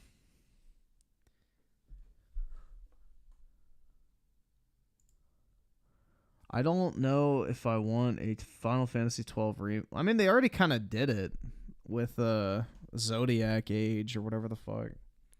But it's not like an actual remake, but I know what you mean. But they kind of already remastered it, so I don't think they would do anything with that.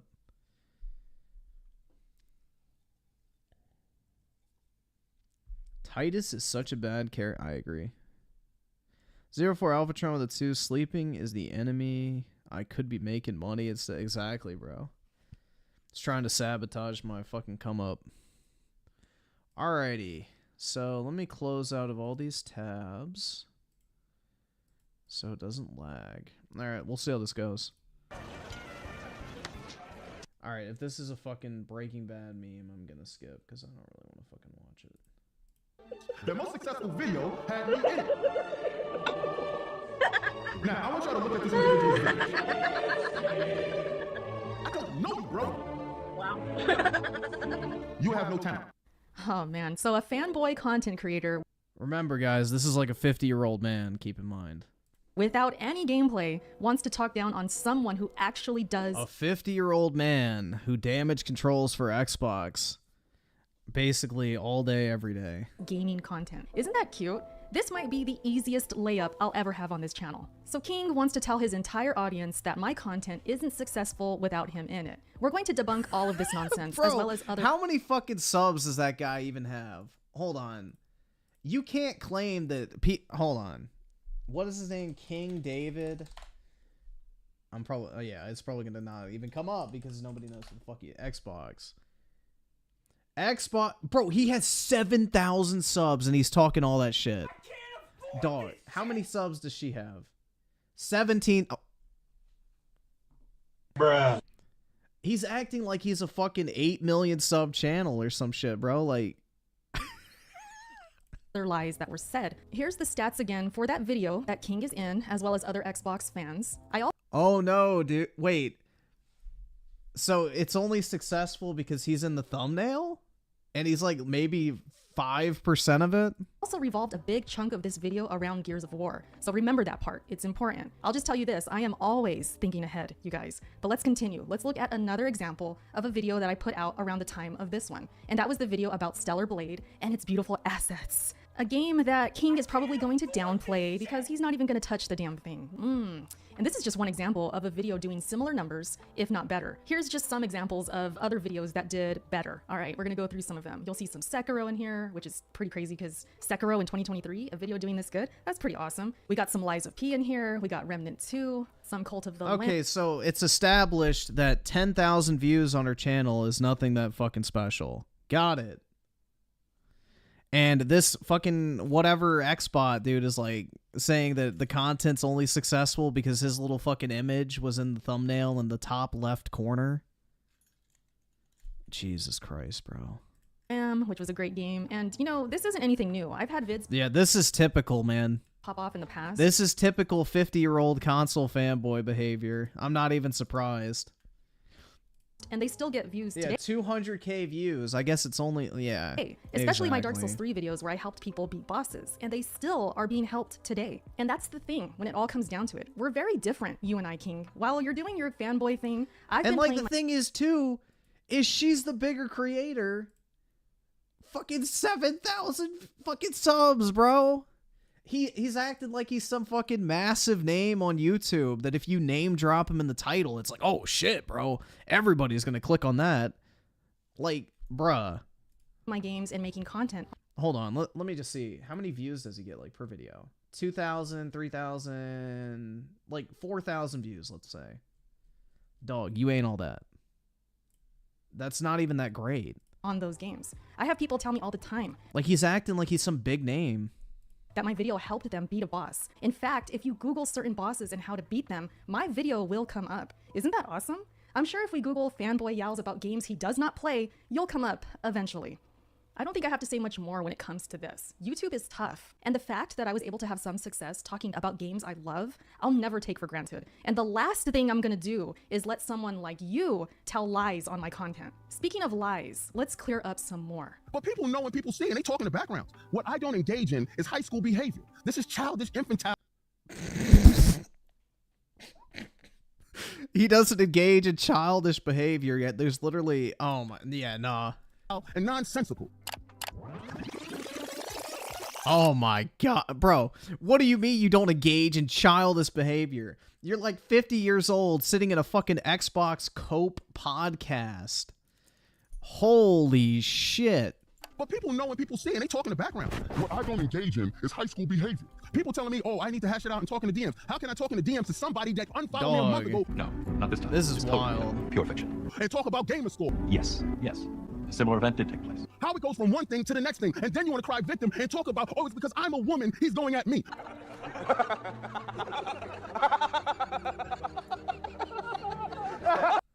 Unnecessary clips. And then you want to cry victim and talk about, oh, it's because I'm a woman. Wait, what did the first one say? And then you want to... Be careful, you might be called, wait for it, a simp. Oh, nah, that's just a name for anyone who agrees with me and calls him out, you know, because because a woman can't be in the right against him. I must have simps. So, what's the problem with that? Cry victim and talk about, oh, it's because I'm a woman, he's going at me. It's false. No way. Not this time. Okay, so wait a minute, let's back up a bit, because you're probably thinking, whoa, Erica, they got you, because what was that you said about simps? And you're using it because you're a woman? What's going on? Well, they think they got me, and they would have me, except King said this just before when talking to Weak men worrying about other men, bro, on the real, you disgust me, grow a pair, meet a real woman, and stop with the simping, bro. So basically, what was it? T-Rock, who called out King. If it comes so back I around. then responded, So be careful, you might get called, wait for it, a simp. that sarcastic tweet about simps. So it was in reply to basically him saying that, you know, anybody that agrees with her is a simp because, you know, they need to get a real woman instead of simping over. Yeah, okay. Yeah. To who else but T-Rock. That's not playing the woman card. That's literally being sarcastic about the dumb shit he already said. What's that smell? Yeah, context. So they don't got me on that. He's the one that took started that entire narrative. Anybody that agrees with her is a fucking simp because, you know, they need to go get a real woman. So, yeah. this and ran and thought, oh, she's using the woman card. But no, he literally used, yeah, exactly. He used the woman card. King said this first. Please, can we get some context around here? As for the gamer tag Exactly, thing, yeah. I asked for his gamer tag. After he was publicly approving people saying She don't even play games anyway. She nothing and need to keep Xbox out her fucking mouth and keep eating Popeye's biscuits. Roasted. Oh my god, bro. I should keep Xbox out of my mouth, I asked for his gamer tag because, okay, if you're gonna agree that I should not talk about Xbox or Gears, remember that video was about Gears, then show me you can. Show me that gamer tag. And of course, he wouldn't, and just Yeah, that's a completely valid point. If you're gonna say that somebody shouldn't talk about something, and you're like, all right, well, show me how much you play that, and you don't want to show your game, yeah, I think that's completely fucking valid. That's some fucking fraudulent behavior. went on about how I'm obsessed and weird for asking, but let's be real. We know why he didn't want to share that gamer tag. Yeah, I saw this image on How Twitter. I'm obsessed and weird for asking, but let's be real. So this is how much the quote-unquote, you know, Xbox guy plays their own games, bro. It didn't even play the best one. Bruh. And he didn't even play Gears 2. We know why he didn't Interesting. want to share that gamer tag. I play Fortnite every day, but you want me to play Gears of War, a dead, dying game? Are you out? I play Fortnite every day. Yo, isn't that a fuck? No, that's the Pokemon Go every day. But I think that same retard made a Fortnite song similar. That's not a flex, dog. Why he didn't want to share that gamer tag. I play Fortnite every day, but you want me to play Gears of War, a dead, dying game? Are you out of your mind? Do we even need to say anything more? I'm glad we agree that everything Xbox touches is dying. We know what's going on around here. And look, my Xbox stats ain't anything great. Between my 2 names I have, my gamer score isn't that great. But Well, what is it? Hold on. my Xbox stats ain't anything great. Between my 2 names I have, So 27,000. my gamer score isn't that great. But I'm not an Xbox girl. I was a Gears girl. Find any footage of me out there, whether it's my own videos or when I was on podcasts. I have always said I got into Xbox for Gears. I 27,000's not bad. started my YouTube channel because of Gears. My gaming time is spread across PlayStation, PC, Yeah, that's a pretty respectable trophy. Nintendo, and Xbox. I never played on just one thing. But you're the Xbox guy, King. You're Yeah, look at that. I saw that Xbox. one too. I never played on just one thing. But you're the 30 fucking gamer score in Starfield from an Xbox guy. You know, game of the generation Starfield. You know, Microsoft's Hail Mary. 30 fucking gamer score, bro. Even Dreamcast guy had more than that. Xbox guy, King. You're the Dude, you get 95 gamer score for like changing your fucking settings in MCC. self-proclaimed Xbox Redfall 10. fanboy. You should be Ori 40. That's a crime, bro. playing these games.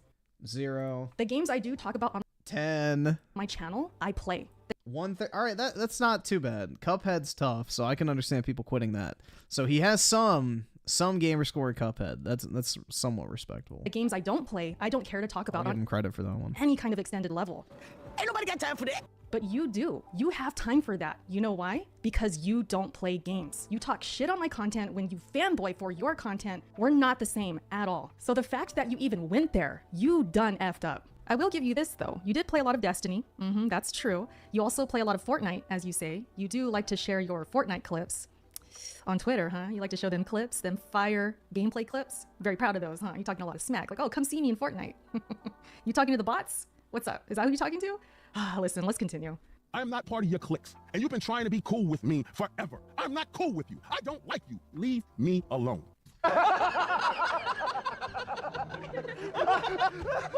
To me, if you felt that someone was upset, you would change the thumbnail. I hate those stupid fucking movie clips. They're kind of obnoxious. She used that whole DMing thing against you, bro. She screenshotted your joint, put it up there, and said you was cool with it. Me personally, you should Well, just I didn't see the always screenshot, well, that's what's been floating around. She screenshotted your joint. The lie detector determined that was a lie.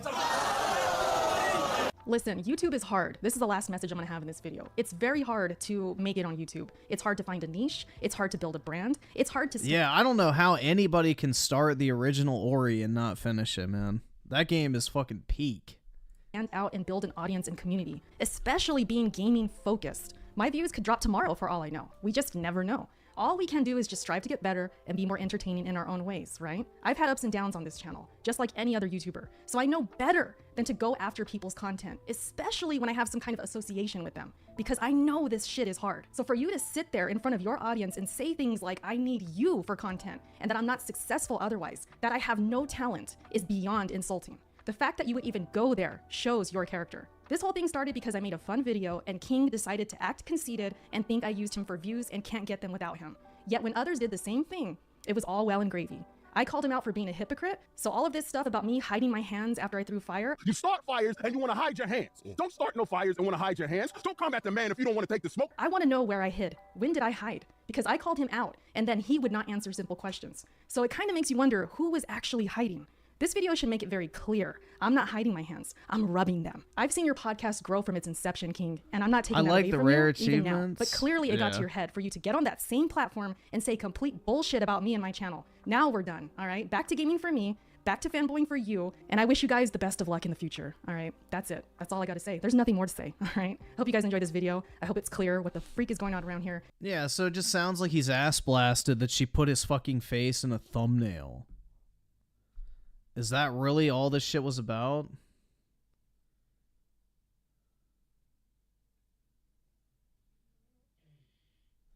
Like, I don't know, bro.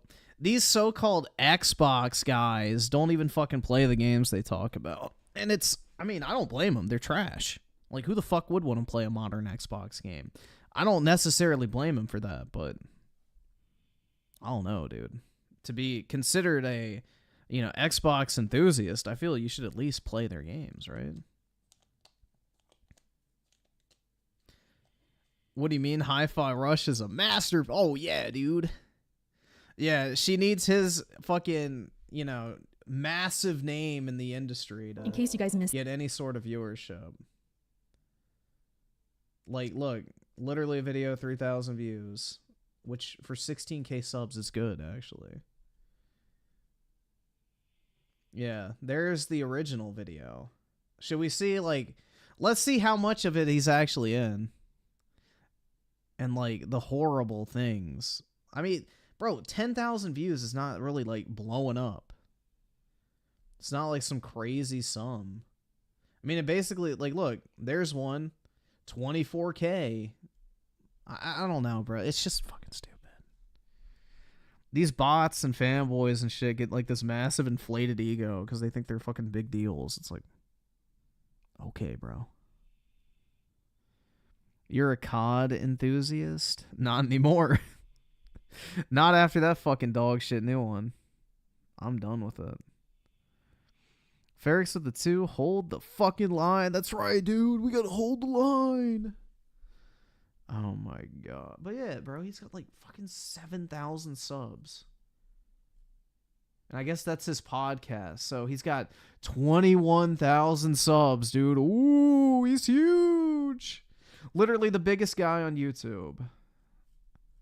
So I guess that's his podcast channel. So yeah, 21K subs, bro.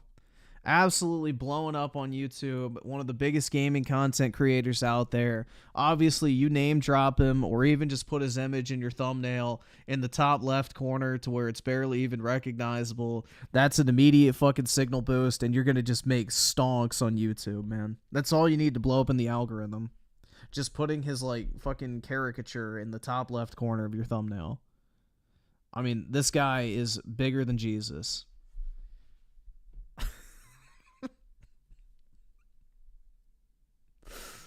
Oh, man.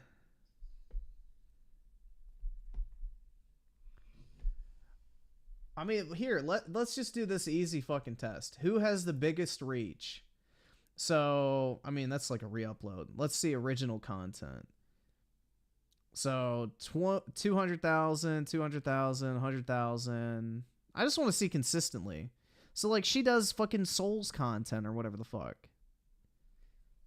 So that's the type of, yeah, Souls-like content by a gamer mom. Okay, there you go. So hold on, what was the other fucker's name? King David Xbox is what I searched up to find it. So yeah, let's just see.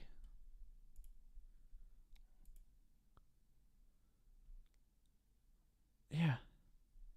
Bro, you're not exactly killing it, my guy. Like, aside from 2 or 3 outliers, 20K is your highest amount.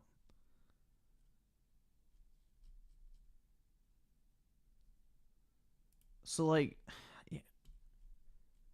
this is such a fucking stupid thing. Like, you're not gaining anything from name dropping this guy. He ain't all that. Is that the chick that did the blindfolded fake soul? I have no idea. I don't know about any of these guys except this dude's a massive fucking X-bot who had a spurg out on Twitter, or I guess it wasn't on Twitter, it was on YouTube. This is how I first heard about him, is like he was the hold the line guy and started screaming about holding the line and, you know, remain faithful to Xbox no matter what they do to us. We gotta hold the line and keep damage controlling, you know. Basically, that's what it was. That's the first time I heard about him, is basically, you know, shilling for Xbox. So, not really a great first impression. Hold on, let's see if hold the line. Let's see if somebody uploaded it.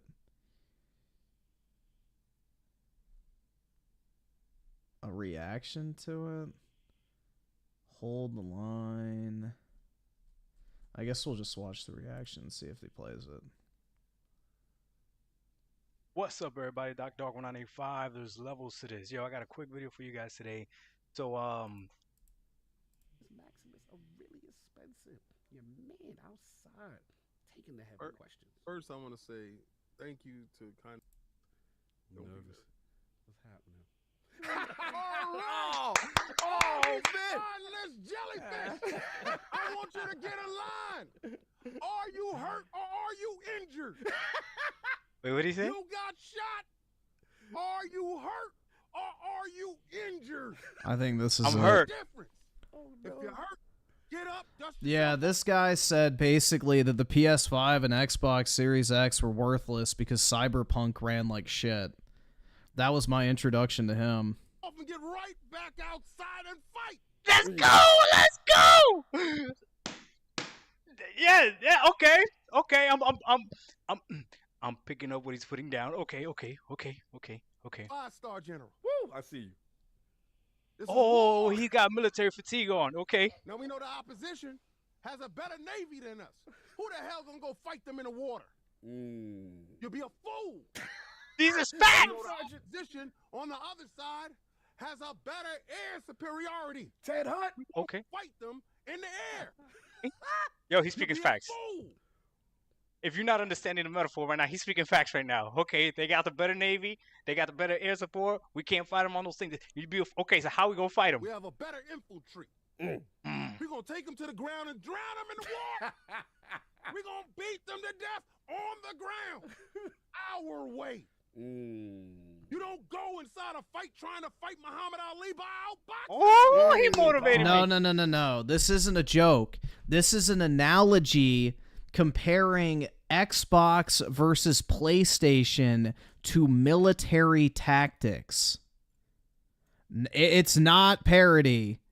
This is literally him making the comparison between, you know, a superior navy versus a superior land force, aka PlayStation's better at selling consoles than Microsoft is, so you don't fight them where they're stronger. You fight them where you have the advantage. So Game Pass versus consoles is the fucking metaphor or analogy, whatever the fuck you want to call it. That is what's being compared here. You're not gonna beat the champ trying to be the champ the way the champ is. Yeah, Saul. You have to be you. Coming for Saul. Be you. Let's be us. We gotta be us. At no point in time am I gonna stand there for you pencil pushing yellow belly sack fuckers that keep running for the hills. Oh, we not. Every time something goes wrong, you call for Phil Dominus Maximus Aurelius' job. Woo! He is the only one taking these hard-hitting questions. Yeah, he right. You just saw Anakin turn into Darth Vader. They making a good boy go evil. My man He said, preaching. I'm grumpy. I do apologize for being snappy with you. Ain't no more Mr. Nice Phil. Oh, that's it. What we doing? Y'all keep acting like this ain't the dude that brought us back from the brink. He did. Phil Spencer, dude, he brought us from the like, dude, it's so cringe. He did. That's facts. You dudes That's was facts. not That's facts, bro. worried about being an Xbox. Yeah, test Phil Spencer saved my life. until I stood up and gave you something to stand for. Talk to him, King. Let him know. Now you guys are in my DM. King, what will we do? We will hold the line. Hold the line. We hold it.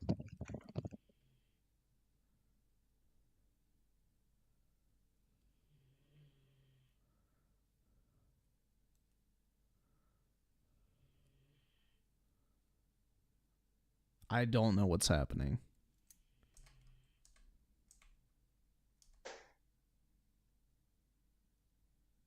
What the fuck? Oh my god. It's getting worse. Can't you weak dudes make me sick? Can't do a push-up. Can't do a chin-up. I seen you frauds making channels. Phil should go. For what? Because a Red Bull behind should go. Shout out to Behind. They're trying to acquire the biggest games going. They ain't trying to be number one. They ain't trying to be number one. They are trying to be number one. Acting like they belong. They do belong. They do belong. They do belong. When you got number one acting like number three, snitching and rats. Snitching and telling? That's what they was doing? You can't handle the work. You were getting worked in the field, so you had to go snitch. They worried about number three. They have mustard agents out there. Like I said, this isn't a joke. This is a genuine analogy between Xbox and PlayStation. They got different things. They got splinter cells. They doing tactics on you. Might have used that Phil wrong. did But allude to tactics, though. I will give you that. Continue. Let me tell you something, Phil. A lot of you ignorant guys out there. Talk to him. You watched it, you heard it, you came across with your own narrative. Phil told you in so many ways. With what these dudes are doing in the background, my hands are tied, so I must learn how to fight this way. Bars. He did allude to that. I gotta give you that. He This is did facts. for the first These are all time facts. allude that the others We still in the are game. doing We still in the things game. from their position We still in the to game. not We help still them in the get game. to We that. right I there. will give you that. Continue. We right there. We right there. Little contracts. This is basically around the time that Microsoft was crying wolf, like, we can't compete with Sony. This is what this is in response to, FYI. That's why he's saying hold the line. You know, we gotta have faith. We gotta, you know, stand there and fucking damage control for everything Microsoft fucking says and does. That is what this entire thing was about. Game Pass. Don't talk to Xbox. Stay away from them. King seated. Here's some extra dough. But that's how it What we went. gotta do is go out and buy a whole daggone building. But then you go out and you snitch. Oh, man. You ain't the Sony that I know. Facts. So we can't beat you regular up squabbling. We gotta throw dirt in your eyes. By any means necessary. You guys make me sick to my stomach with asking for Phil's job. Don't come back. Now keep I don't Phil. want to see you over here. No. I couldn't imagine listening to these people for a prolonged period. Our Phil drops and they give that 9 out of 10, and your face is back in the building talking about I always knew you could do it. There's a lot of fraudulent Xbox But- dudes that's but- been doing. but You- so- we holding the line. Okay. Pause the drop. Oh, you the racing king? Oh, man, A lot of you dudes been- gonna switch sides. But I'm pretty sure he had, like, bro, this is how big of a corporate slave he is, bro.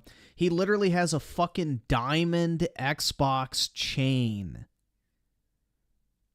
Like, I shit you not. It's not in this video, but I've seen the image before.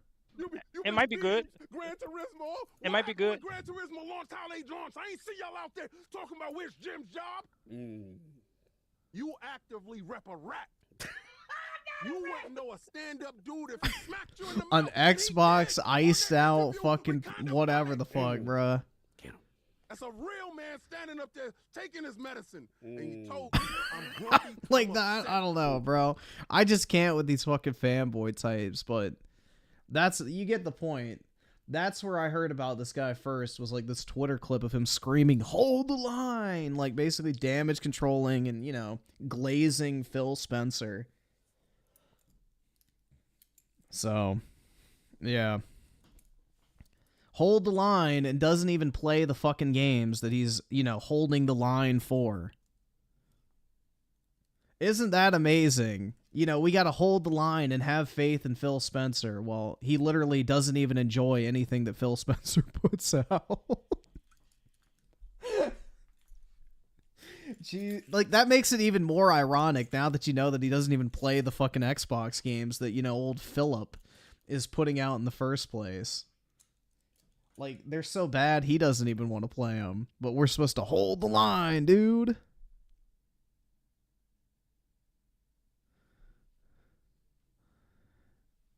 Oh my god.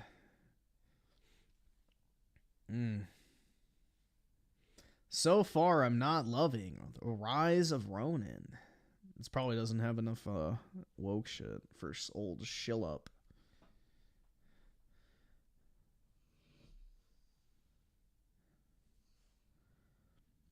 He went on that entire fucking thing, and he still doesn't even play the exact... Bro, that's what I'm saying. Half of these fucking fanboy content creators just sit on Twitter or on social media all fucking day, and they don't actually play shit, or they're Fortnite addicts.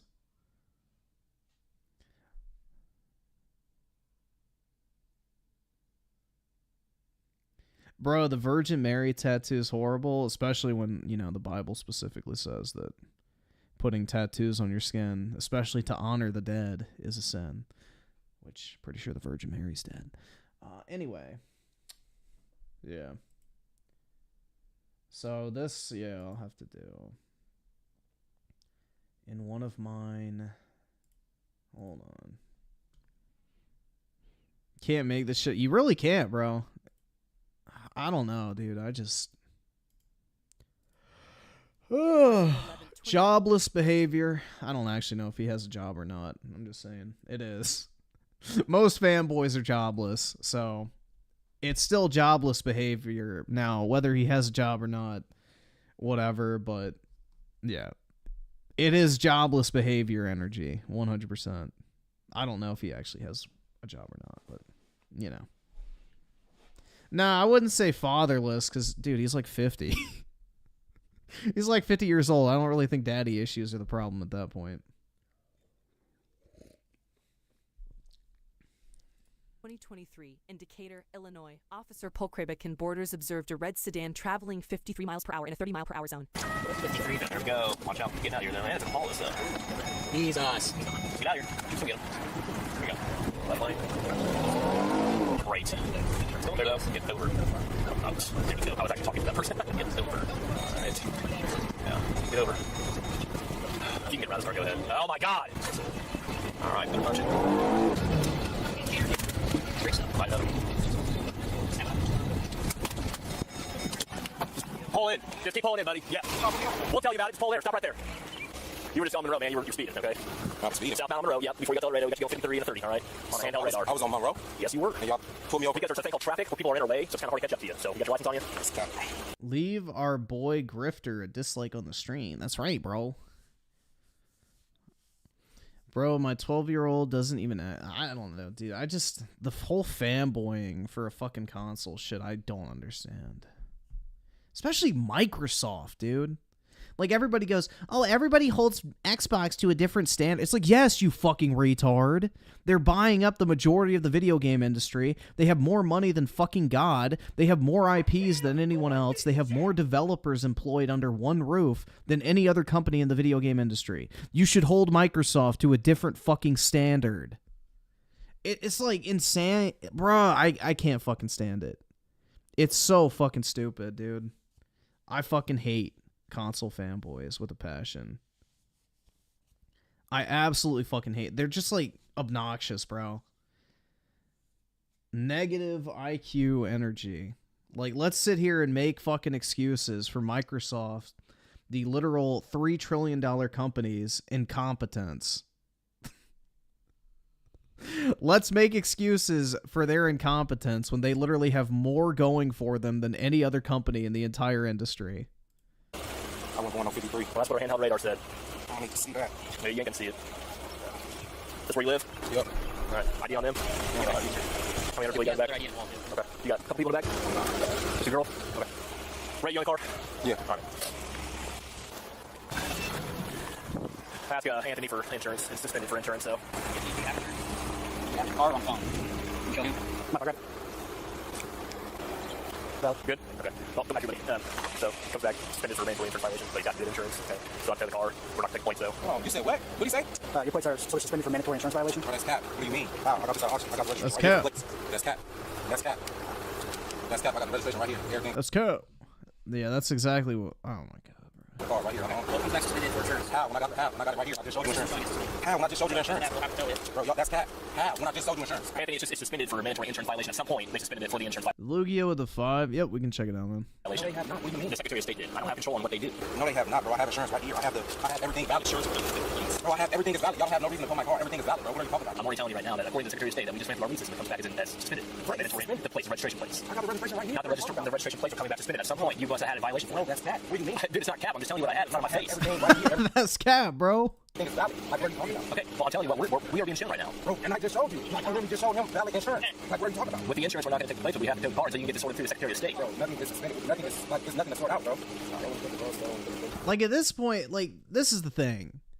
Is like, in this situation, the cops are not doing anything wrong. They're literally just doing their job. Like, they're not being disrespectful. They're not pulling you over for some fucking bullshit. Like, oh, your blinker was out and you're going to have to get out of the car or some shit like that, you know.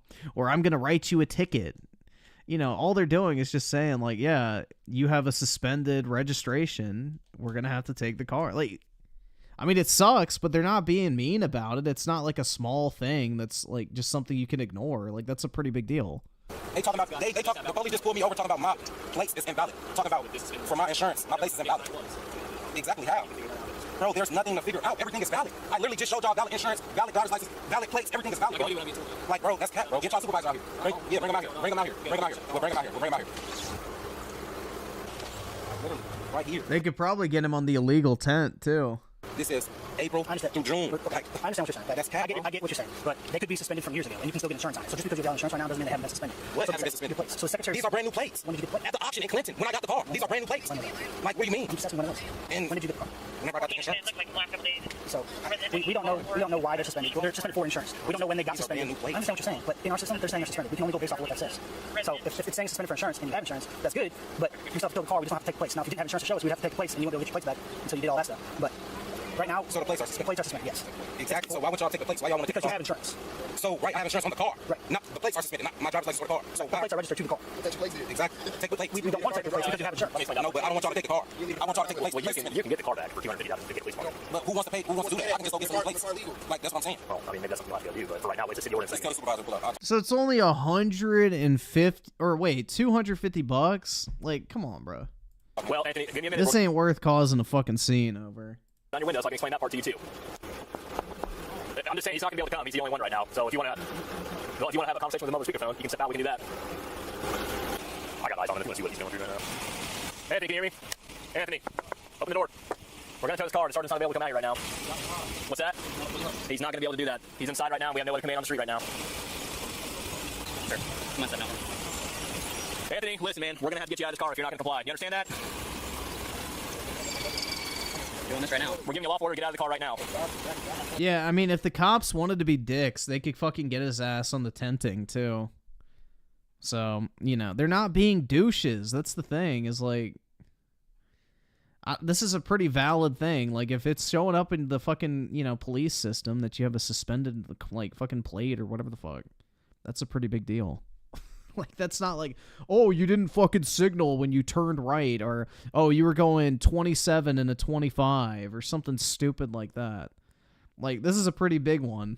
Anthony, we're giving a lawful order to get out of the car. We don't want to have to make this go any further, but our sergeant's not able to come right now. He's not able to come here right now. How many times I gotta say he's not able to come here right now? Anthony. When we run it, it comes back suspended, so I'm just telling you. So when I call my sergeant, what's he gonna tell you different? What's he gonna tell you different? So I mean, this is literally like getting pissed off that, like, your coupon's not scanning at the fucking grocery store and you think yelling at the cashier is gonna make a difference. Like, it's the same thing. It's like, they're just trying to do their job, bro. That's all you can do. Like, these are not the people who can fucking, you know, change this shit. They got their job to do. That's it. Like, they're not the ones you should be angry at. Like, go take it up in court or whatever. Go explain it to the court when you get there. I don't know. Like, they can only do what they're instructed to do, basically. And they're not being mean about it. That's the thing, is they're being very respectful and calm and not being fucking pricks. They just got to do their job. Like, I don't know. On out before we have to get you out. That does not give you a free pass. What's going on? Do you know Anthony? Do you know Anthony? Yes. Could you? Do you know me? I don't. Can I explain something to you? Maybe we can talk to him a little bit better. All right. Whatever. Please. Thank you. I'm trying to do this as civil as possible, but the plates just come back suspended for insurance. We got insurance. This happens from time to time when plates get suspended for insurance, and you can still get insurance. If they say his registration is invalid and the fee is $40, because they have to tow the car, so you have to pay $250 to get it out of impound. I'm guessing until your like matter is resolved. I don't fucking know. Vehicle, but I don't know the process, but to get the car out of impound is $250. Resolved. Okay. The city of Decatur has an off-lease motor vehicle, basically a fine for this type of situation where we tow the car. We got insurance. They come out every month. There's no way. It's the registration plates have been suspended for insurance at some point in some time. The car's new. It just got on the street. I'm telling you that the plates were suspended at some point in some time. How? If they knew? What do you mean they're new? When did you get them? It ain't even been like a month or 2 months. Okay, that's enough time for where they could have been It's been in the suspended for shop. No, insurance. it's been in the shop. I'm only going to what we have. I'm right here. Don't, you ain't gotta raise your voice. I'm right here. You said step over here. I don't want him to get in trouble for anything further. He's basically now he's obstructing But you saying the tow the process. car for what? For the insurance. It got insurance. On the plates. They were suspended for insurance violation. Never could have. I can't reason with anybody. Okay, so we don't have a sergeant right now that can respond and explain that exact same process. We have to the car. He's refusing to get out. That's where we're at. I absolutely do not want to have to go hands on with this guy. Get him out for something so petty. But we can just, like they're even saying we don't want to have to fucking take this for. Like, I don't know, man. This is definitely not one of those cases where the cops are being pricks. They're being very nice.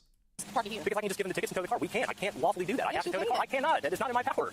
We are told by the city that I work for that I have to tow this car. Why are you getting loud and I'm right here? I can't do it. All right. You're not helping the situation, though. That's why I'm getting loud and frustrated. I'm trying, but he is not here. Please do. Sergeant Daniels. I don't know. Yeah, most cops would have fucking busted the window by now and dragged your fucking ass out. Like, these guys are being very calm. You're not helping the situation out. Have you ran the place yourself? Have you ran the place yourself? I did. All right. Well.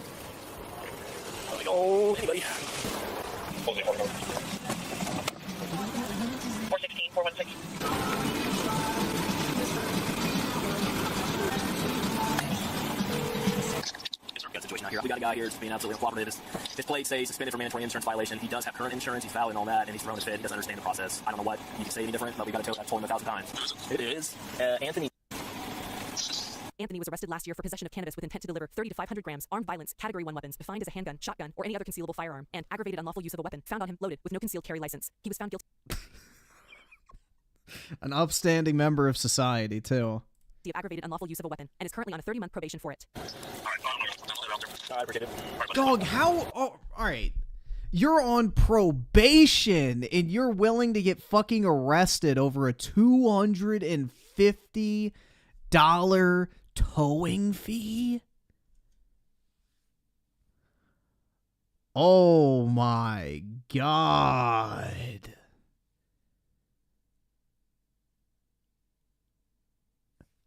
Dude, no amount of money is worth violating your fucking probation because you can go back to fucking jail in addition to being charged with new shit.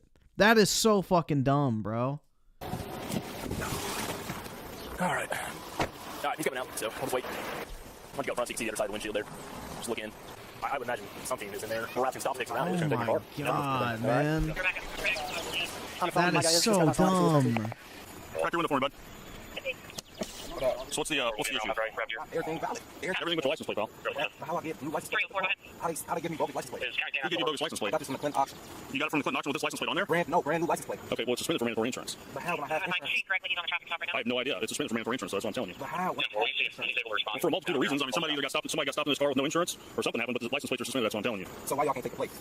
We are. Well, we actually won't because you have valid insurance, but the car's got to be towed. How? When I got valid insurance, but like how did that work? That's how it works. You don't have valid registration for the vehicle operating on the roadway, so it's got to be towed. Oh, but the registration is right here, and the insurance is right here. So how I don't have valid? The license plates. That's your registration. License plates are your registration. They're not valid. For insurance, but I have insurance. Enforcement of the mandatory insurance law is accomplished through an electronic insurance verification process. If the initial verification attempt does not verify that a vehicle is covered by a statutorily required minimum liability insurance policy, that vehicle will be checked a second time after 30 days. This process allows the office to determine whether the vehicle was sold, placed into storage, or otherwise not being driven on the roadways. If the second verification attempt does not confirm a liability insurance policy for the vehicle, the registered owner of the vehicle will be sent a registration suspension letter. The vehicle owner and insurance company will be required to prove that the vehicle is covered by a liability insurance policy on the date of the initial verification attempt within 30 days of the letter through their insurance agent. If the registered owner and insurance agent cannot provide proof that the vehicle was covered by a liability insurance policy on the date of the initial verification attempt, the vehicle's registration will be suspended. That happens a lot. A lot of people have insurance and their license plates are suspended for mandatory insurance. So how did that happen though? When these is brand new plates and I have insurance. How long did you buy the car? Not too long ago, a few months. A few months? Something happened in the state of Illinois and you where you didn't report something and they suspended the plates. I don't have nothing going on. Like what do you mean? I don't know. I don't own this car. It's brand new. I'm telling you. I've never ran into somebody that had their plates accidentally suspended for mandatory insurance. Bro, it don't make no sense because I have insurance. I have the plates. I'm the owner. Everything is secure. Registration. Okay. I never got pulled over. Like, and got a ticket and I didn't pay. Like, there's no reason. My plates, that's brand new from a few months ago, should be saying saying I don't have insurance when I've had insurance full time. Okay, well, the bottom line is the license plates are suspended, so you can't operate the vehicle on the roadway. So we're gonna... No, that's not how this works. We're going to tow the vehicle. Yeah, because you beat the police officer here and they stopped you at the end of the driveway. Okay, so... That don't make no sense. Like, that makes no sense. It does make sense, I assure you. It might not make sense to you, but it makes sense to everybody else here. Because y'all trying to finesse. That's why it makes sense to everybody else. Y'all make hoops. We're not finessing anything. The state of Illinois has suspended your license plates. So you guys go ahead and step out of the car. Talking about they suspended my license plate when I got valid. Look, this is a registration right here with the plate number, insurance, with the pin. That's pretty typical. Go ahead and step out of the car. Both of you. So where can what do I got to do to get this back today? Stay there. Stay there. Yeah, I live here. I'm not staying nowhere. Okay. Well, don't go up behind these police officers. Go straight inside. What's the point? Like y'all just want 250? Y'all hurting that bad? Back up a little bit. I'll talk to you in a minute. Y'all hurting that bad? Just get out of the car, dude. You just said I can go down there. You can either get an interior or you can go to jail. That's your option. If you don't get out of the car, you're going to go to jail. Bro, so you said I got to go to Shane or... Bro, they're being so nice. Like, bro, at this point, they could have fucking busted this fucking window and just dragged him out. Like, they're giving him so many outs, too. This is horrible, man.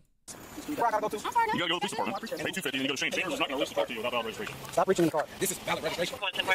Then get out of the car. We give you get your hands down. Get your hands down. You got something there. Get out of the car. Get out of the car. Get out of the car. Put your hands behind your back. Get out of the car, Anthony. Y'all some bitches. Keep your hands. You talking to Bro, what are y'all trying to tell me? Don't tense up, man. Man, relax. Y'all last week. Just relax. You guys aren't complying to anything you say. Stop. Wait. Stop. You're under arrest. For resisting. Yeah, you're rookie. Nowhere. Record everything. Record right now. No, keep recording up here. We got to record. No, I'm not going nowhere. Y'all tweaking. I'm not under arrest, bro. Y'all tweaking. Anthony, record to my car, bro. I don't have to go nowhere. Y'all walk to my car. I'm not arrested for nothing. I haven't done nothing wrong, bro. Y'all under arrest. This is for license. Now you're under arrest. Go to the car. You're under arrest. Go to the car. Get away from the car. You're going to be put in handcuffs next. Yeah, all this for a suspended license plate. Yes, you fucking dumbass. You couldn't have just gotten out of the car over a suspended license plate. Like, you're the one who escalated it, you dumbass. Holy shit, man. These guys look like fucking saints compared to most fucking cops you see. Jesus Christ, bro. Ferris with the 2, that's cap. Nah, bro, this is wild. Jesus, man. Oski Bosky with the 2, he could have avoided all this if he slowed down. Exactly. I don't know, man. This whole thing is dumb. He should have just paid the $250. Yeah, it sucks. Take it up in court. Maybe you'll get your money back if you're in the right and, you know, move on. But is this really worth endangering your probation? Like, that's what's wild, too, is he's on fucking probation. So it's not just the fact that, you know, he'll get arrested and have to pay $250 anyway. It's he can end up back in jail for the shit that he's on probation for having more legal issues. So it's like, your freedom is worth fucking $250. Like, I don't know, man. This is wild. 7 inches? That's pretty big. But that's the thing, is he did pay for his insurance, it seems like. But, you know, there's some like, obviously he didn't report it. That's what it sounds like. Is like he actually paid for the insurance, but didn't actually report the insurance with, like, the correct plate number or whatever. So that probably could have been, like, you know, dealt with. And then he probably would have gotten this money back. But I don't know, man. Even if you don't get the money back, this is not worth getting arrested over. Because you've been told to stay away. And I did. And you just walked up to the passenger side of the car. That's illegal, right? Nothing. Yeah. What you just did is illegal. Stay back. You're gonna be in handcuffs next. Watch out, bro. Watch out. Watch out. Watch out, bro. You doing extra shit. You doing extra shit, bro. Watch out. Do your job, bro. I'm right here. I don't have to get in the car. You're under arrest for resisting. Get in the back of the squad car. Y'all ass capping, bro. Y'all ass capping. Y'all capping, bro. Watch out. Y'all doing too much. Y'all said y'all towing my car for suspended license plate, so tow the car. Give me a couple more units down here. We're trying to get a crowd. We got 2 in the squad car. Y'all ass tweaking. No, you can put that back in my pocket. How can you tow something when it's on private property? Is he pulling on private property? This is my property. Absolutely, it's a traffic stop. Okay, so how can you tow it if it's on private property? That's what I'm asking. Because he committed a violation of the roadway. They So followed you down can still here. tow it? Yes, we can. Even though it's on private property? Yes. You guys step back. There's a canine out. I don't want anybody getting bit. Go there and deal with that. Yeah.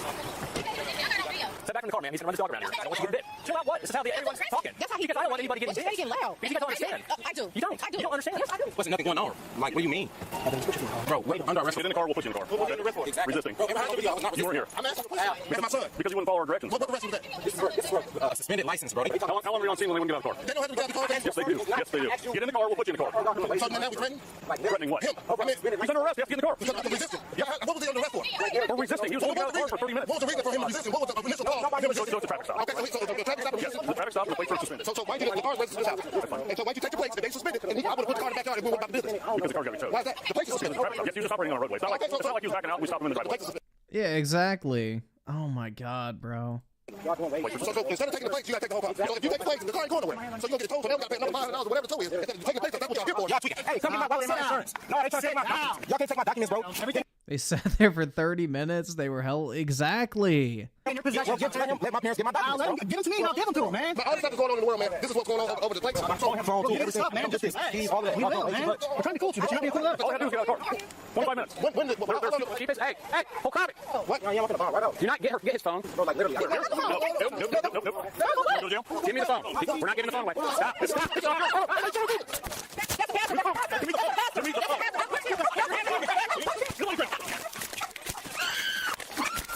Bro, this is so much better sped up. It just adds to the comedic effect. Give me all the units right now. Get back. Get back. You're going to jail. Bruh.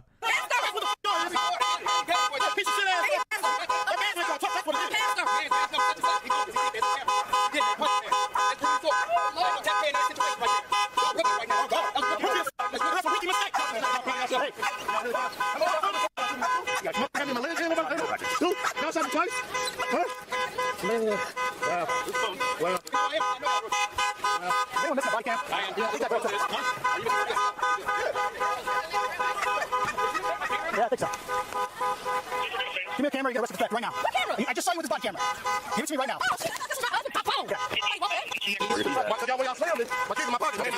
She tried to steal the body camera.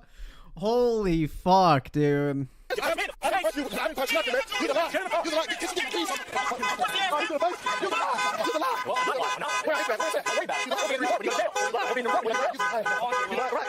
And when you do, I'm gonna get you for fun. We're doing nothing. Completely. You about to say? I have no reason to be here. I live here. No reason. This my damn son. Well, then you shouldn't act out like this. All I do is go along the program. Don't walk over there. Now touch that. What's on your legs? I said don't approach him. Yes. Who's your wife? Right there. She's wearing a white shirt? You left for 1 second. Understand. She got legal rights. Sorry, wait. That's fine. Bro, look at that t-shirt. Holy shit, dude. Yeah, buddy, white is not your color.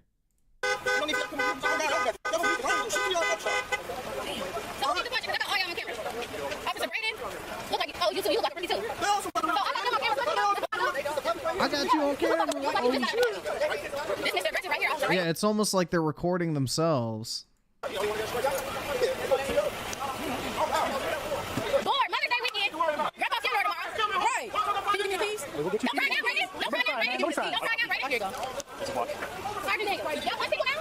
I mean, technically they could arrest her for taking the body cam, but they're not being... That's the thing, is like they weren't even trying to be fucking mean.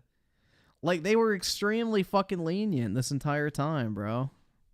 No, I got y'all touching him. I've been recording for 20 minutes. And we got one out too. Yep, my camera got too. All y'all work. Expired plates. Make it make sense. Stop the car. Right now. I'm confused. Take him to jail for the car. Then we go buy them out. All these over some plates. All this over some plates. Yeah, all this over some fucking plates. He could have just gotten out of the car, paid the $250, and moved on with his life. Holy shit, dude.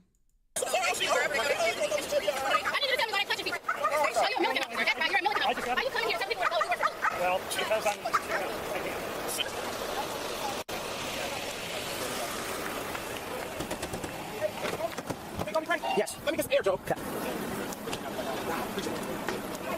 04 Alphatron with the 2, man, this is not fair. His dad is a model citizen. I know, bro. He didn't do nothing. And Ferris with the 2, he had such a bright future ahead of him. Yeah, especially with that weapons charge, for sure. And 04 Alphatron with the 2 as an African American. This is too ghetto for me. I mean, this isn't that bad, in all honesty, compared to some of the other ones I've seen. Are you hot? You want the air up? Yeah.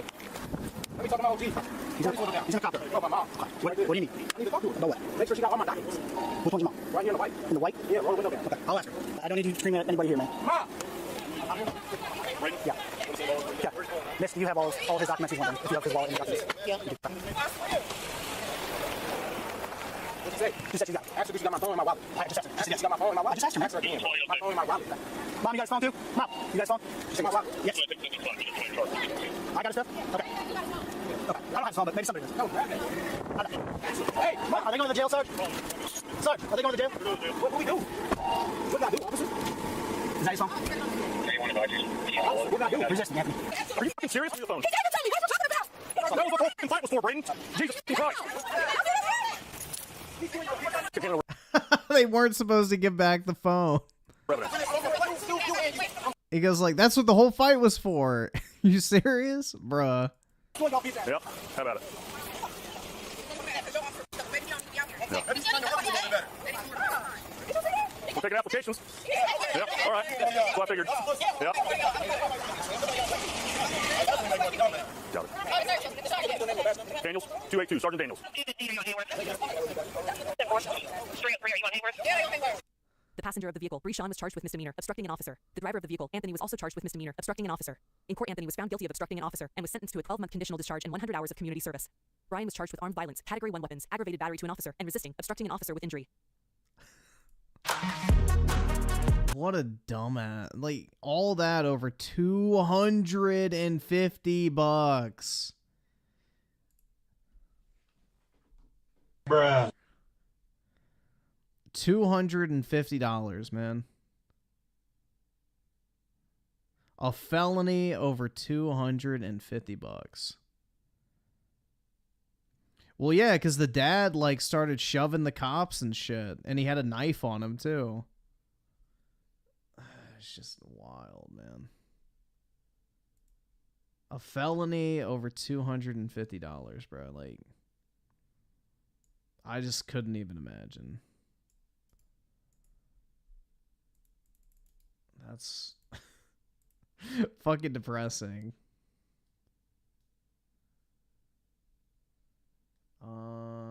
This.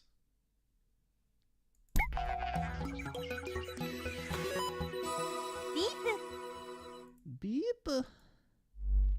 Sounds Japanese.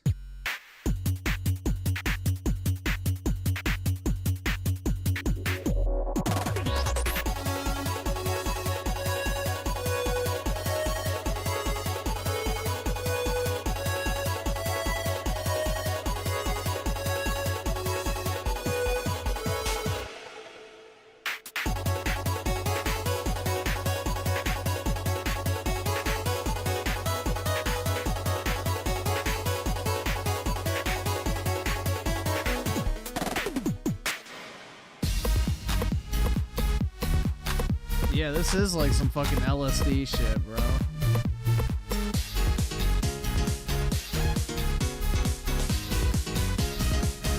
Seizure-inducing trailer, for real.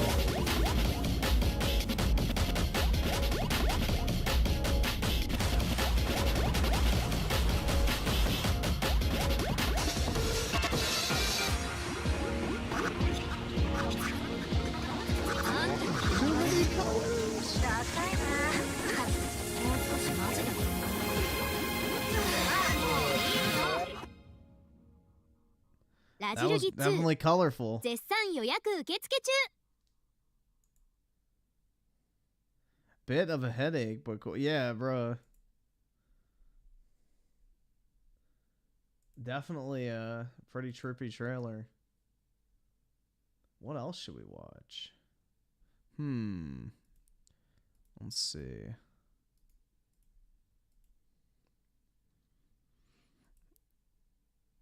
Well, yeah, it's a Japanese game. Why would it be on Xbox, bro? Come on now. That's a given.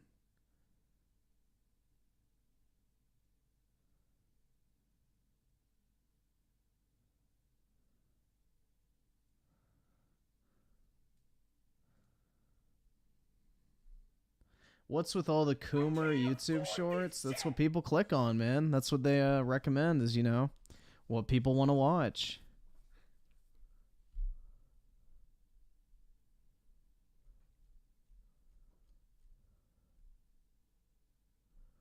They try to get you to watch like all this fucking weird shit, man.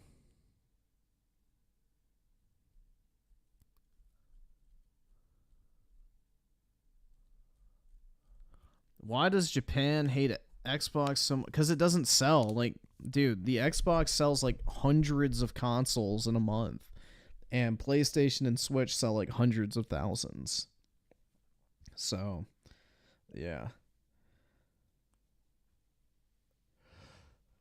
It's just like, basically nobody in Japan cares about Xbox at all. You can see the tit. It's blurred. They're like pasties or whatever the fuck. It's like, you know when Pokimane had her fucking nip slip, you couldn't actually see the nipple. She had like the little paste thing, or like little circular pasty thing over her nipple. It's like that. It's not the actual titty. I mean, you can see obviously the rest of the boob, but not the nips. So it's safe. You can upload that.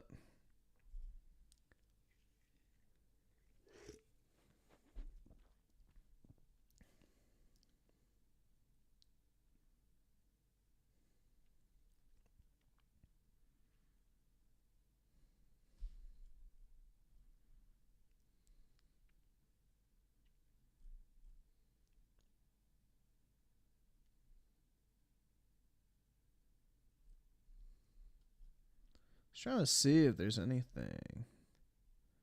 There's not really much happening right now. It's kind of a lull.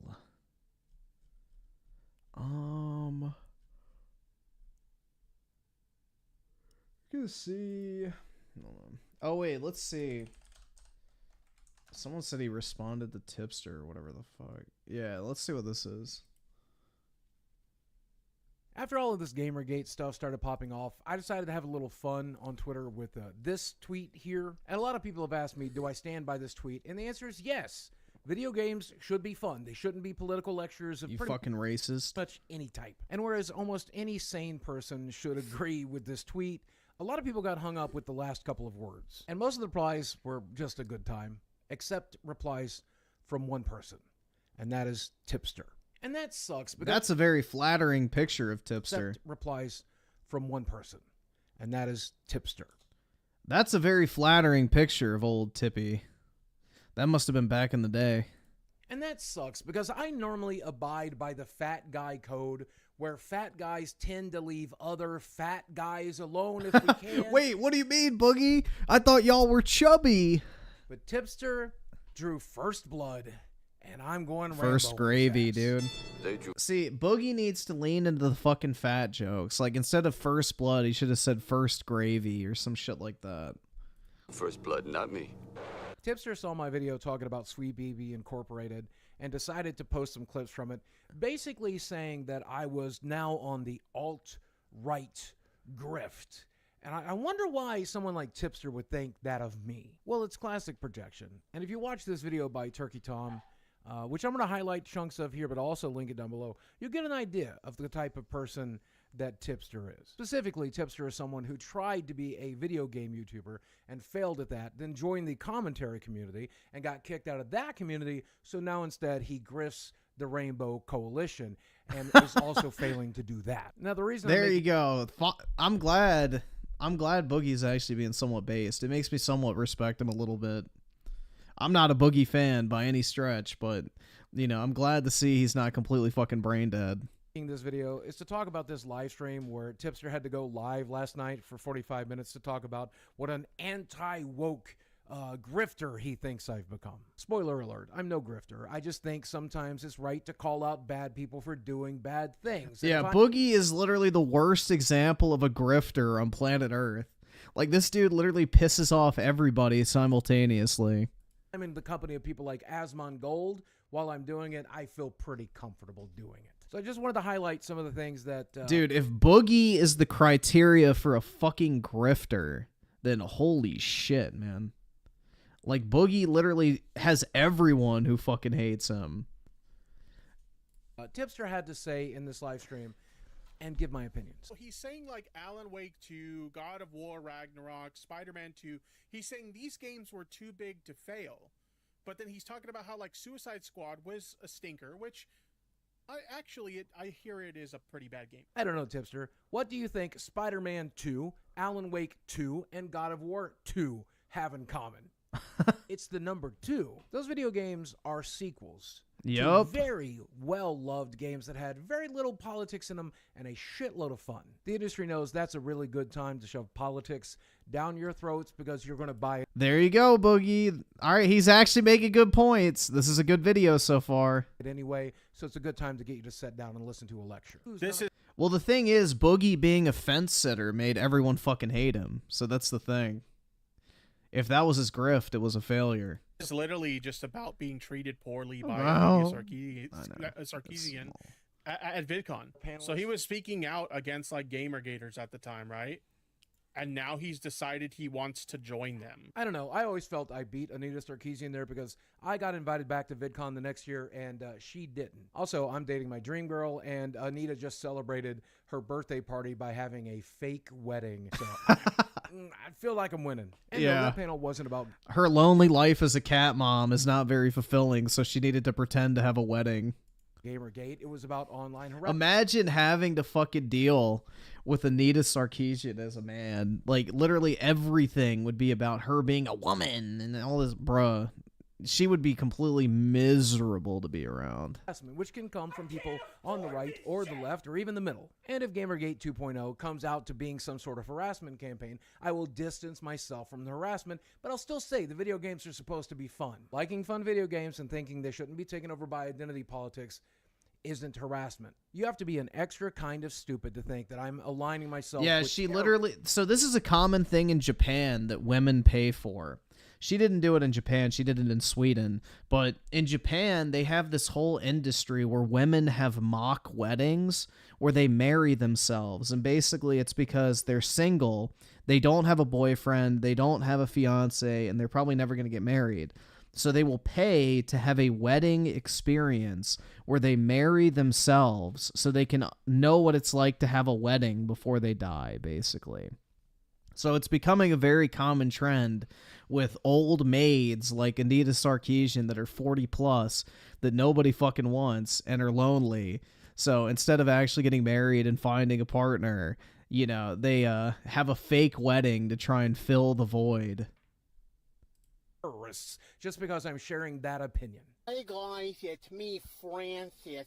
And you know, last time this Gamergate thing happened all those years ago, I'm gonna side with all the racists and the Nazis and stuff like that, because they seem to think I'm a really cool guy. I don't even know where to start with that, other than the fact that he genuinely thought he was doing something there. And it's really great that he's that stupid. It is nice to see him just admitting that he thinks that if you like fun video games and you don't want to be pandered to in those games, that you are a racist and a Nazi. And it's awesome to see him own that. Anybody who knows me in my audience knows that I do not overuse terms like, you know, racists and Nazis. Yes, you fucking do, you lying sack of shit.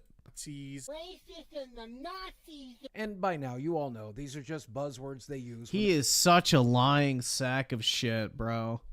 They don't have a valid argument against the fact that video games should be fun. These people just do not understand that video games for us is a form of escapism to escape real-world politics, and we're not here to pay $70 to be lectured to.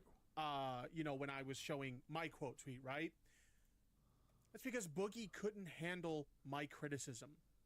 He couldn't handle the fact that I'm right. Or maybe he doesn't want to fucking deal with your dumb ass. Holy fuck, dude. Oh, he can't handle my criticism. He can't handle it, dude. I'm just such an intellectual powerhouse. He couldn't handle me. Yeah, he probably just doesn't want to see your fucking dumb ass. I block everybody on Twitter almost for no reason. People seem to like it when I do it. They wear it as like a badge of honor. Oh, look, Boogie blocked me. And also... You're intimidated by my superior intellect. That's why you won't talk with me. It's not that I'm an annoying fat piece of shit who no one should take seriously, but my superior intellectual prowess has scared you off. Like, oh my god, dude. What a fucking dork. Holy shit. I don't have to deal with their bullshit. But Tipster, that's not why I blocked you. I blocked you because you were a disgusting, depraved human being. Agree. There you go, bro. Bro, when Boogie's calling you a disgusting, depraved human being, uh-oh. Uh-oh. That's got some weight behind it, because Boogie definitely knows what that entails. Like spending, what, 500K on hookers? Or dating a feeder? Oh my god, bro. The Lugia with the 2. I hope Boogie gets some redemption. Yeah, exactly. This is a good start, man. This is a pretty good video, in all honesty. I haven't really heard anything too bad. Super Straight with the 5. Why do people hate Boogie? Watch LolCal live and you'll know why. I went from liking Boogie to hating the shit out of him now. Constant. Yeah, exactly. Yeah, Boogie is insufferable if you ask me overall. I mean, I would like to see him get better, but that's kind of like hoping for something that'll never happen. Zong Xena with the 5. Play... What the fuck? Panzer Kampf? If it's just a music video, I don't know. I don't really want to sit there and just watch a music video. It was We'll just see. last month that you were defending drawn photos of child pornography, and that just irks me in the worst way humanly possible. Your only online friend left is Keffels, and she threw you under the bus because you were defending child pornography. I may not be Mr. Well, Rod- Keffels was defending child pornography as well, too, until, you know, he realized it wasn't a good look, so instead of taking accountability for that fact, decided to throw Tipster under the bus rather than admit, yeah, I probably shouldn't have defended child porn. But at least I don't have a history of both harassing online e-girls as well as online trans women. You call me a grifter because I broke my silence on this whole video game topic. Yeah, You're the I one can who- only imagine the DMs between Tippy and the trans community. He wants some girl cock, dude. Left the commentary community to go fleece the LGBTQ. You want to warn me about aligning myself with the right? Well, you know what? That's not something I plan to do. I just want to align myself with people who like video games, and there's plenty of people on the left that do that. But you're choosing to ally yourself with the left and only the left, excluding... Yeah, no. Tipster did not spend 500K on fucking hookers. That was Boogie. Anybody that happens to be in the middle or the right, and that's a really bad plan for you. The reason you're failing at everything you're trying to do right now is because you're trying to appeal to the left, but you're such a vile, disgusting person that even they don't want to have anything to do with you.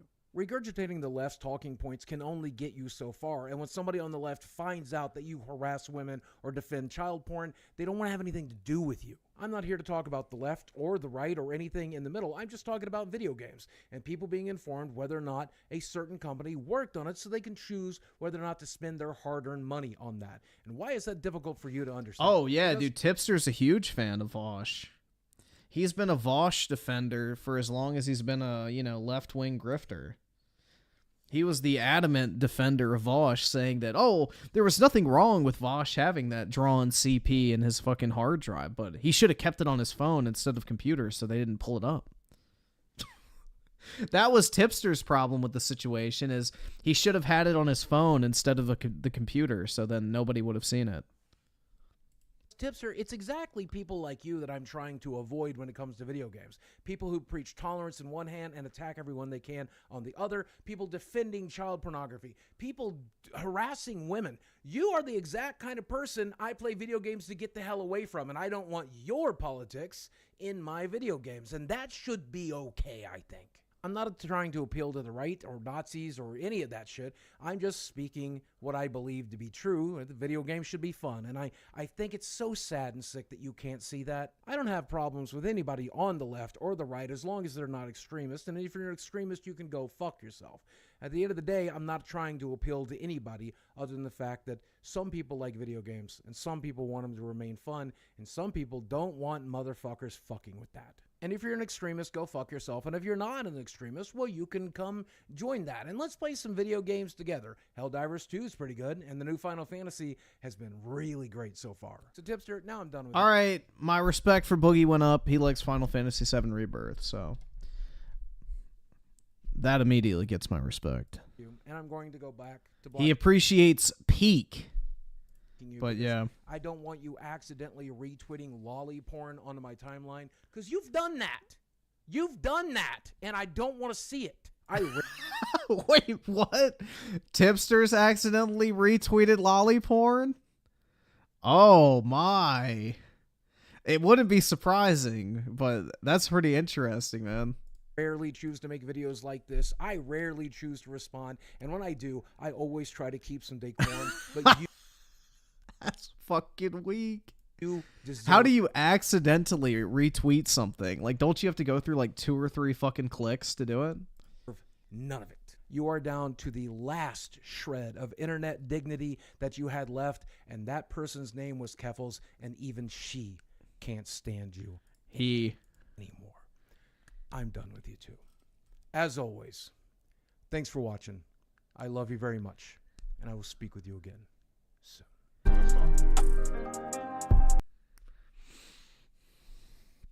I didn't even know Tipster existed until now. That's a great let's see. It seems like everybody's in pretty good support of Boogie on this one. I think this was a decent video, man. If Boogie keeps the same energy, he might be on his way to, you know, making a recovery. So, this was not a bad video at all.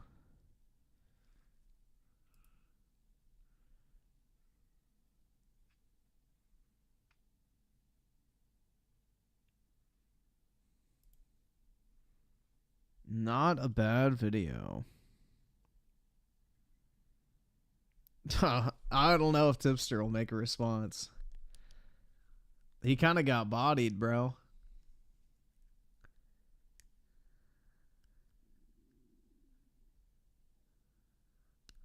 It's over and since chat, man. Fuda lover? Huh? The fuck? Who's the Fuda lover? Elon should buy Sweet Baby and... Yeah, I don't know if that would fix the problem, man.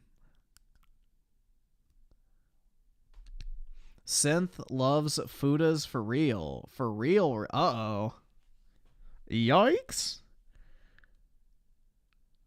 Lugia with the 2. Glad you like Final Fantasy. Me, not my cup of tea. Fair enough, man.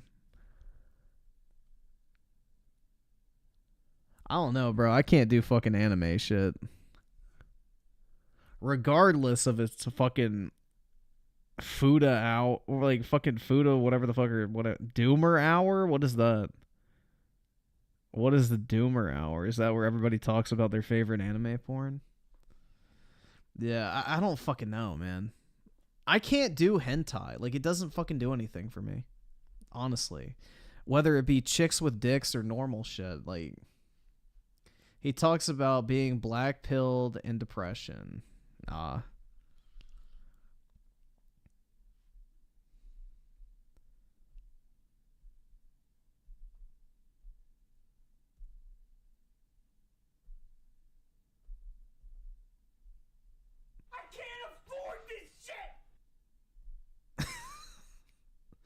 Synth said Fuda isn't trans, just a woman with a penis. Bruh.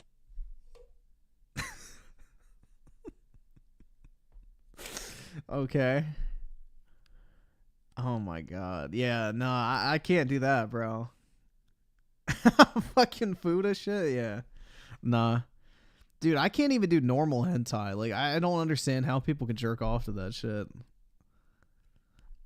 I'm about as flaccid as cooked spaghetti watching hentai. Much less the weird shit.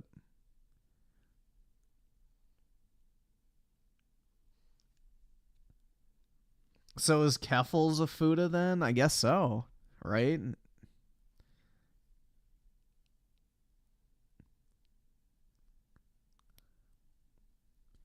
Griffin is a secret Fuda. Oh yeah, man.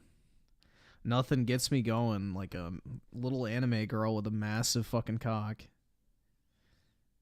fucking another anime girl. Or maybe boy, I don't know. How does the Fuda dynamic work? Is it a girl with a cock fucking another girl? Or is it a girl with a cock fucking her boyfriend or whatever? What? I don't know what the dynamic is like, because I'm proud to say I have not actually consumed Fuda content. Both? Oh, there you go.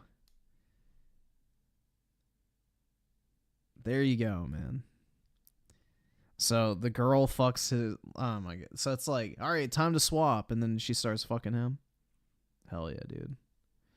Sometimes they both have cocks and pussy. Sometimes they have balls and sometimes... What the fuck? Holy shit, man. Do they ever dock? Jesus Christ, dude.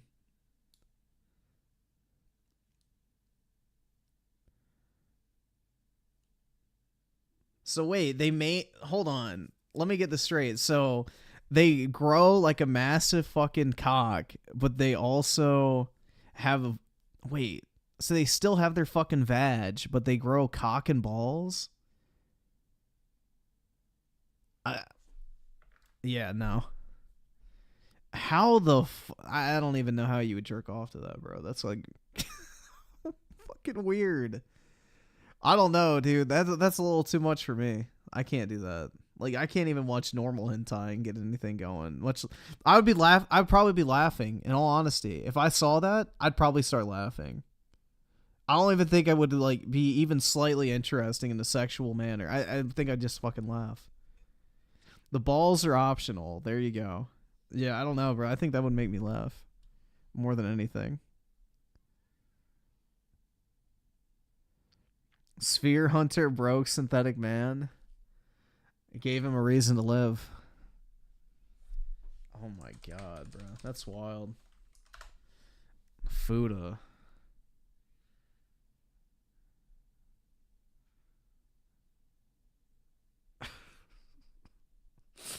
Threatens to drop all RPGs. We've been stuck in this endless Groundhog Day feeling of every day. So why does the topic of Fuda even come up in this chat? I don't know, man. I shouldn't say that because we talk about weird shit all the fucking time anyway. Let's see. TSPH with the 2 should have posted MILF hentai. Gross. Why would you want to watch an old woman, bro? Drawn or real? I don't get that. Like, why do you want to look at some old bag? Like some old fucking saggy titties or, you know, obvious fucking balloon tits. I don't know, man. The whole MILF porn thing has never fucking resonated with me. It's the same stuff. It's like coveting a 1984 car versus like the 2024 model. It's like, why? Why would you want the old, beat up, run down, you know, barely functioning version when you could get the brand new, crisp, pristine, you know, variant? I don't get it personally, but I'm not into old bitches. Another long RPG. It's another limitless, endless, never progress. No. The MILF is more of an age group than an actual, like, oh yeah, well she had a kid, so she's a MILF. It's more, like in porn, it's more so a fucking age thing. Like, if they're over 35, they're considered a MILF or whatever the fuck it is. Game, and because of that, I feel like the variety has kind of stagnated. Here on the channel, this channel has stagnated. Views are down, engagement is down, contributions are down, everything's down. Yes, thank you, Dig McLeod, who's basically being a You never took a cougar to pound. I'm proud to say I have not. dark cloud saying, And I probably never will. oh, economy is down, inflation is up, everything's terrible. Yes, I heard this a million times. I also heard this during COVID. Yes, I also heard this during everything. You guys, you're a broken record. Okay? And well, dude, technically speaking, the only way I would ever consider somebody a MILF is if they're the mother of my child. That's about it. Otherwise, no bueno. I can't just have that continue. The thing is, it's not like this is going to last forever, because we're in a situation where there are some exciting, interesting games coming out, not only in the next few weeks, but in the next few months. You know, looking long-term at stuff, you know, the Elden Ring DLC, you know, is going to get people excited to see me play that, among many other things coming out by the summer. But we're in March, okay? And the situation that I find myself in, and all of us find ourselves in on this channel every day, is, okay, it's time for stream number 37 of the same game that I've been playing for 7 months. Okay, that's an exaggeration, but... So why don't you play it for longer than like what 3 hours at a time with 2 hours of breaks and blabbering. Like, this is DSP's problem, is like if he would just fucking sit down and like binge the fuck out of his games when they first come out, he would make not only so much more money, he would gain a lot more attention from people who are excited about the new game release, but he could also move on to something sooner. But, you know, he's so like structured, like, I will only play this game for 3 hours a day and that's it. It's fucking stupid. You know, it's gonna be samey. Griffin, how much would it take for you to go out with, like, just go on a date? I mean, shit, bro, that wouldn't be that expensive. But, I mean, if you're talking about, like, being in a serious relationship with a 60-year-old, that shit would never happen. The only reason I date is for intention. And I would have zero intentions other than to get the fuck away. Same kind of stuff. Again, same crowd will be here, which is fine. But at one point, will there be new exciting stuff going on? Oh, there's a new game coming out. Oh, guess what? Reports say it's terrible. Well, I'm not going to play it then. And then we wait. And I continue on with endless long games. And then the next game that comes out why don't you play a terrible game, Phil? If you were smart, you'd play a terrible game and then shit talk it. People love that type of shit. See, he's so fucking stupid. He's so fucking stupid, man. Like, why the fuck would you not play a bad game? It's going to get you viewers, and then you can rant about it and make money. Isn't that the end goal here? But he's like, I don't want to fucking do it. It's like, oh, boo-hoo. This is another endless long RPG, right? And then I skip it. Yeah, exactly. I get paid to play bad games all the time. People love watching people suffer through dog shit. He should play that zombie anime girl game you love. What, One Chambara? RPGs, because I'm playing too many RPGs. Is that the one? RPGs. People complain that I skipped the RPGs, even though the RPGs that I'm playing, people are saying are too long and boring. So it's kind of like this endless cycle at this point. I'm playing Final Fantasy VII Rebirth, and no one gives a shit. I don't give a fuck. Because it's been out for 3 weeks. Everybody else has already beaten it. They've watched the ending from other people. You are so fucking slow, dude. You have zero fucking job aside from playing video games. How the fuck are you so slow to finish a game after 3 fucking weeks? You don't have anything else going on other than playing video games on your fucking ass all day with literally zero responsibilities. Really? Rebirth, no one's showing up to the streams. It's very low attendance, very low engagement, and very low support, right? At least in the case of Baldur's Gate 3, you can argue the interest in the playthrough has waned over time, but man, people support that game. They like it so much, and He was too busy jerking to Fuda, maybe. Want to see me play it to completion, that they're supporting every single stream. Final Fantasy VII, it's like it jumped off a cliff into the water, onto the narrow shoal rocks down there, and the body is all jarred and ripped apart. I don't know what happened. This is a game that everyone was pumped for, and now it's like no one gives a two shits about it at all, right? Because you're too fucking slow. Holy fuck, man. I beat the game in 3 fucking days. I'm pretty sure every other streamer beat it in probably 4 days because they actually fucking work. They actually fucking sat down and played that shit from start to finish with minimal breaks because it's their fucking job. They're not like, oh, yeah, I played for 3 hours. That's enough for today. I got to go take a 2-hour break. And then, you know, we're going to have a 3-hour podcast about me bitching about how I didn't get enough money yesterday. Like, oh, my God, bro. I'm bizarrely shocked because I thought people were going to like it. Really. Very shocked. We have 2 major things to change and or figure out. Okay? The first is as follows. And this is absolutely 100% official because I've had enough. As of now, after today, because today we're already committed to trying to play Battlefront Collection, I am 100% committing to beating these goddamn RPGs as soon as fucking possible. I am not going to have Baldur's Gate 3 and Like a Dragon endlessly going on these channels. We are playing the fuck out of them. That's the thing. We have to figure out what's the game that I should play next Friday. Now, again, if I had my choice, if I ultimately could just play whatever I wanted, I would play Dragon's Dogma 2. But I'm concerned. Then play it. I'm getting feedback that I should play Dragon's Dogma 2. But I'm very concerned. We're getting out of RPGs. We're finishing 2. And now we're going to jump right into another one. Now, it's an action game. Oh my, dude. Phil, your problem is you're not just going to fucking play. You're going to play it for 3 hours. Then you'll play 4 other fucking games for the next 3 days. And then you'll play it again and everybody will have already moved on. You need to get the game and play it until you finish it. Then you move on to the next game. You play that one until you finish it. Then you move on to the next game. You play that one until you finish it, and you move on to the next game. This fucking constant hopping back and forth like, oh, well, today I'm playing Final Fantasy VII Rebirth. Tonight I'm going to play Like a Dragon, Dog, whatever the fuck. Then next I'm going to play Dragon's Dogma 2. Then I'm going to play Final Fantasy. Then I'm going to play Yakuza. Then I'm going to fucking play Street Fighter 6, and then I'm going to play Final Fantasy, then I'm going to play Tekken 8, then I'm going to play Street Fighter. Like, how the fuck is anybody supposed to keep up with that shit? Dragon's Dogma 2 is coming out. Play it. Okay, you beat it. Now, next game. Like, no shit, people lose fucking interest. They can't keep up with your dog shit schedule, and they don't want to fucking wait around forever. It is a very different style of RPG. This is an action-based RPG with different gameplay elements, right? But I am nervous it's not going to work. That it's going to be just like everything else. Please explain, because you're making me nervous. I buy the game, we play it 2 streams, and after 2 streams, people are tired of it. And they say, well, oh well, and they stop showing up, they stop engaging, they stop supporting, and I might as well never play the game. All right, I'm going to be honest with everyone. You guys have sadly been desensitized to streaming. You now think that every streamer should just play a hot new game for 2 streams and move on. And the reason that you believe that is because that... No. What people do is they play it for 2 streams that are like 16 hours long, Phil. You're not... The average streamer's not playing a game for fucking 3 hours and then calling it a day. The average streamer, like fucking, you know, Asmongold or whatever the fuck. Like, I'm pretty sure Asmongold called him out for this exact same shit, right?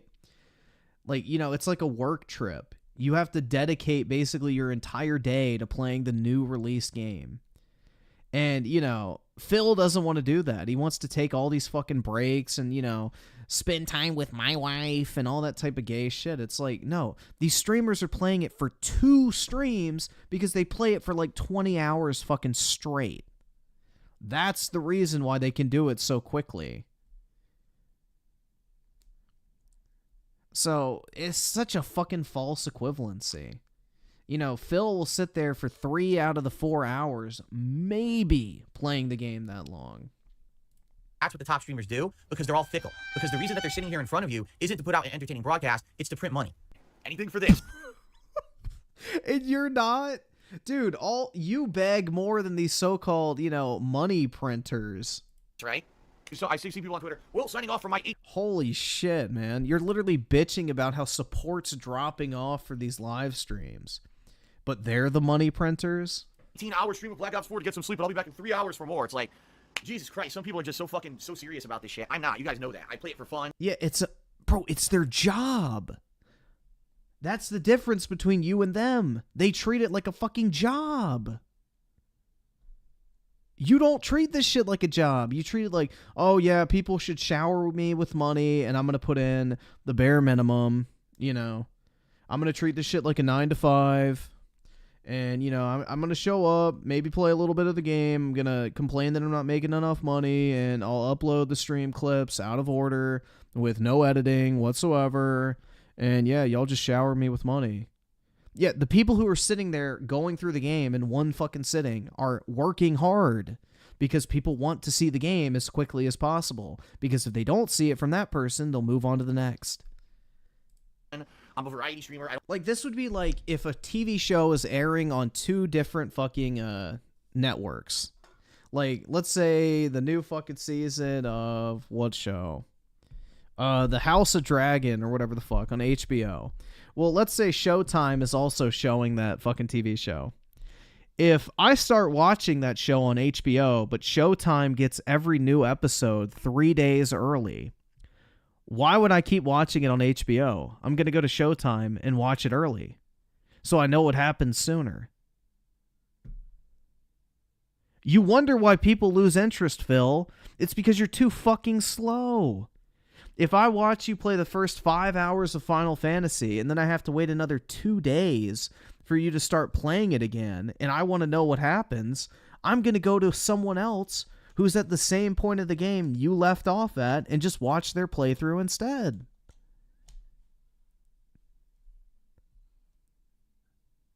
It's like such a no-brainer, man. Oh my god, dude. This is so dumb. Like, does he not... He thinks his wonderful personality is what brings people to his content. Yeah, there's probably 10 people who jerk off to your voice, Phil. Unironically. The rest don't fucking give a shit. They just want to see the game. Jesus, man. But he just wants to put in the bare fucking minimum and get the maximum amount of money. He's a lazy sack of shit. I don't rely on one genre or one style or one IP in order to make all make my popularity grow or anything. I'm just here to have fun with any game I play. And because of that formula, everyone just believes that's the status quo. Okay? It's not.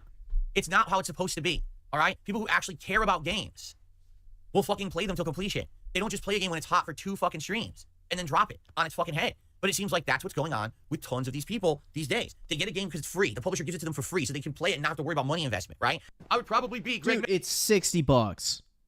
You are a 40-year-old man. That is not an investment. Holy shit, dude. Oh my god. You're buying a video game, Phil. You're not taking out a fucking mortgage. Holy shit. Miller. I would probably be these big-time fucking streamers who I don't even want to mention their names because they're assholes and they'll probably talk shit about me on social media if I say anything. Because I know a few of them already have. I never said a word about them. And when I in general called out on social media influencers, they actually attacked me because they realized that this is their fucking position of power and they rely on the influencer model to be popular and make money. And if God forbid that if I expose it for what it is, they would actually lose money and clout. So they all talk shit about me and try to blacklist me in the industry. Oh, I'm sure that's exactly what it is, Phil. It's nothing you've ever said or done. But there's a ton of them, guys. A ton of the top people are basically just paid shills. Why do you think they get everything early? Why the fuck did the guys from Kinda Funny Games get Metal Gear Solid 5 early?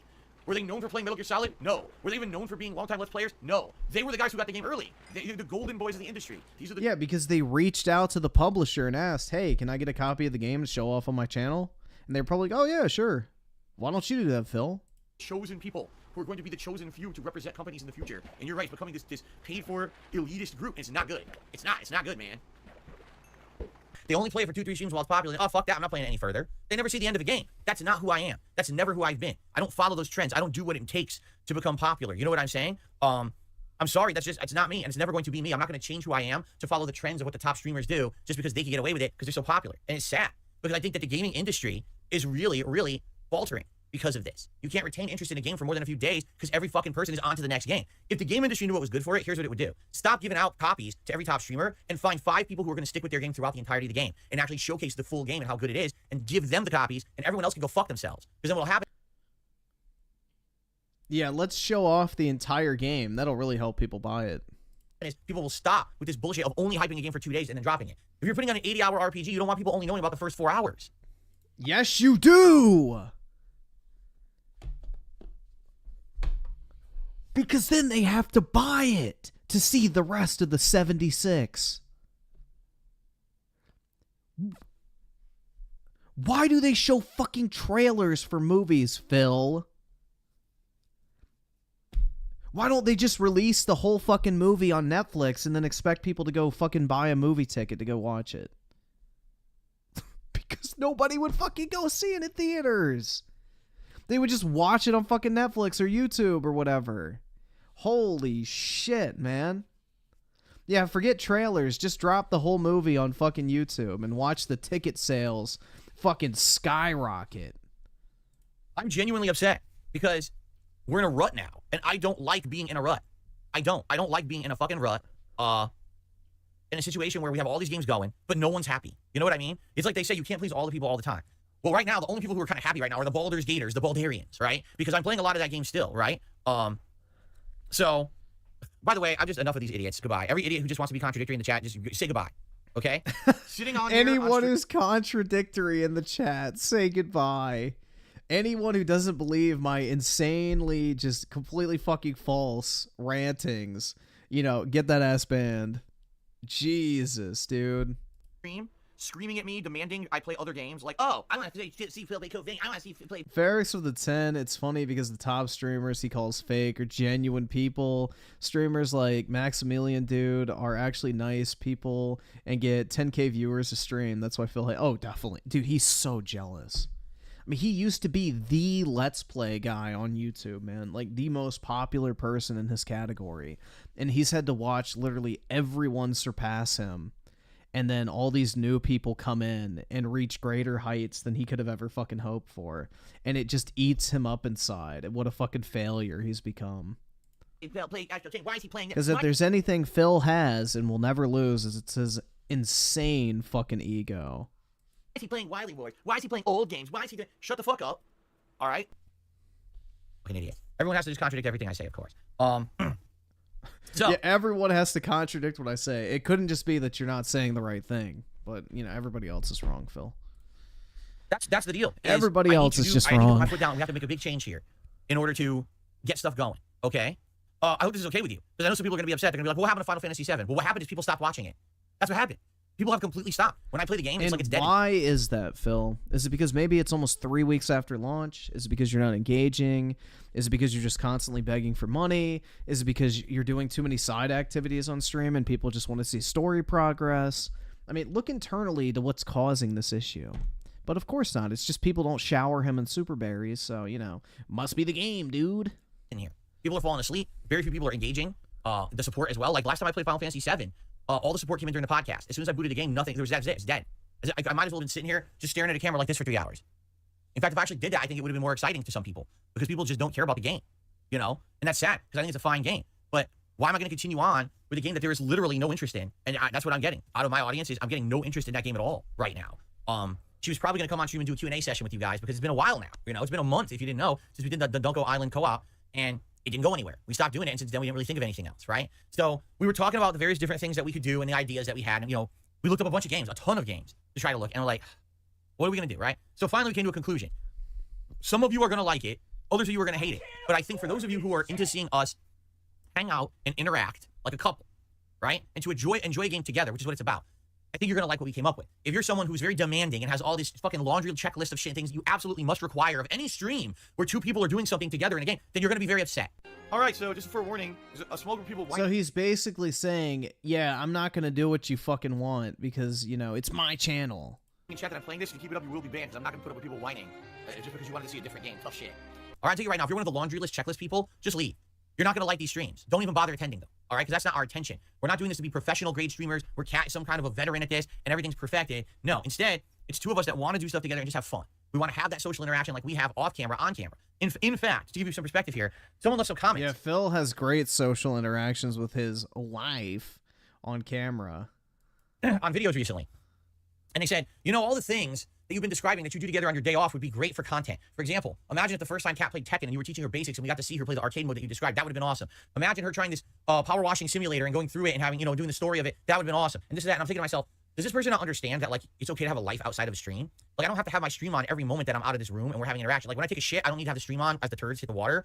And as we're cooking, we don't have to see, as we're frying and sauteing the pan, you don't need to see it singe. Z Herb with the 2, can't wait to say DSP play Grand Theft Snorto 6. Oh my god, bro. Dude, I can only imagine how fucking long his playthrough is going to be for that shit. It's going to be hours of just, like, literally doing the most mundane, boring shit imaginable. And see, or you don't see the smoke coming out of the food that I'm gonna eat. I can just tell you that we made it and ate it. You know, it doesn't. Not everything has to be broadcast live to an audience. There has to be like a separation of personal and public, and that's a great thing when you have that. Here we go, because some people are gonna like this and some people are gonna hate this.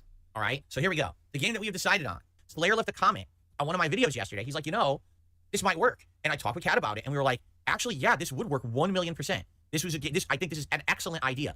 It's a game that's not very long. It's a game with a very interesting story. It's a game where we could even maybe do some co-op, but I'll explain in a moment because the game truly is co-op, but isn't. It's hard to explain.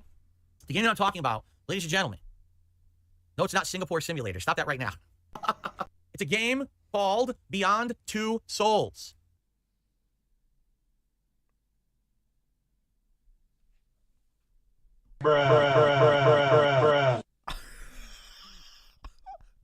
A fucking movie game? Oh my god, bro. He's talking about putting his audience to sleep. Holy shit. A game where you don't even play it. It is one of the older Quantic Dream games. It's actually the major one that came out before Detroit Become Human. And if you can believe it, it is co-op. but not really. Allow me to explain what I mean by that, okay? It is co-op, but not really. Okay, so please, I need feedback. Which do you want? I'm down for either. I would play either game. But here's the deal. No matter which game I play, please only give me your opinion if you're going to be here and commit to watching the playthrough. Not, oh, I just want to see the first early stages of it for 4 hours and I'm never coming back. Because if I buy a lengthy RPG and I play it for 4 hours and the interest drops off, here's what's going to happen. I'm going to stop playing RPGs. I'm going to repeat that for all of you. If I buy an RPG, because you guys say you want it, and I play the first 4 hours of it and it does okay, and then after that no one comes back, engages, or supports those playthroughs, I'm going to stop playing RPGs entirely. I will just... Oh my god. Drop them. Because I'm not going to do this anymore. I'm not. I'm not going to have months of my streams inundated with 100-hour games. That's right, dude. Unless you shower him in money, he's not even gonna bother. That people really only wanted to see 4 hours of, and then we're never gonna come back for it. He's such a fucking bitch, dude. Because that's what's happened with these playthroughs now. Can you imagine? I mean this now. Can you imagine if with Baldur's Gate 3, I played that in September? Can you imagine that? Because at least the way that I started in December, I was able to play all of December and all of January. And then when games had come out, right? Then I was able to balance it with those games. Can you imagine if I played it at a time when there was a zillion other games out too? My God, right? Oh my God. That's the deal. I need to have people commit to these games and not just say, well, we want this game. Yeah, but the game's 80 hours long and you only showed up for 5 hours, right? So it's got to be one of two things. Either people are going to ask for things they're going to commit to actually showing up and watching and engaging with, or we just play games for 5 hours and drop them all, in which case, that's pretty bad, don't you think? That I never finish a game? Can't believe Phil's still talking about views. Views, views, views. Yeah, views, views, views. I don't want to be Mr. Views.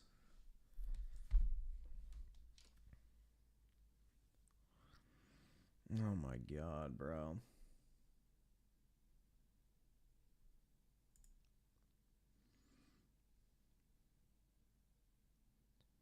Is that Hell's Kitchen sound coming from the video or from what Hell's Kitchen sound? Oh, you mean like the things. sound Either people are going to ask for things they're going to commit to. Probably the video. We're never going to come back for. Because that's what's happened with these playthroughs now. Can you imagine? I mean this now. I need to have people. I don't know which sound you're talking about. Hold on, let's see. I think there was another one. I find, and this is no exaggeration, probably about 80 to 90% of the time that something goes wrong for me, it's because someone else was incompetent or didn't do their job. Just being honest. Let's continue on. Let's jump back into some of these suggestions, okay? All right, let's jump in, right? Reduce asking for support. Yeah, he need the monies to, you know, feed, you know, the soul maid. Support. Okay? These segments put you in a bad light and are the exact kind of clips the trolls want. Z Herbert the 2, didn't DSP cry over Soiter mid too? Yeah, over that one of those stupid fucking missions where you have to like help an old man or some shit. It really comes off as desperate. Regulars already know how to support, and if newcomers don't know, they'll ask. People are smarter than you give them credit for. They'll figure out how to support. If anything, you should add a support command to your chat when someone asks you. You can simply say, type the support command, and you'll know how to support me. It doesn't turn into a long, drawn-out 10 to 30-minute segment about how giving you money that is going to be clipped out of context. It makes you look bad. We don't want another scoring debacle on our hands. Well, first of all, the scoring debacle is a whole separate thing. We all know what happened with the scoring debacle 2 years ago, where I was playing a game that really started good and became a piece of dog shit. When you guys actively, visibly see that I'm really annoyed that the game sucks, and I'm obviously toughing through it because you guys are here to watch and you're enjoying, you know, hopefully there'll be reciprocation. There was no reciprocation tonight. I mean... I remember that shit. All the tips that came in before even the extra time I played. All right, and everything else, my bill that I have to pay and everything on Thursday. I don't even have enough right now to buy Gotham Knights on Friday. Just being honest, I don't. So I'm hoping that tomorrow's going to be a better day in regards to that, so that I can actually afford all the stuff this week. All right. But in general, I don't like asking for support at all. If I had to never ever talk about support, I never would. In fact, you know what? I choose not to believe you. I don't believe you. Like Ron Burgundy says, I don't believe you. I choose not to believe you. It's not fun to have to bring up ways to contribute and to say, by the way, guys, today is a slow stream. But the bottom line is that's my livelihood. All right. Unlike most other.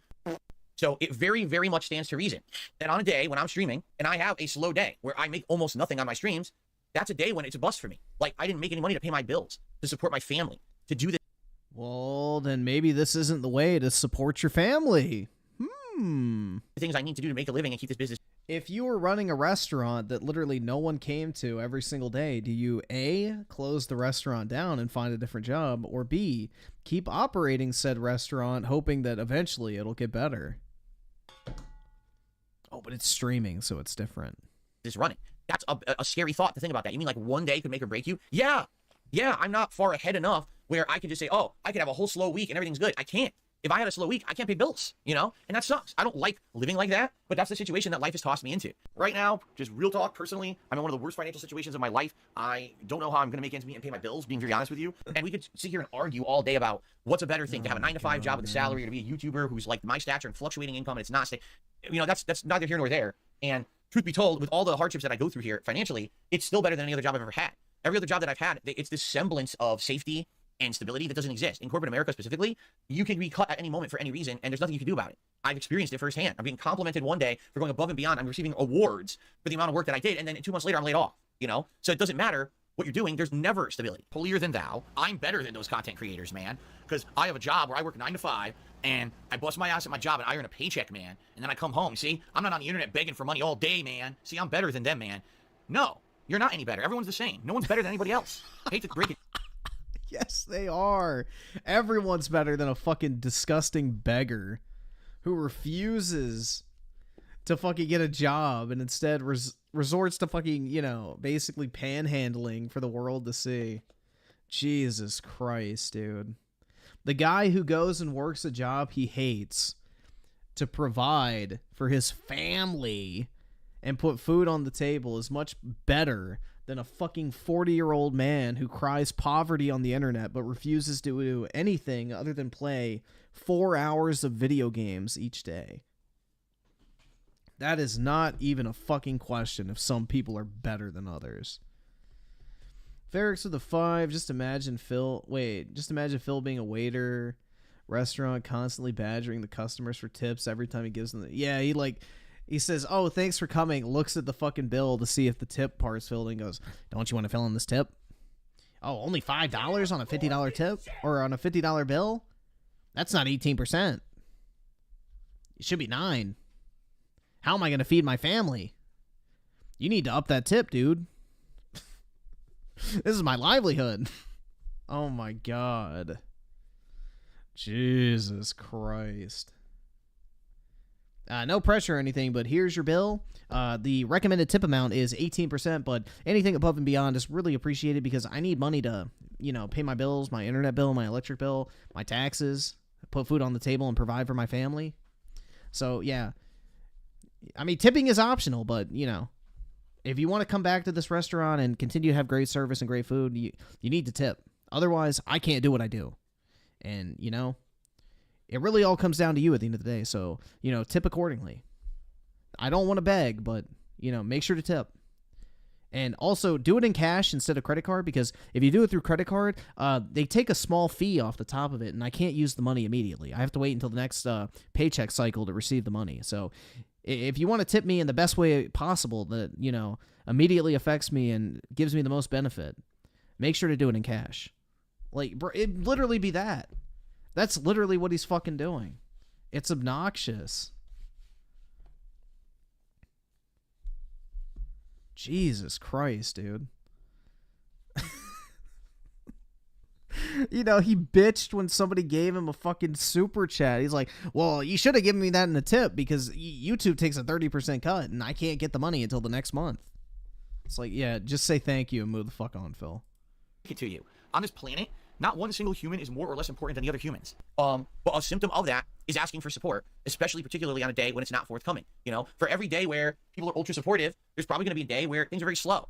And the thing is, do they tend to even out? Yeah, but some days nothing's happening. And if I say, hey, guys, just a reminder, please support the stream. You do a super chat, you do a membership, give a membership work here. Yeah, you might not like being advertised to. I don't either. I hate being advertised to. But I'm gonna do it anyway. Only ads make me not want to buy the product. Money, like a fucking money machine to try to pull the new thing.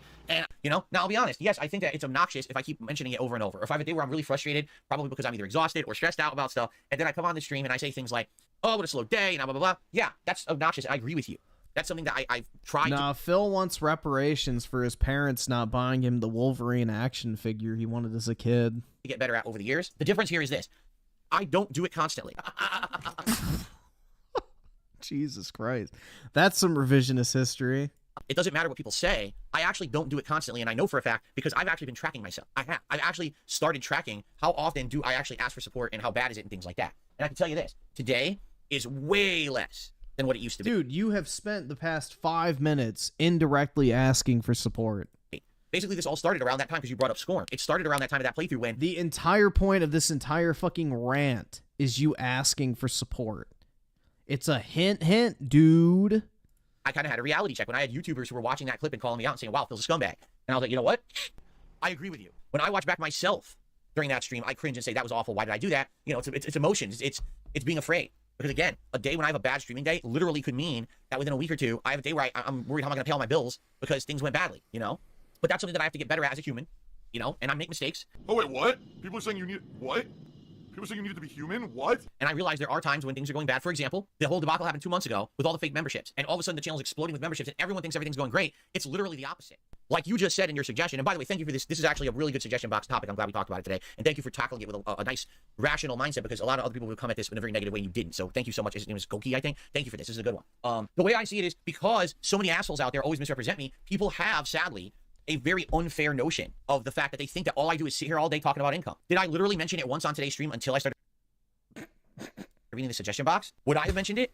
Maybe. I probably would have mentioned it when we started with the React show because during the React show, that's how that channel makes profit is just memberships. That's it. There's no ad revenue to be had on the React channel because everything gets claimed, but the memberships are the reason why that channel is profitable for me. Here he is advertising again. So yeah, during that show, I'll say, hey, just so you know, become a member today. You can suggest clips for next week's show. Maybe if you support the streams today with a super chat or a tip, that would be great because that's how I make my living on this channel. That's what makes it profitable, right?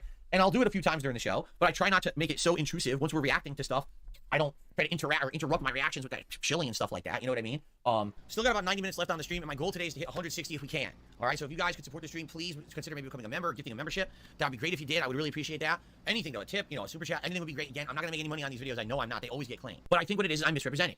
People will take the few times in a giant stream. You know, I turn on the stream 10:45 a.m. I start talking around 11:15. That talk segment, which is the level 1 podcast, goes on to like 12:45, and then we have 3+ hours of gameplay or 3+ hours of reacting, whatever it is I do. They'll take 5-6 hours of a stream. And they'll take the 3 to 4 times that maybe I plug, and they'll say, here's Phil's stream, and they'll just edit together. They'll act like that was the whole stream. Like, what? This is the same thing they used to do with This Is How You Don't Play. Take the awful clips out of the playthrough, that's like a 20-hour playthrough, but make a 1-hour montage of the times when I failed. Oh, that was Phil's playthrough. Well, it wasn't. That was 1/20th of the playthrough. You've ignored 90% of the playthrough to push a narrative. And that's how people represent me on the internet. His viewers exist to fucking pad his pockets, basically. And it makes me look far worse than what reality really is. Like, dude... That's what he said. Only a sucker works a 9 to 5. You know, work a job so he doesn't have to. Are there times when, yes, absolutely, I go too far with it? Yes, absolutely, there are. Hilarious. Bill Barnell says this is a guilt trip. It's not a fucking guilt trip, you fucking idiot. This is a business. That's also my hobby. Yes, I enjoy playing games, but we very much could have been playing something else tonight. I'm doing this because people asked me to do it, which hence you would think people would support it. It's not a fucking guilt trip. It's me being real with my audience, which you don't understand because you're a bitch.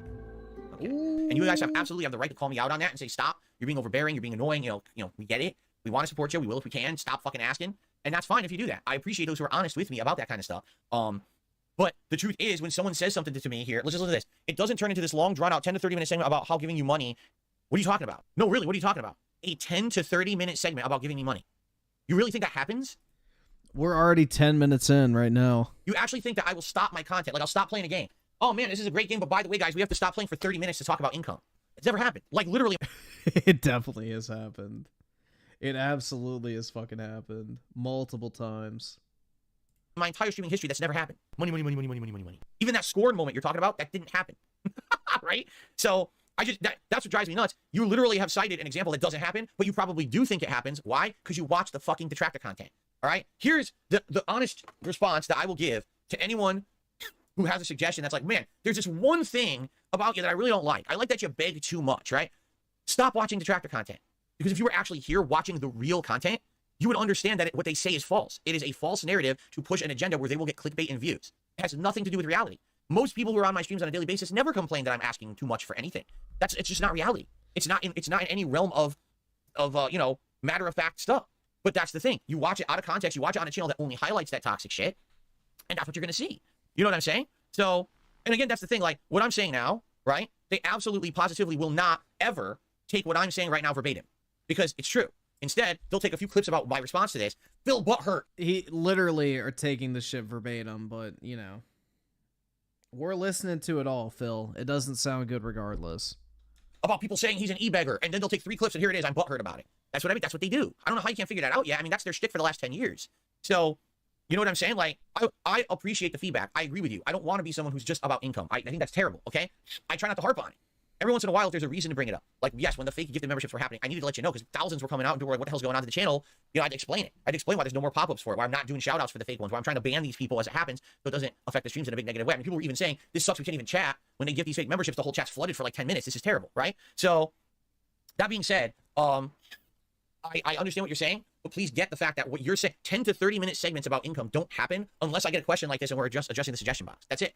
We don't have giant segments where, well, I'm just going to stop making content today until people contribute. Here, I'm going to turn the webcam off until someone sends me a nice, fresh 20. All right? When the 20 bucks rolls in, I'll turn the camera back on and we'll continue making content. I don't do that.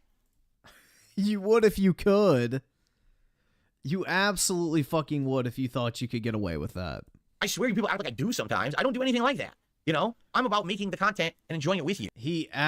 Well, dude, you literally threatened to stop playing games unless you make a certain amount of money each stream. So, it's the same fucking difference.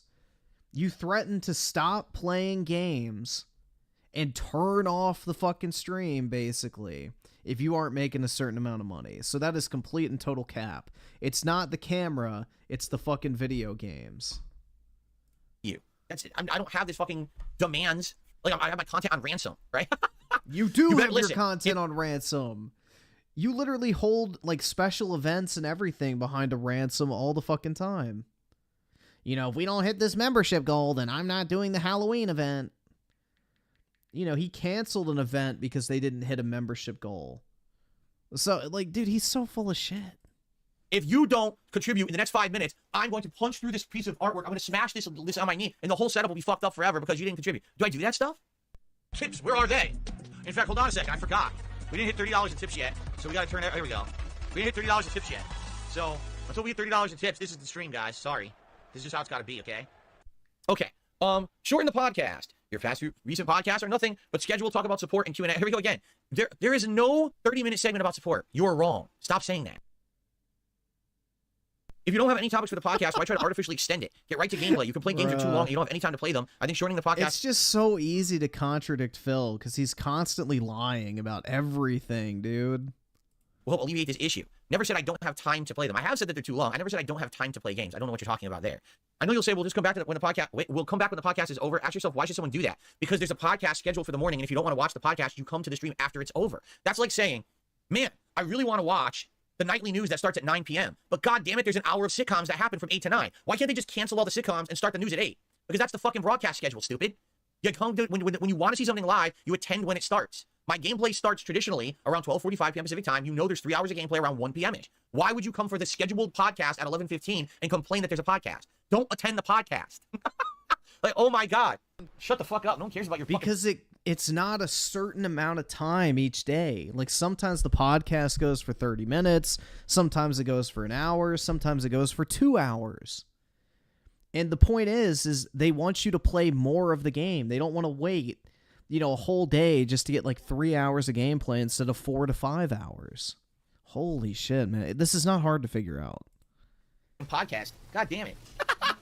There you go. Dentronic says, like ordering breakfast after the kitchen moved on to lunch. No, you know, it's the opposite of that. You show up at breakfast and you're yelling at the kitchen, why aren't you putting out dinner? It's breakfast, stupid. You're early. You can come back when dinner is served. Don't demand that the business completely change the way it operates because you can't adhere to a schedule. Like, what are you talking about? Good lord. All right? Engage with chat more. You don't really talk with chat during gameplay unless it's to moderate, tell chat to stop going off topic, or to read a super chat. You say it's a chill environment, but you yell at people when they don't talk about your gameplay. Maybe if you chat with people who go off topic, it can lead to interesting and meaningful conversations. Before I continue with that, I do try to engage with my chat. The problem is what you're addressing. Again, you can tell this person just watches detractor content and doesn't watch my content. Because the detractors will highlight the moments when I get upset if someone derailed the chat and say, oh, see, this is all filled in on stream today. When in reality, that was 1/40th of what happened on the stream. It was one moment. No, what I find is if I'm playing a game and the chat disengages from it, right? Like, this has happened with a couple Final Fantasy streams. I'm doing the open world content, and then people just start talking about other topics, right? I don't care if you talk about other topics, but understand if you're talking about shit that I don't know about, why are you doing that in my chat when you know the streamer is not interested? Like, look. Well, why don't you try to be interested, Phil? Why don't you talk about some random shit while you're playing the video game?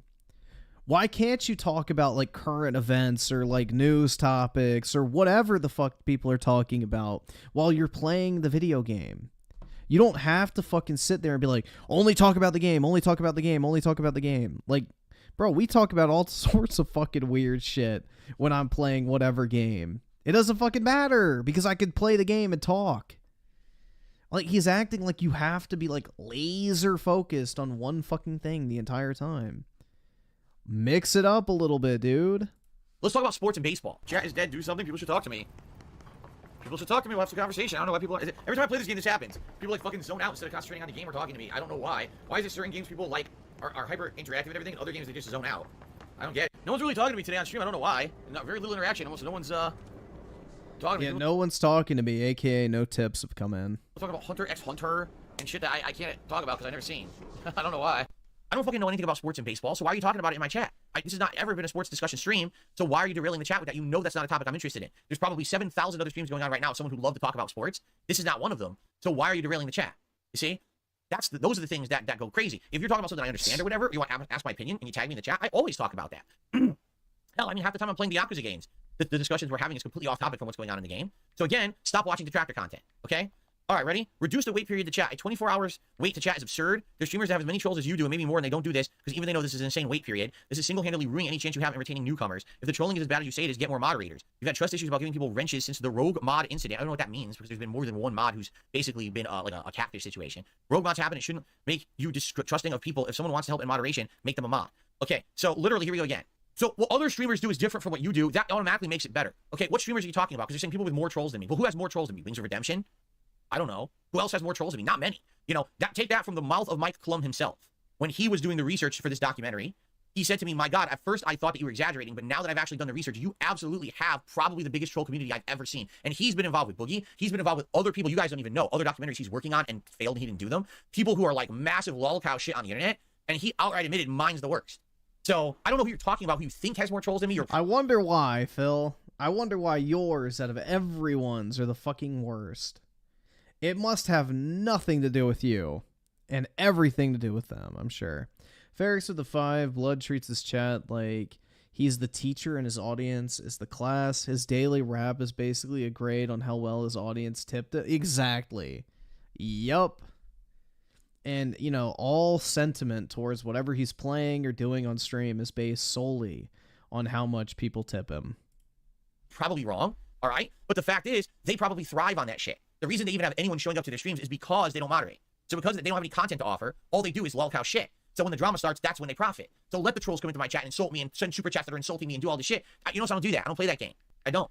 My content is valid. My content is positive. My content has meaning and merit to an audience that wants to see it. It's not the time that filters on his stream, everyone just rip him a new asshole as a lolcow, and that's how he profits. So if you want to see the lolcow marathon shit, you can go watch other content creators who even are on a fucking podcast called that, and you can leave me the fuck alone.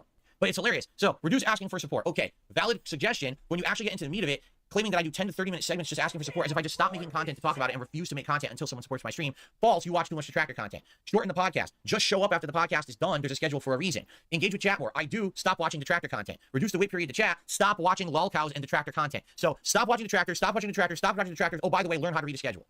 Thanks for the suggestions. That was a good one, huh? Oh my God. What a fucking idiot. Jesus, man. It's just wild, bro. Yeah, he's like 41, I believe. 40 fucking 1, bro.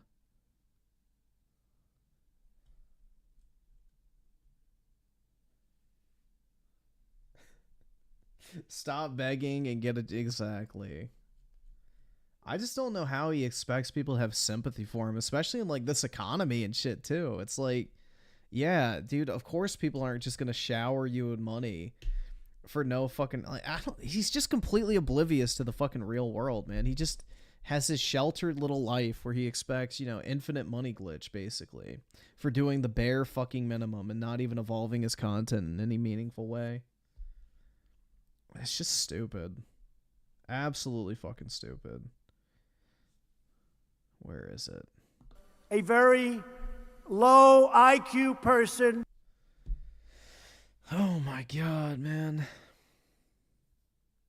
Don't people get sick? I think there's like some sick fuckers out there who just like to prolong the suffering, essentially.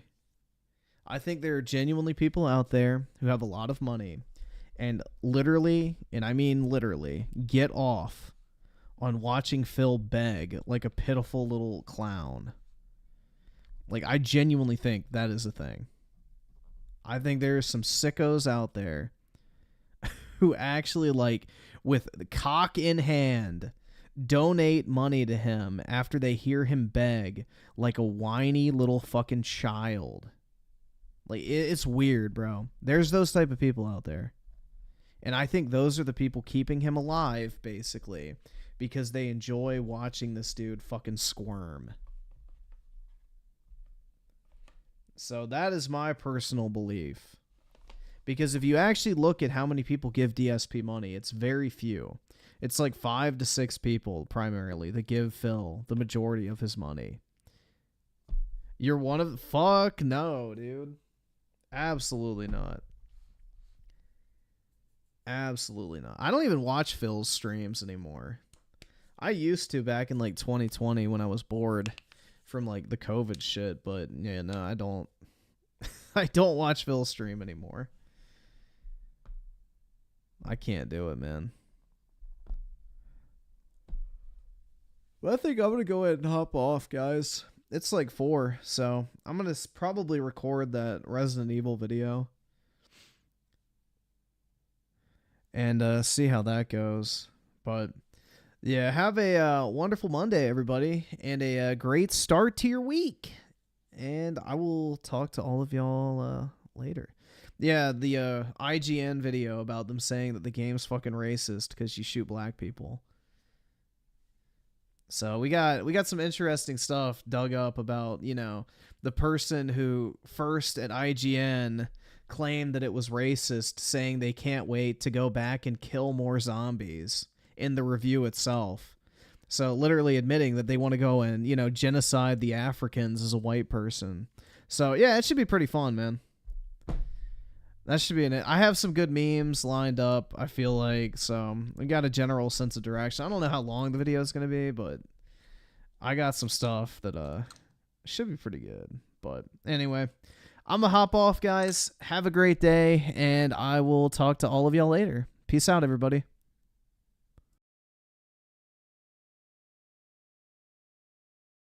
It's not about money. It's about sending a message.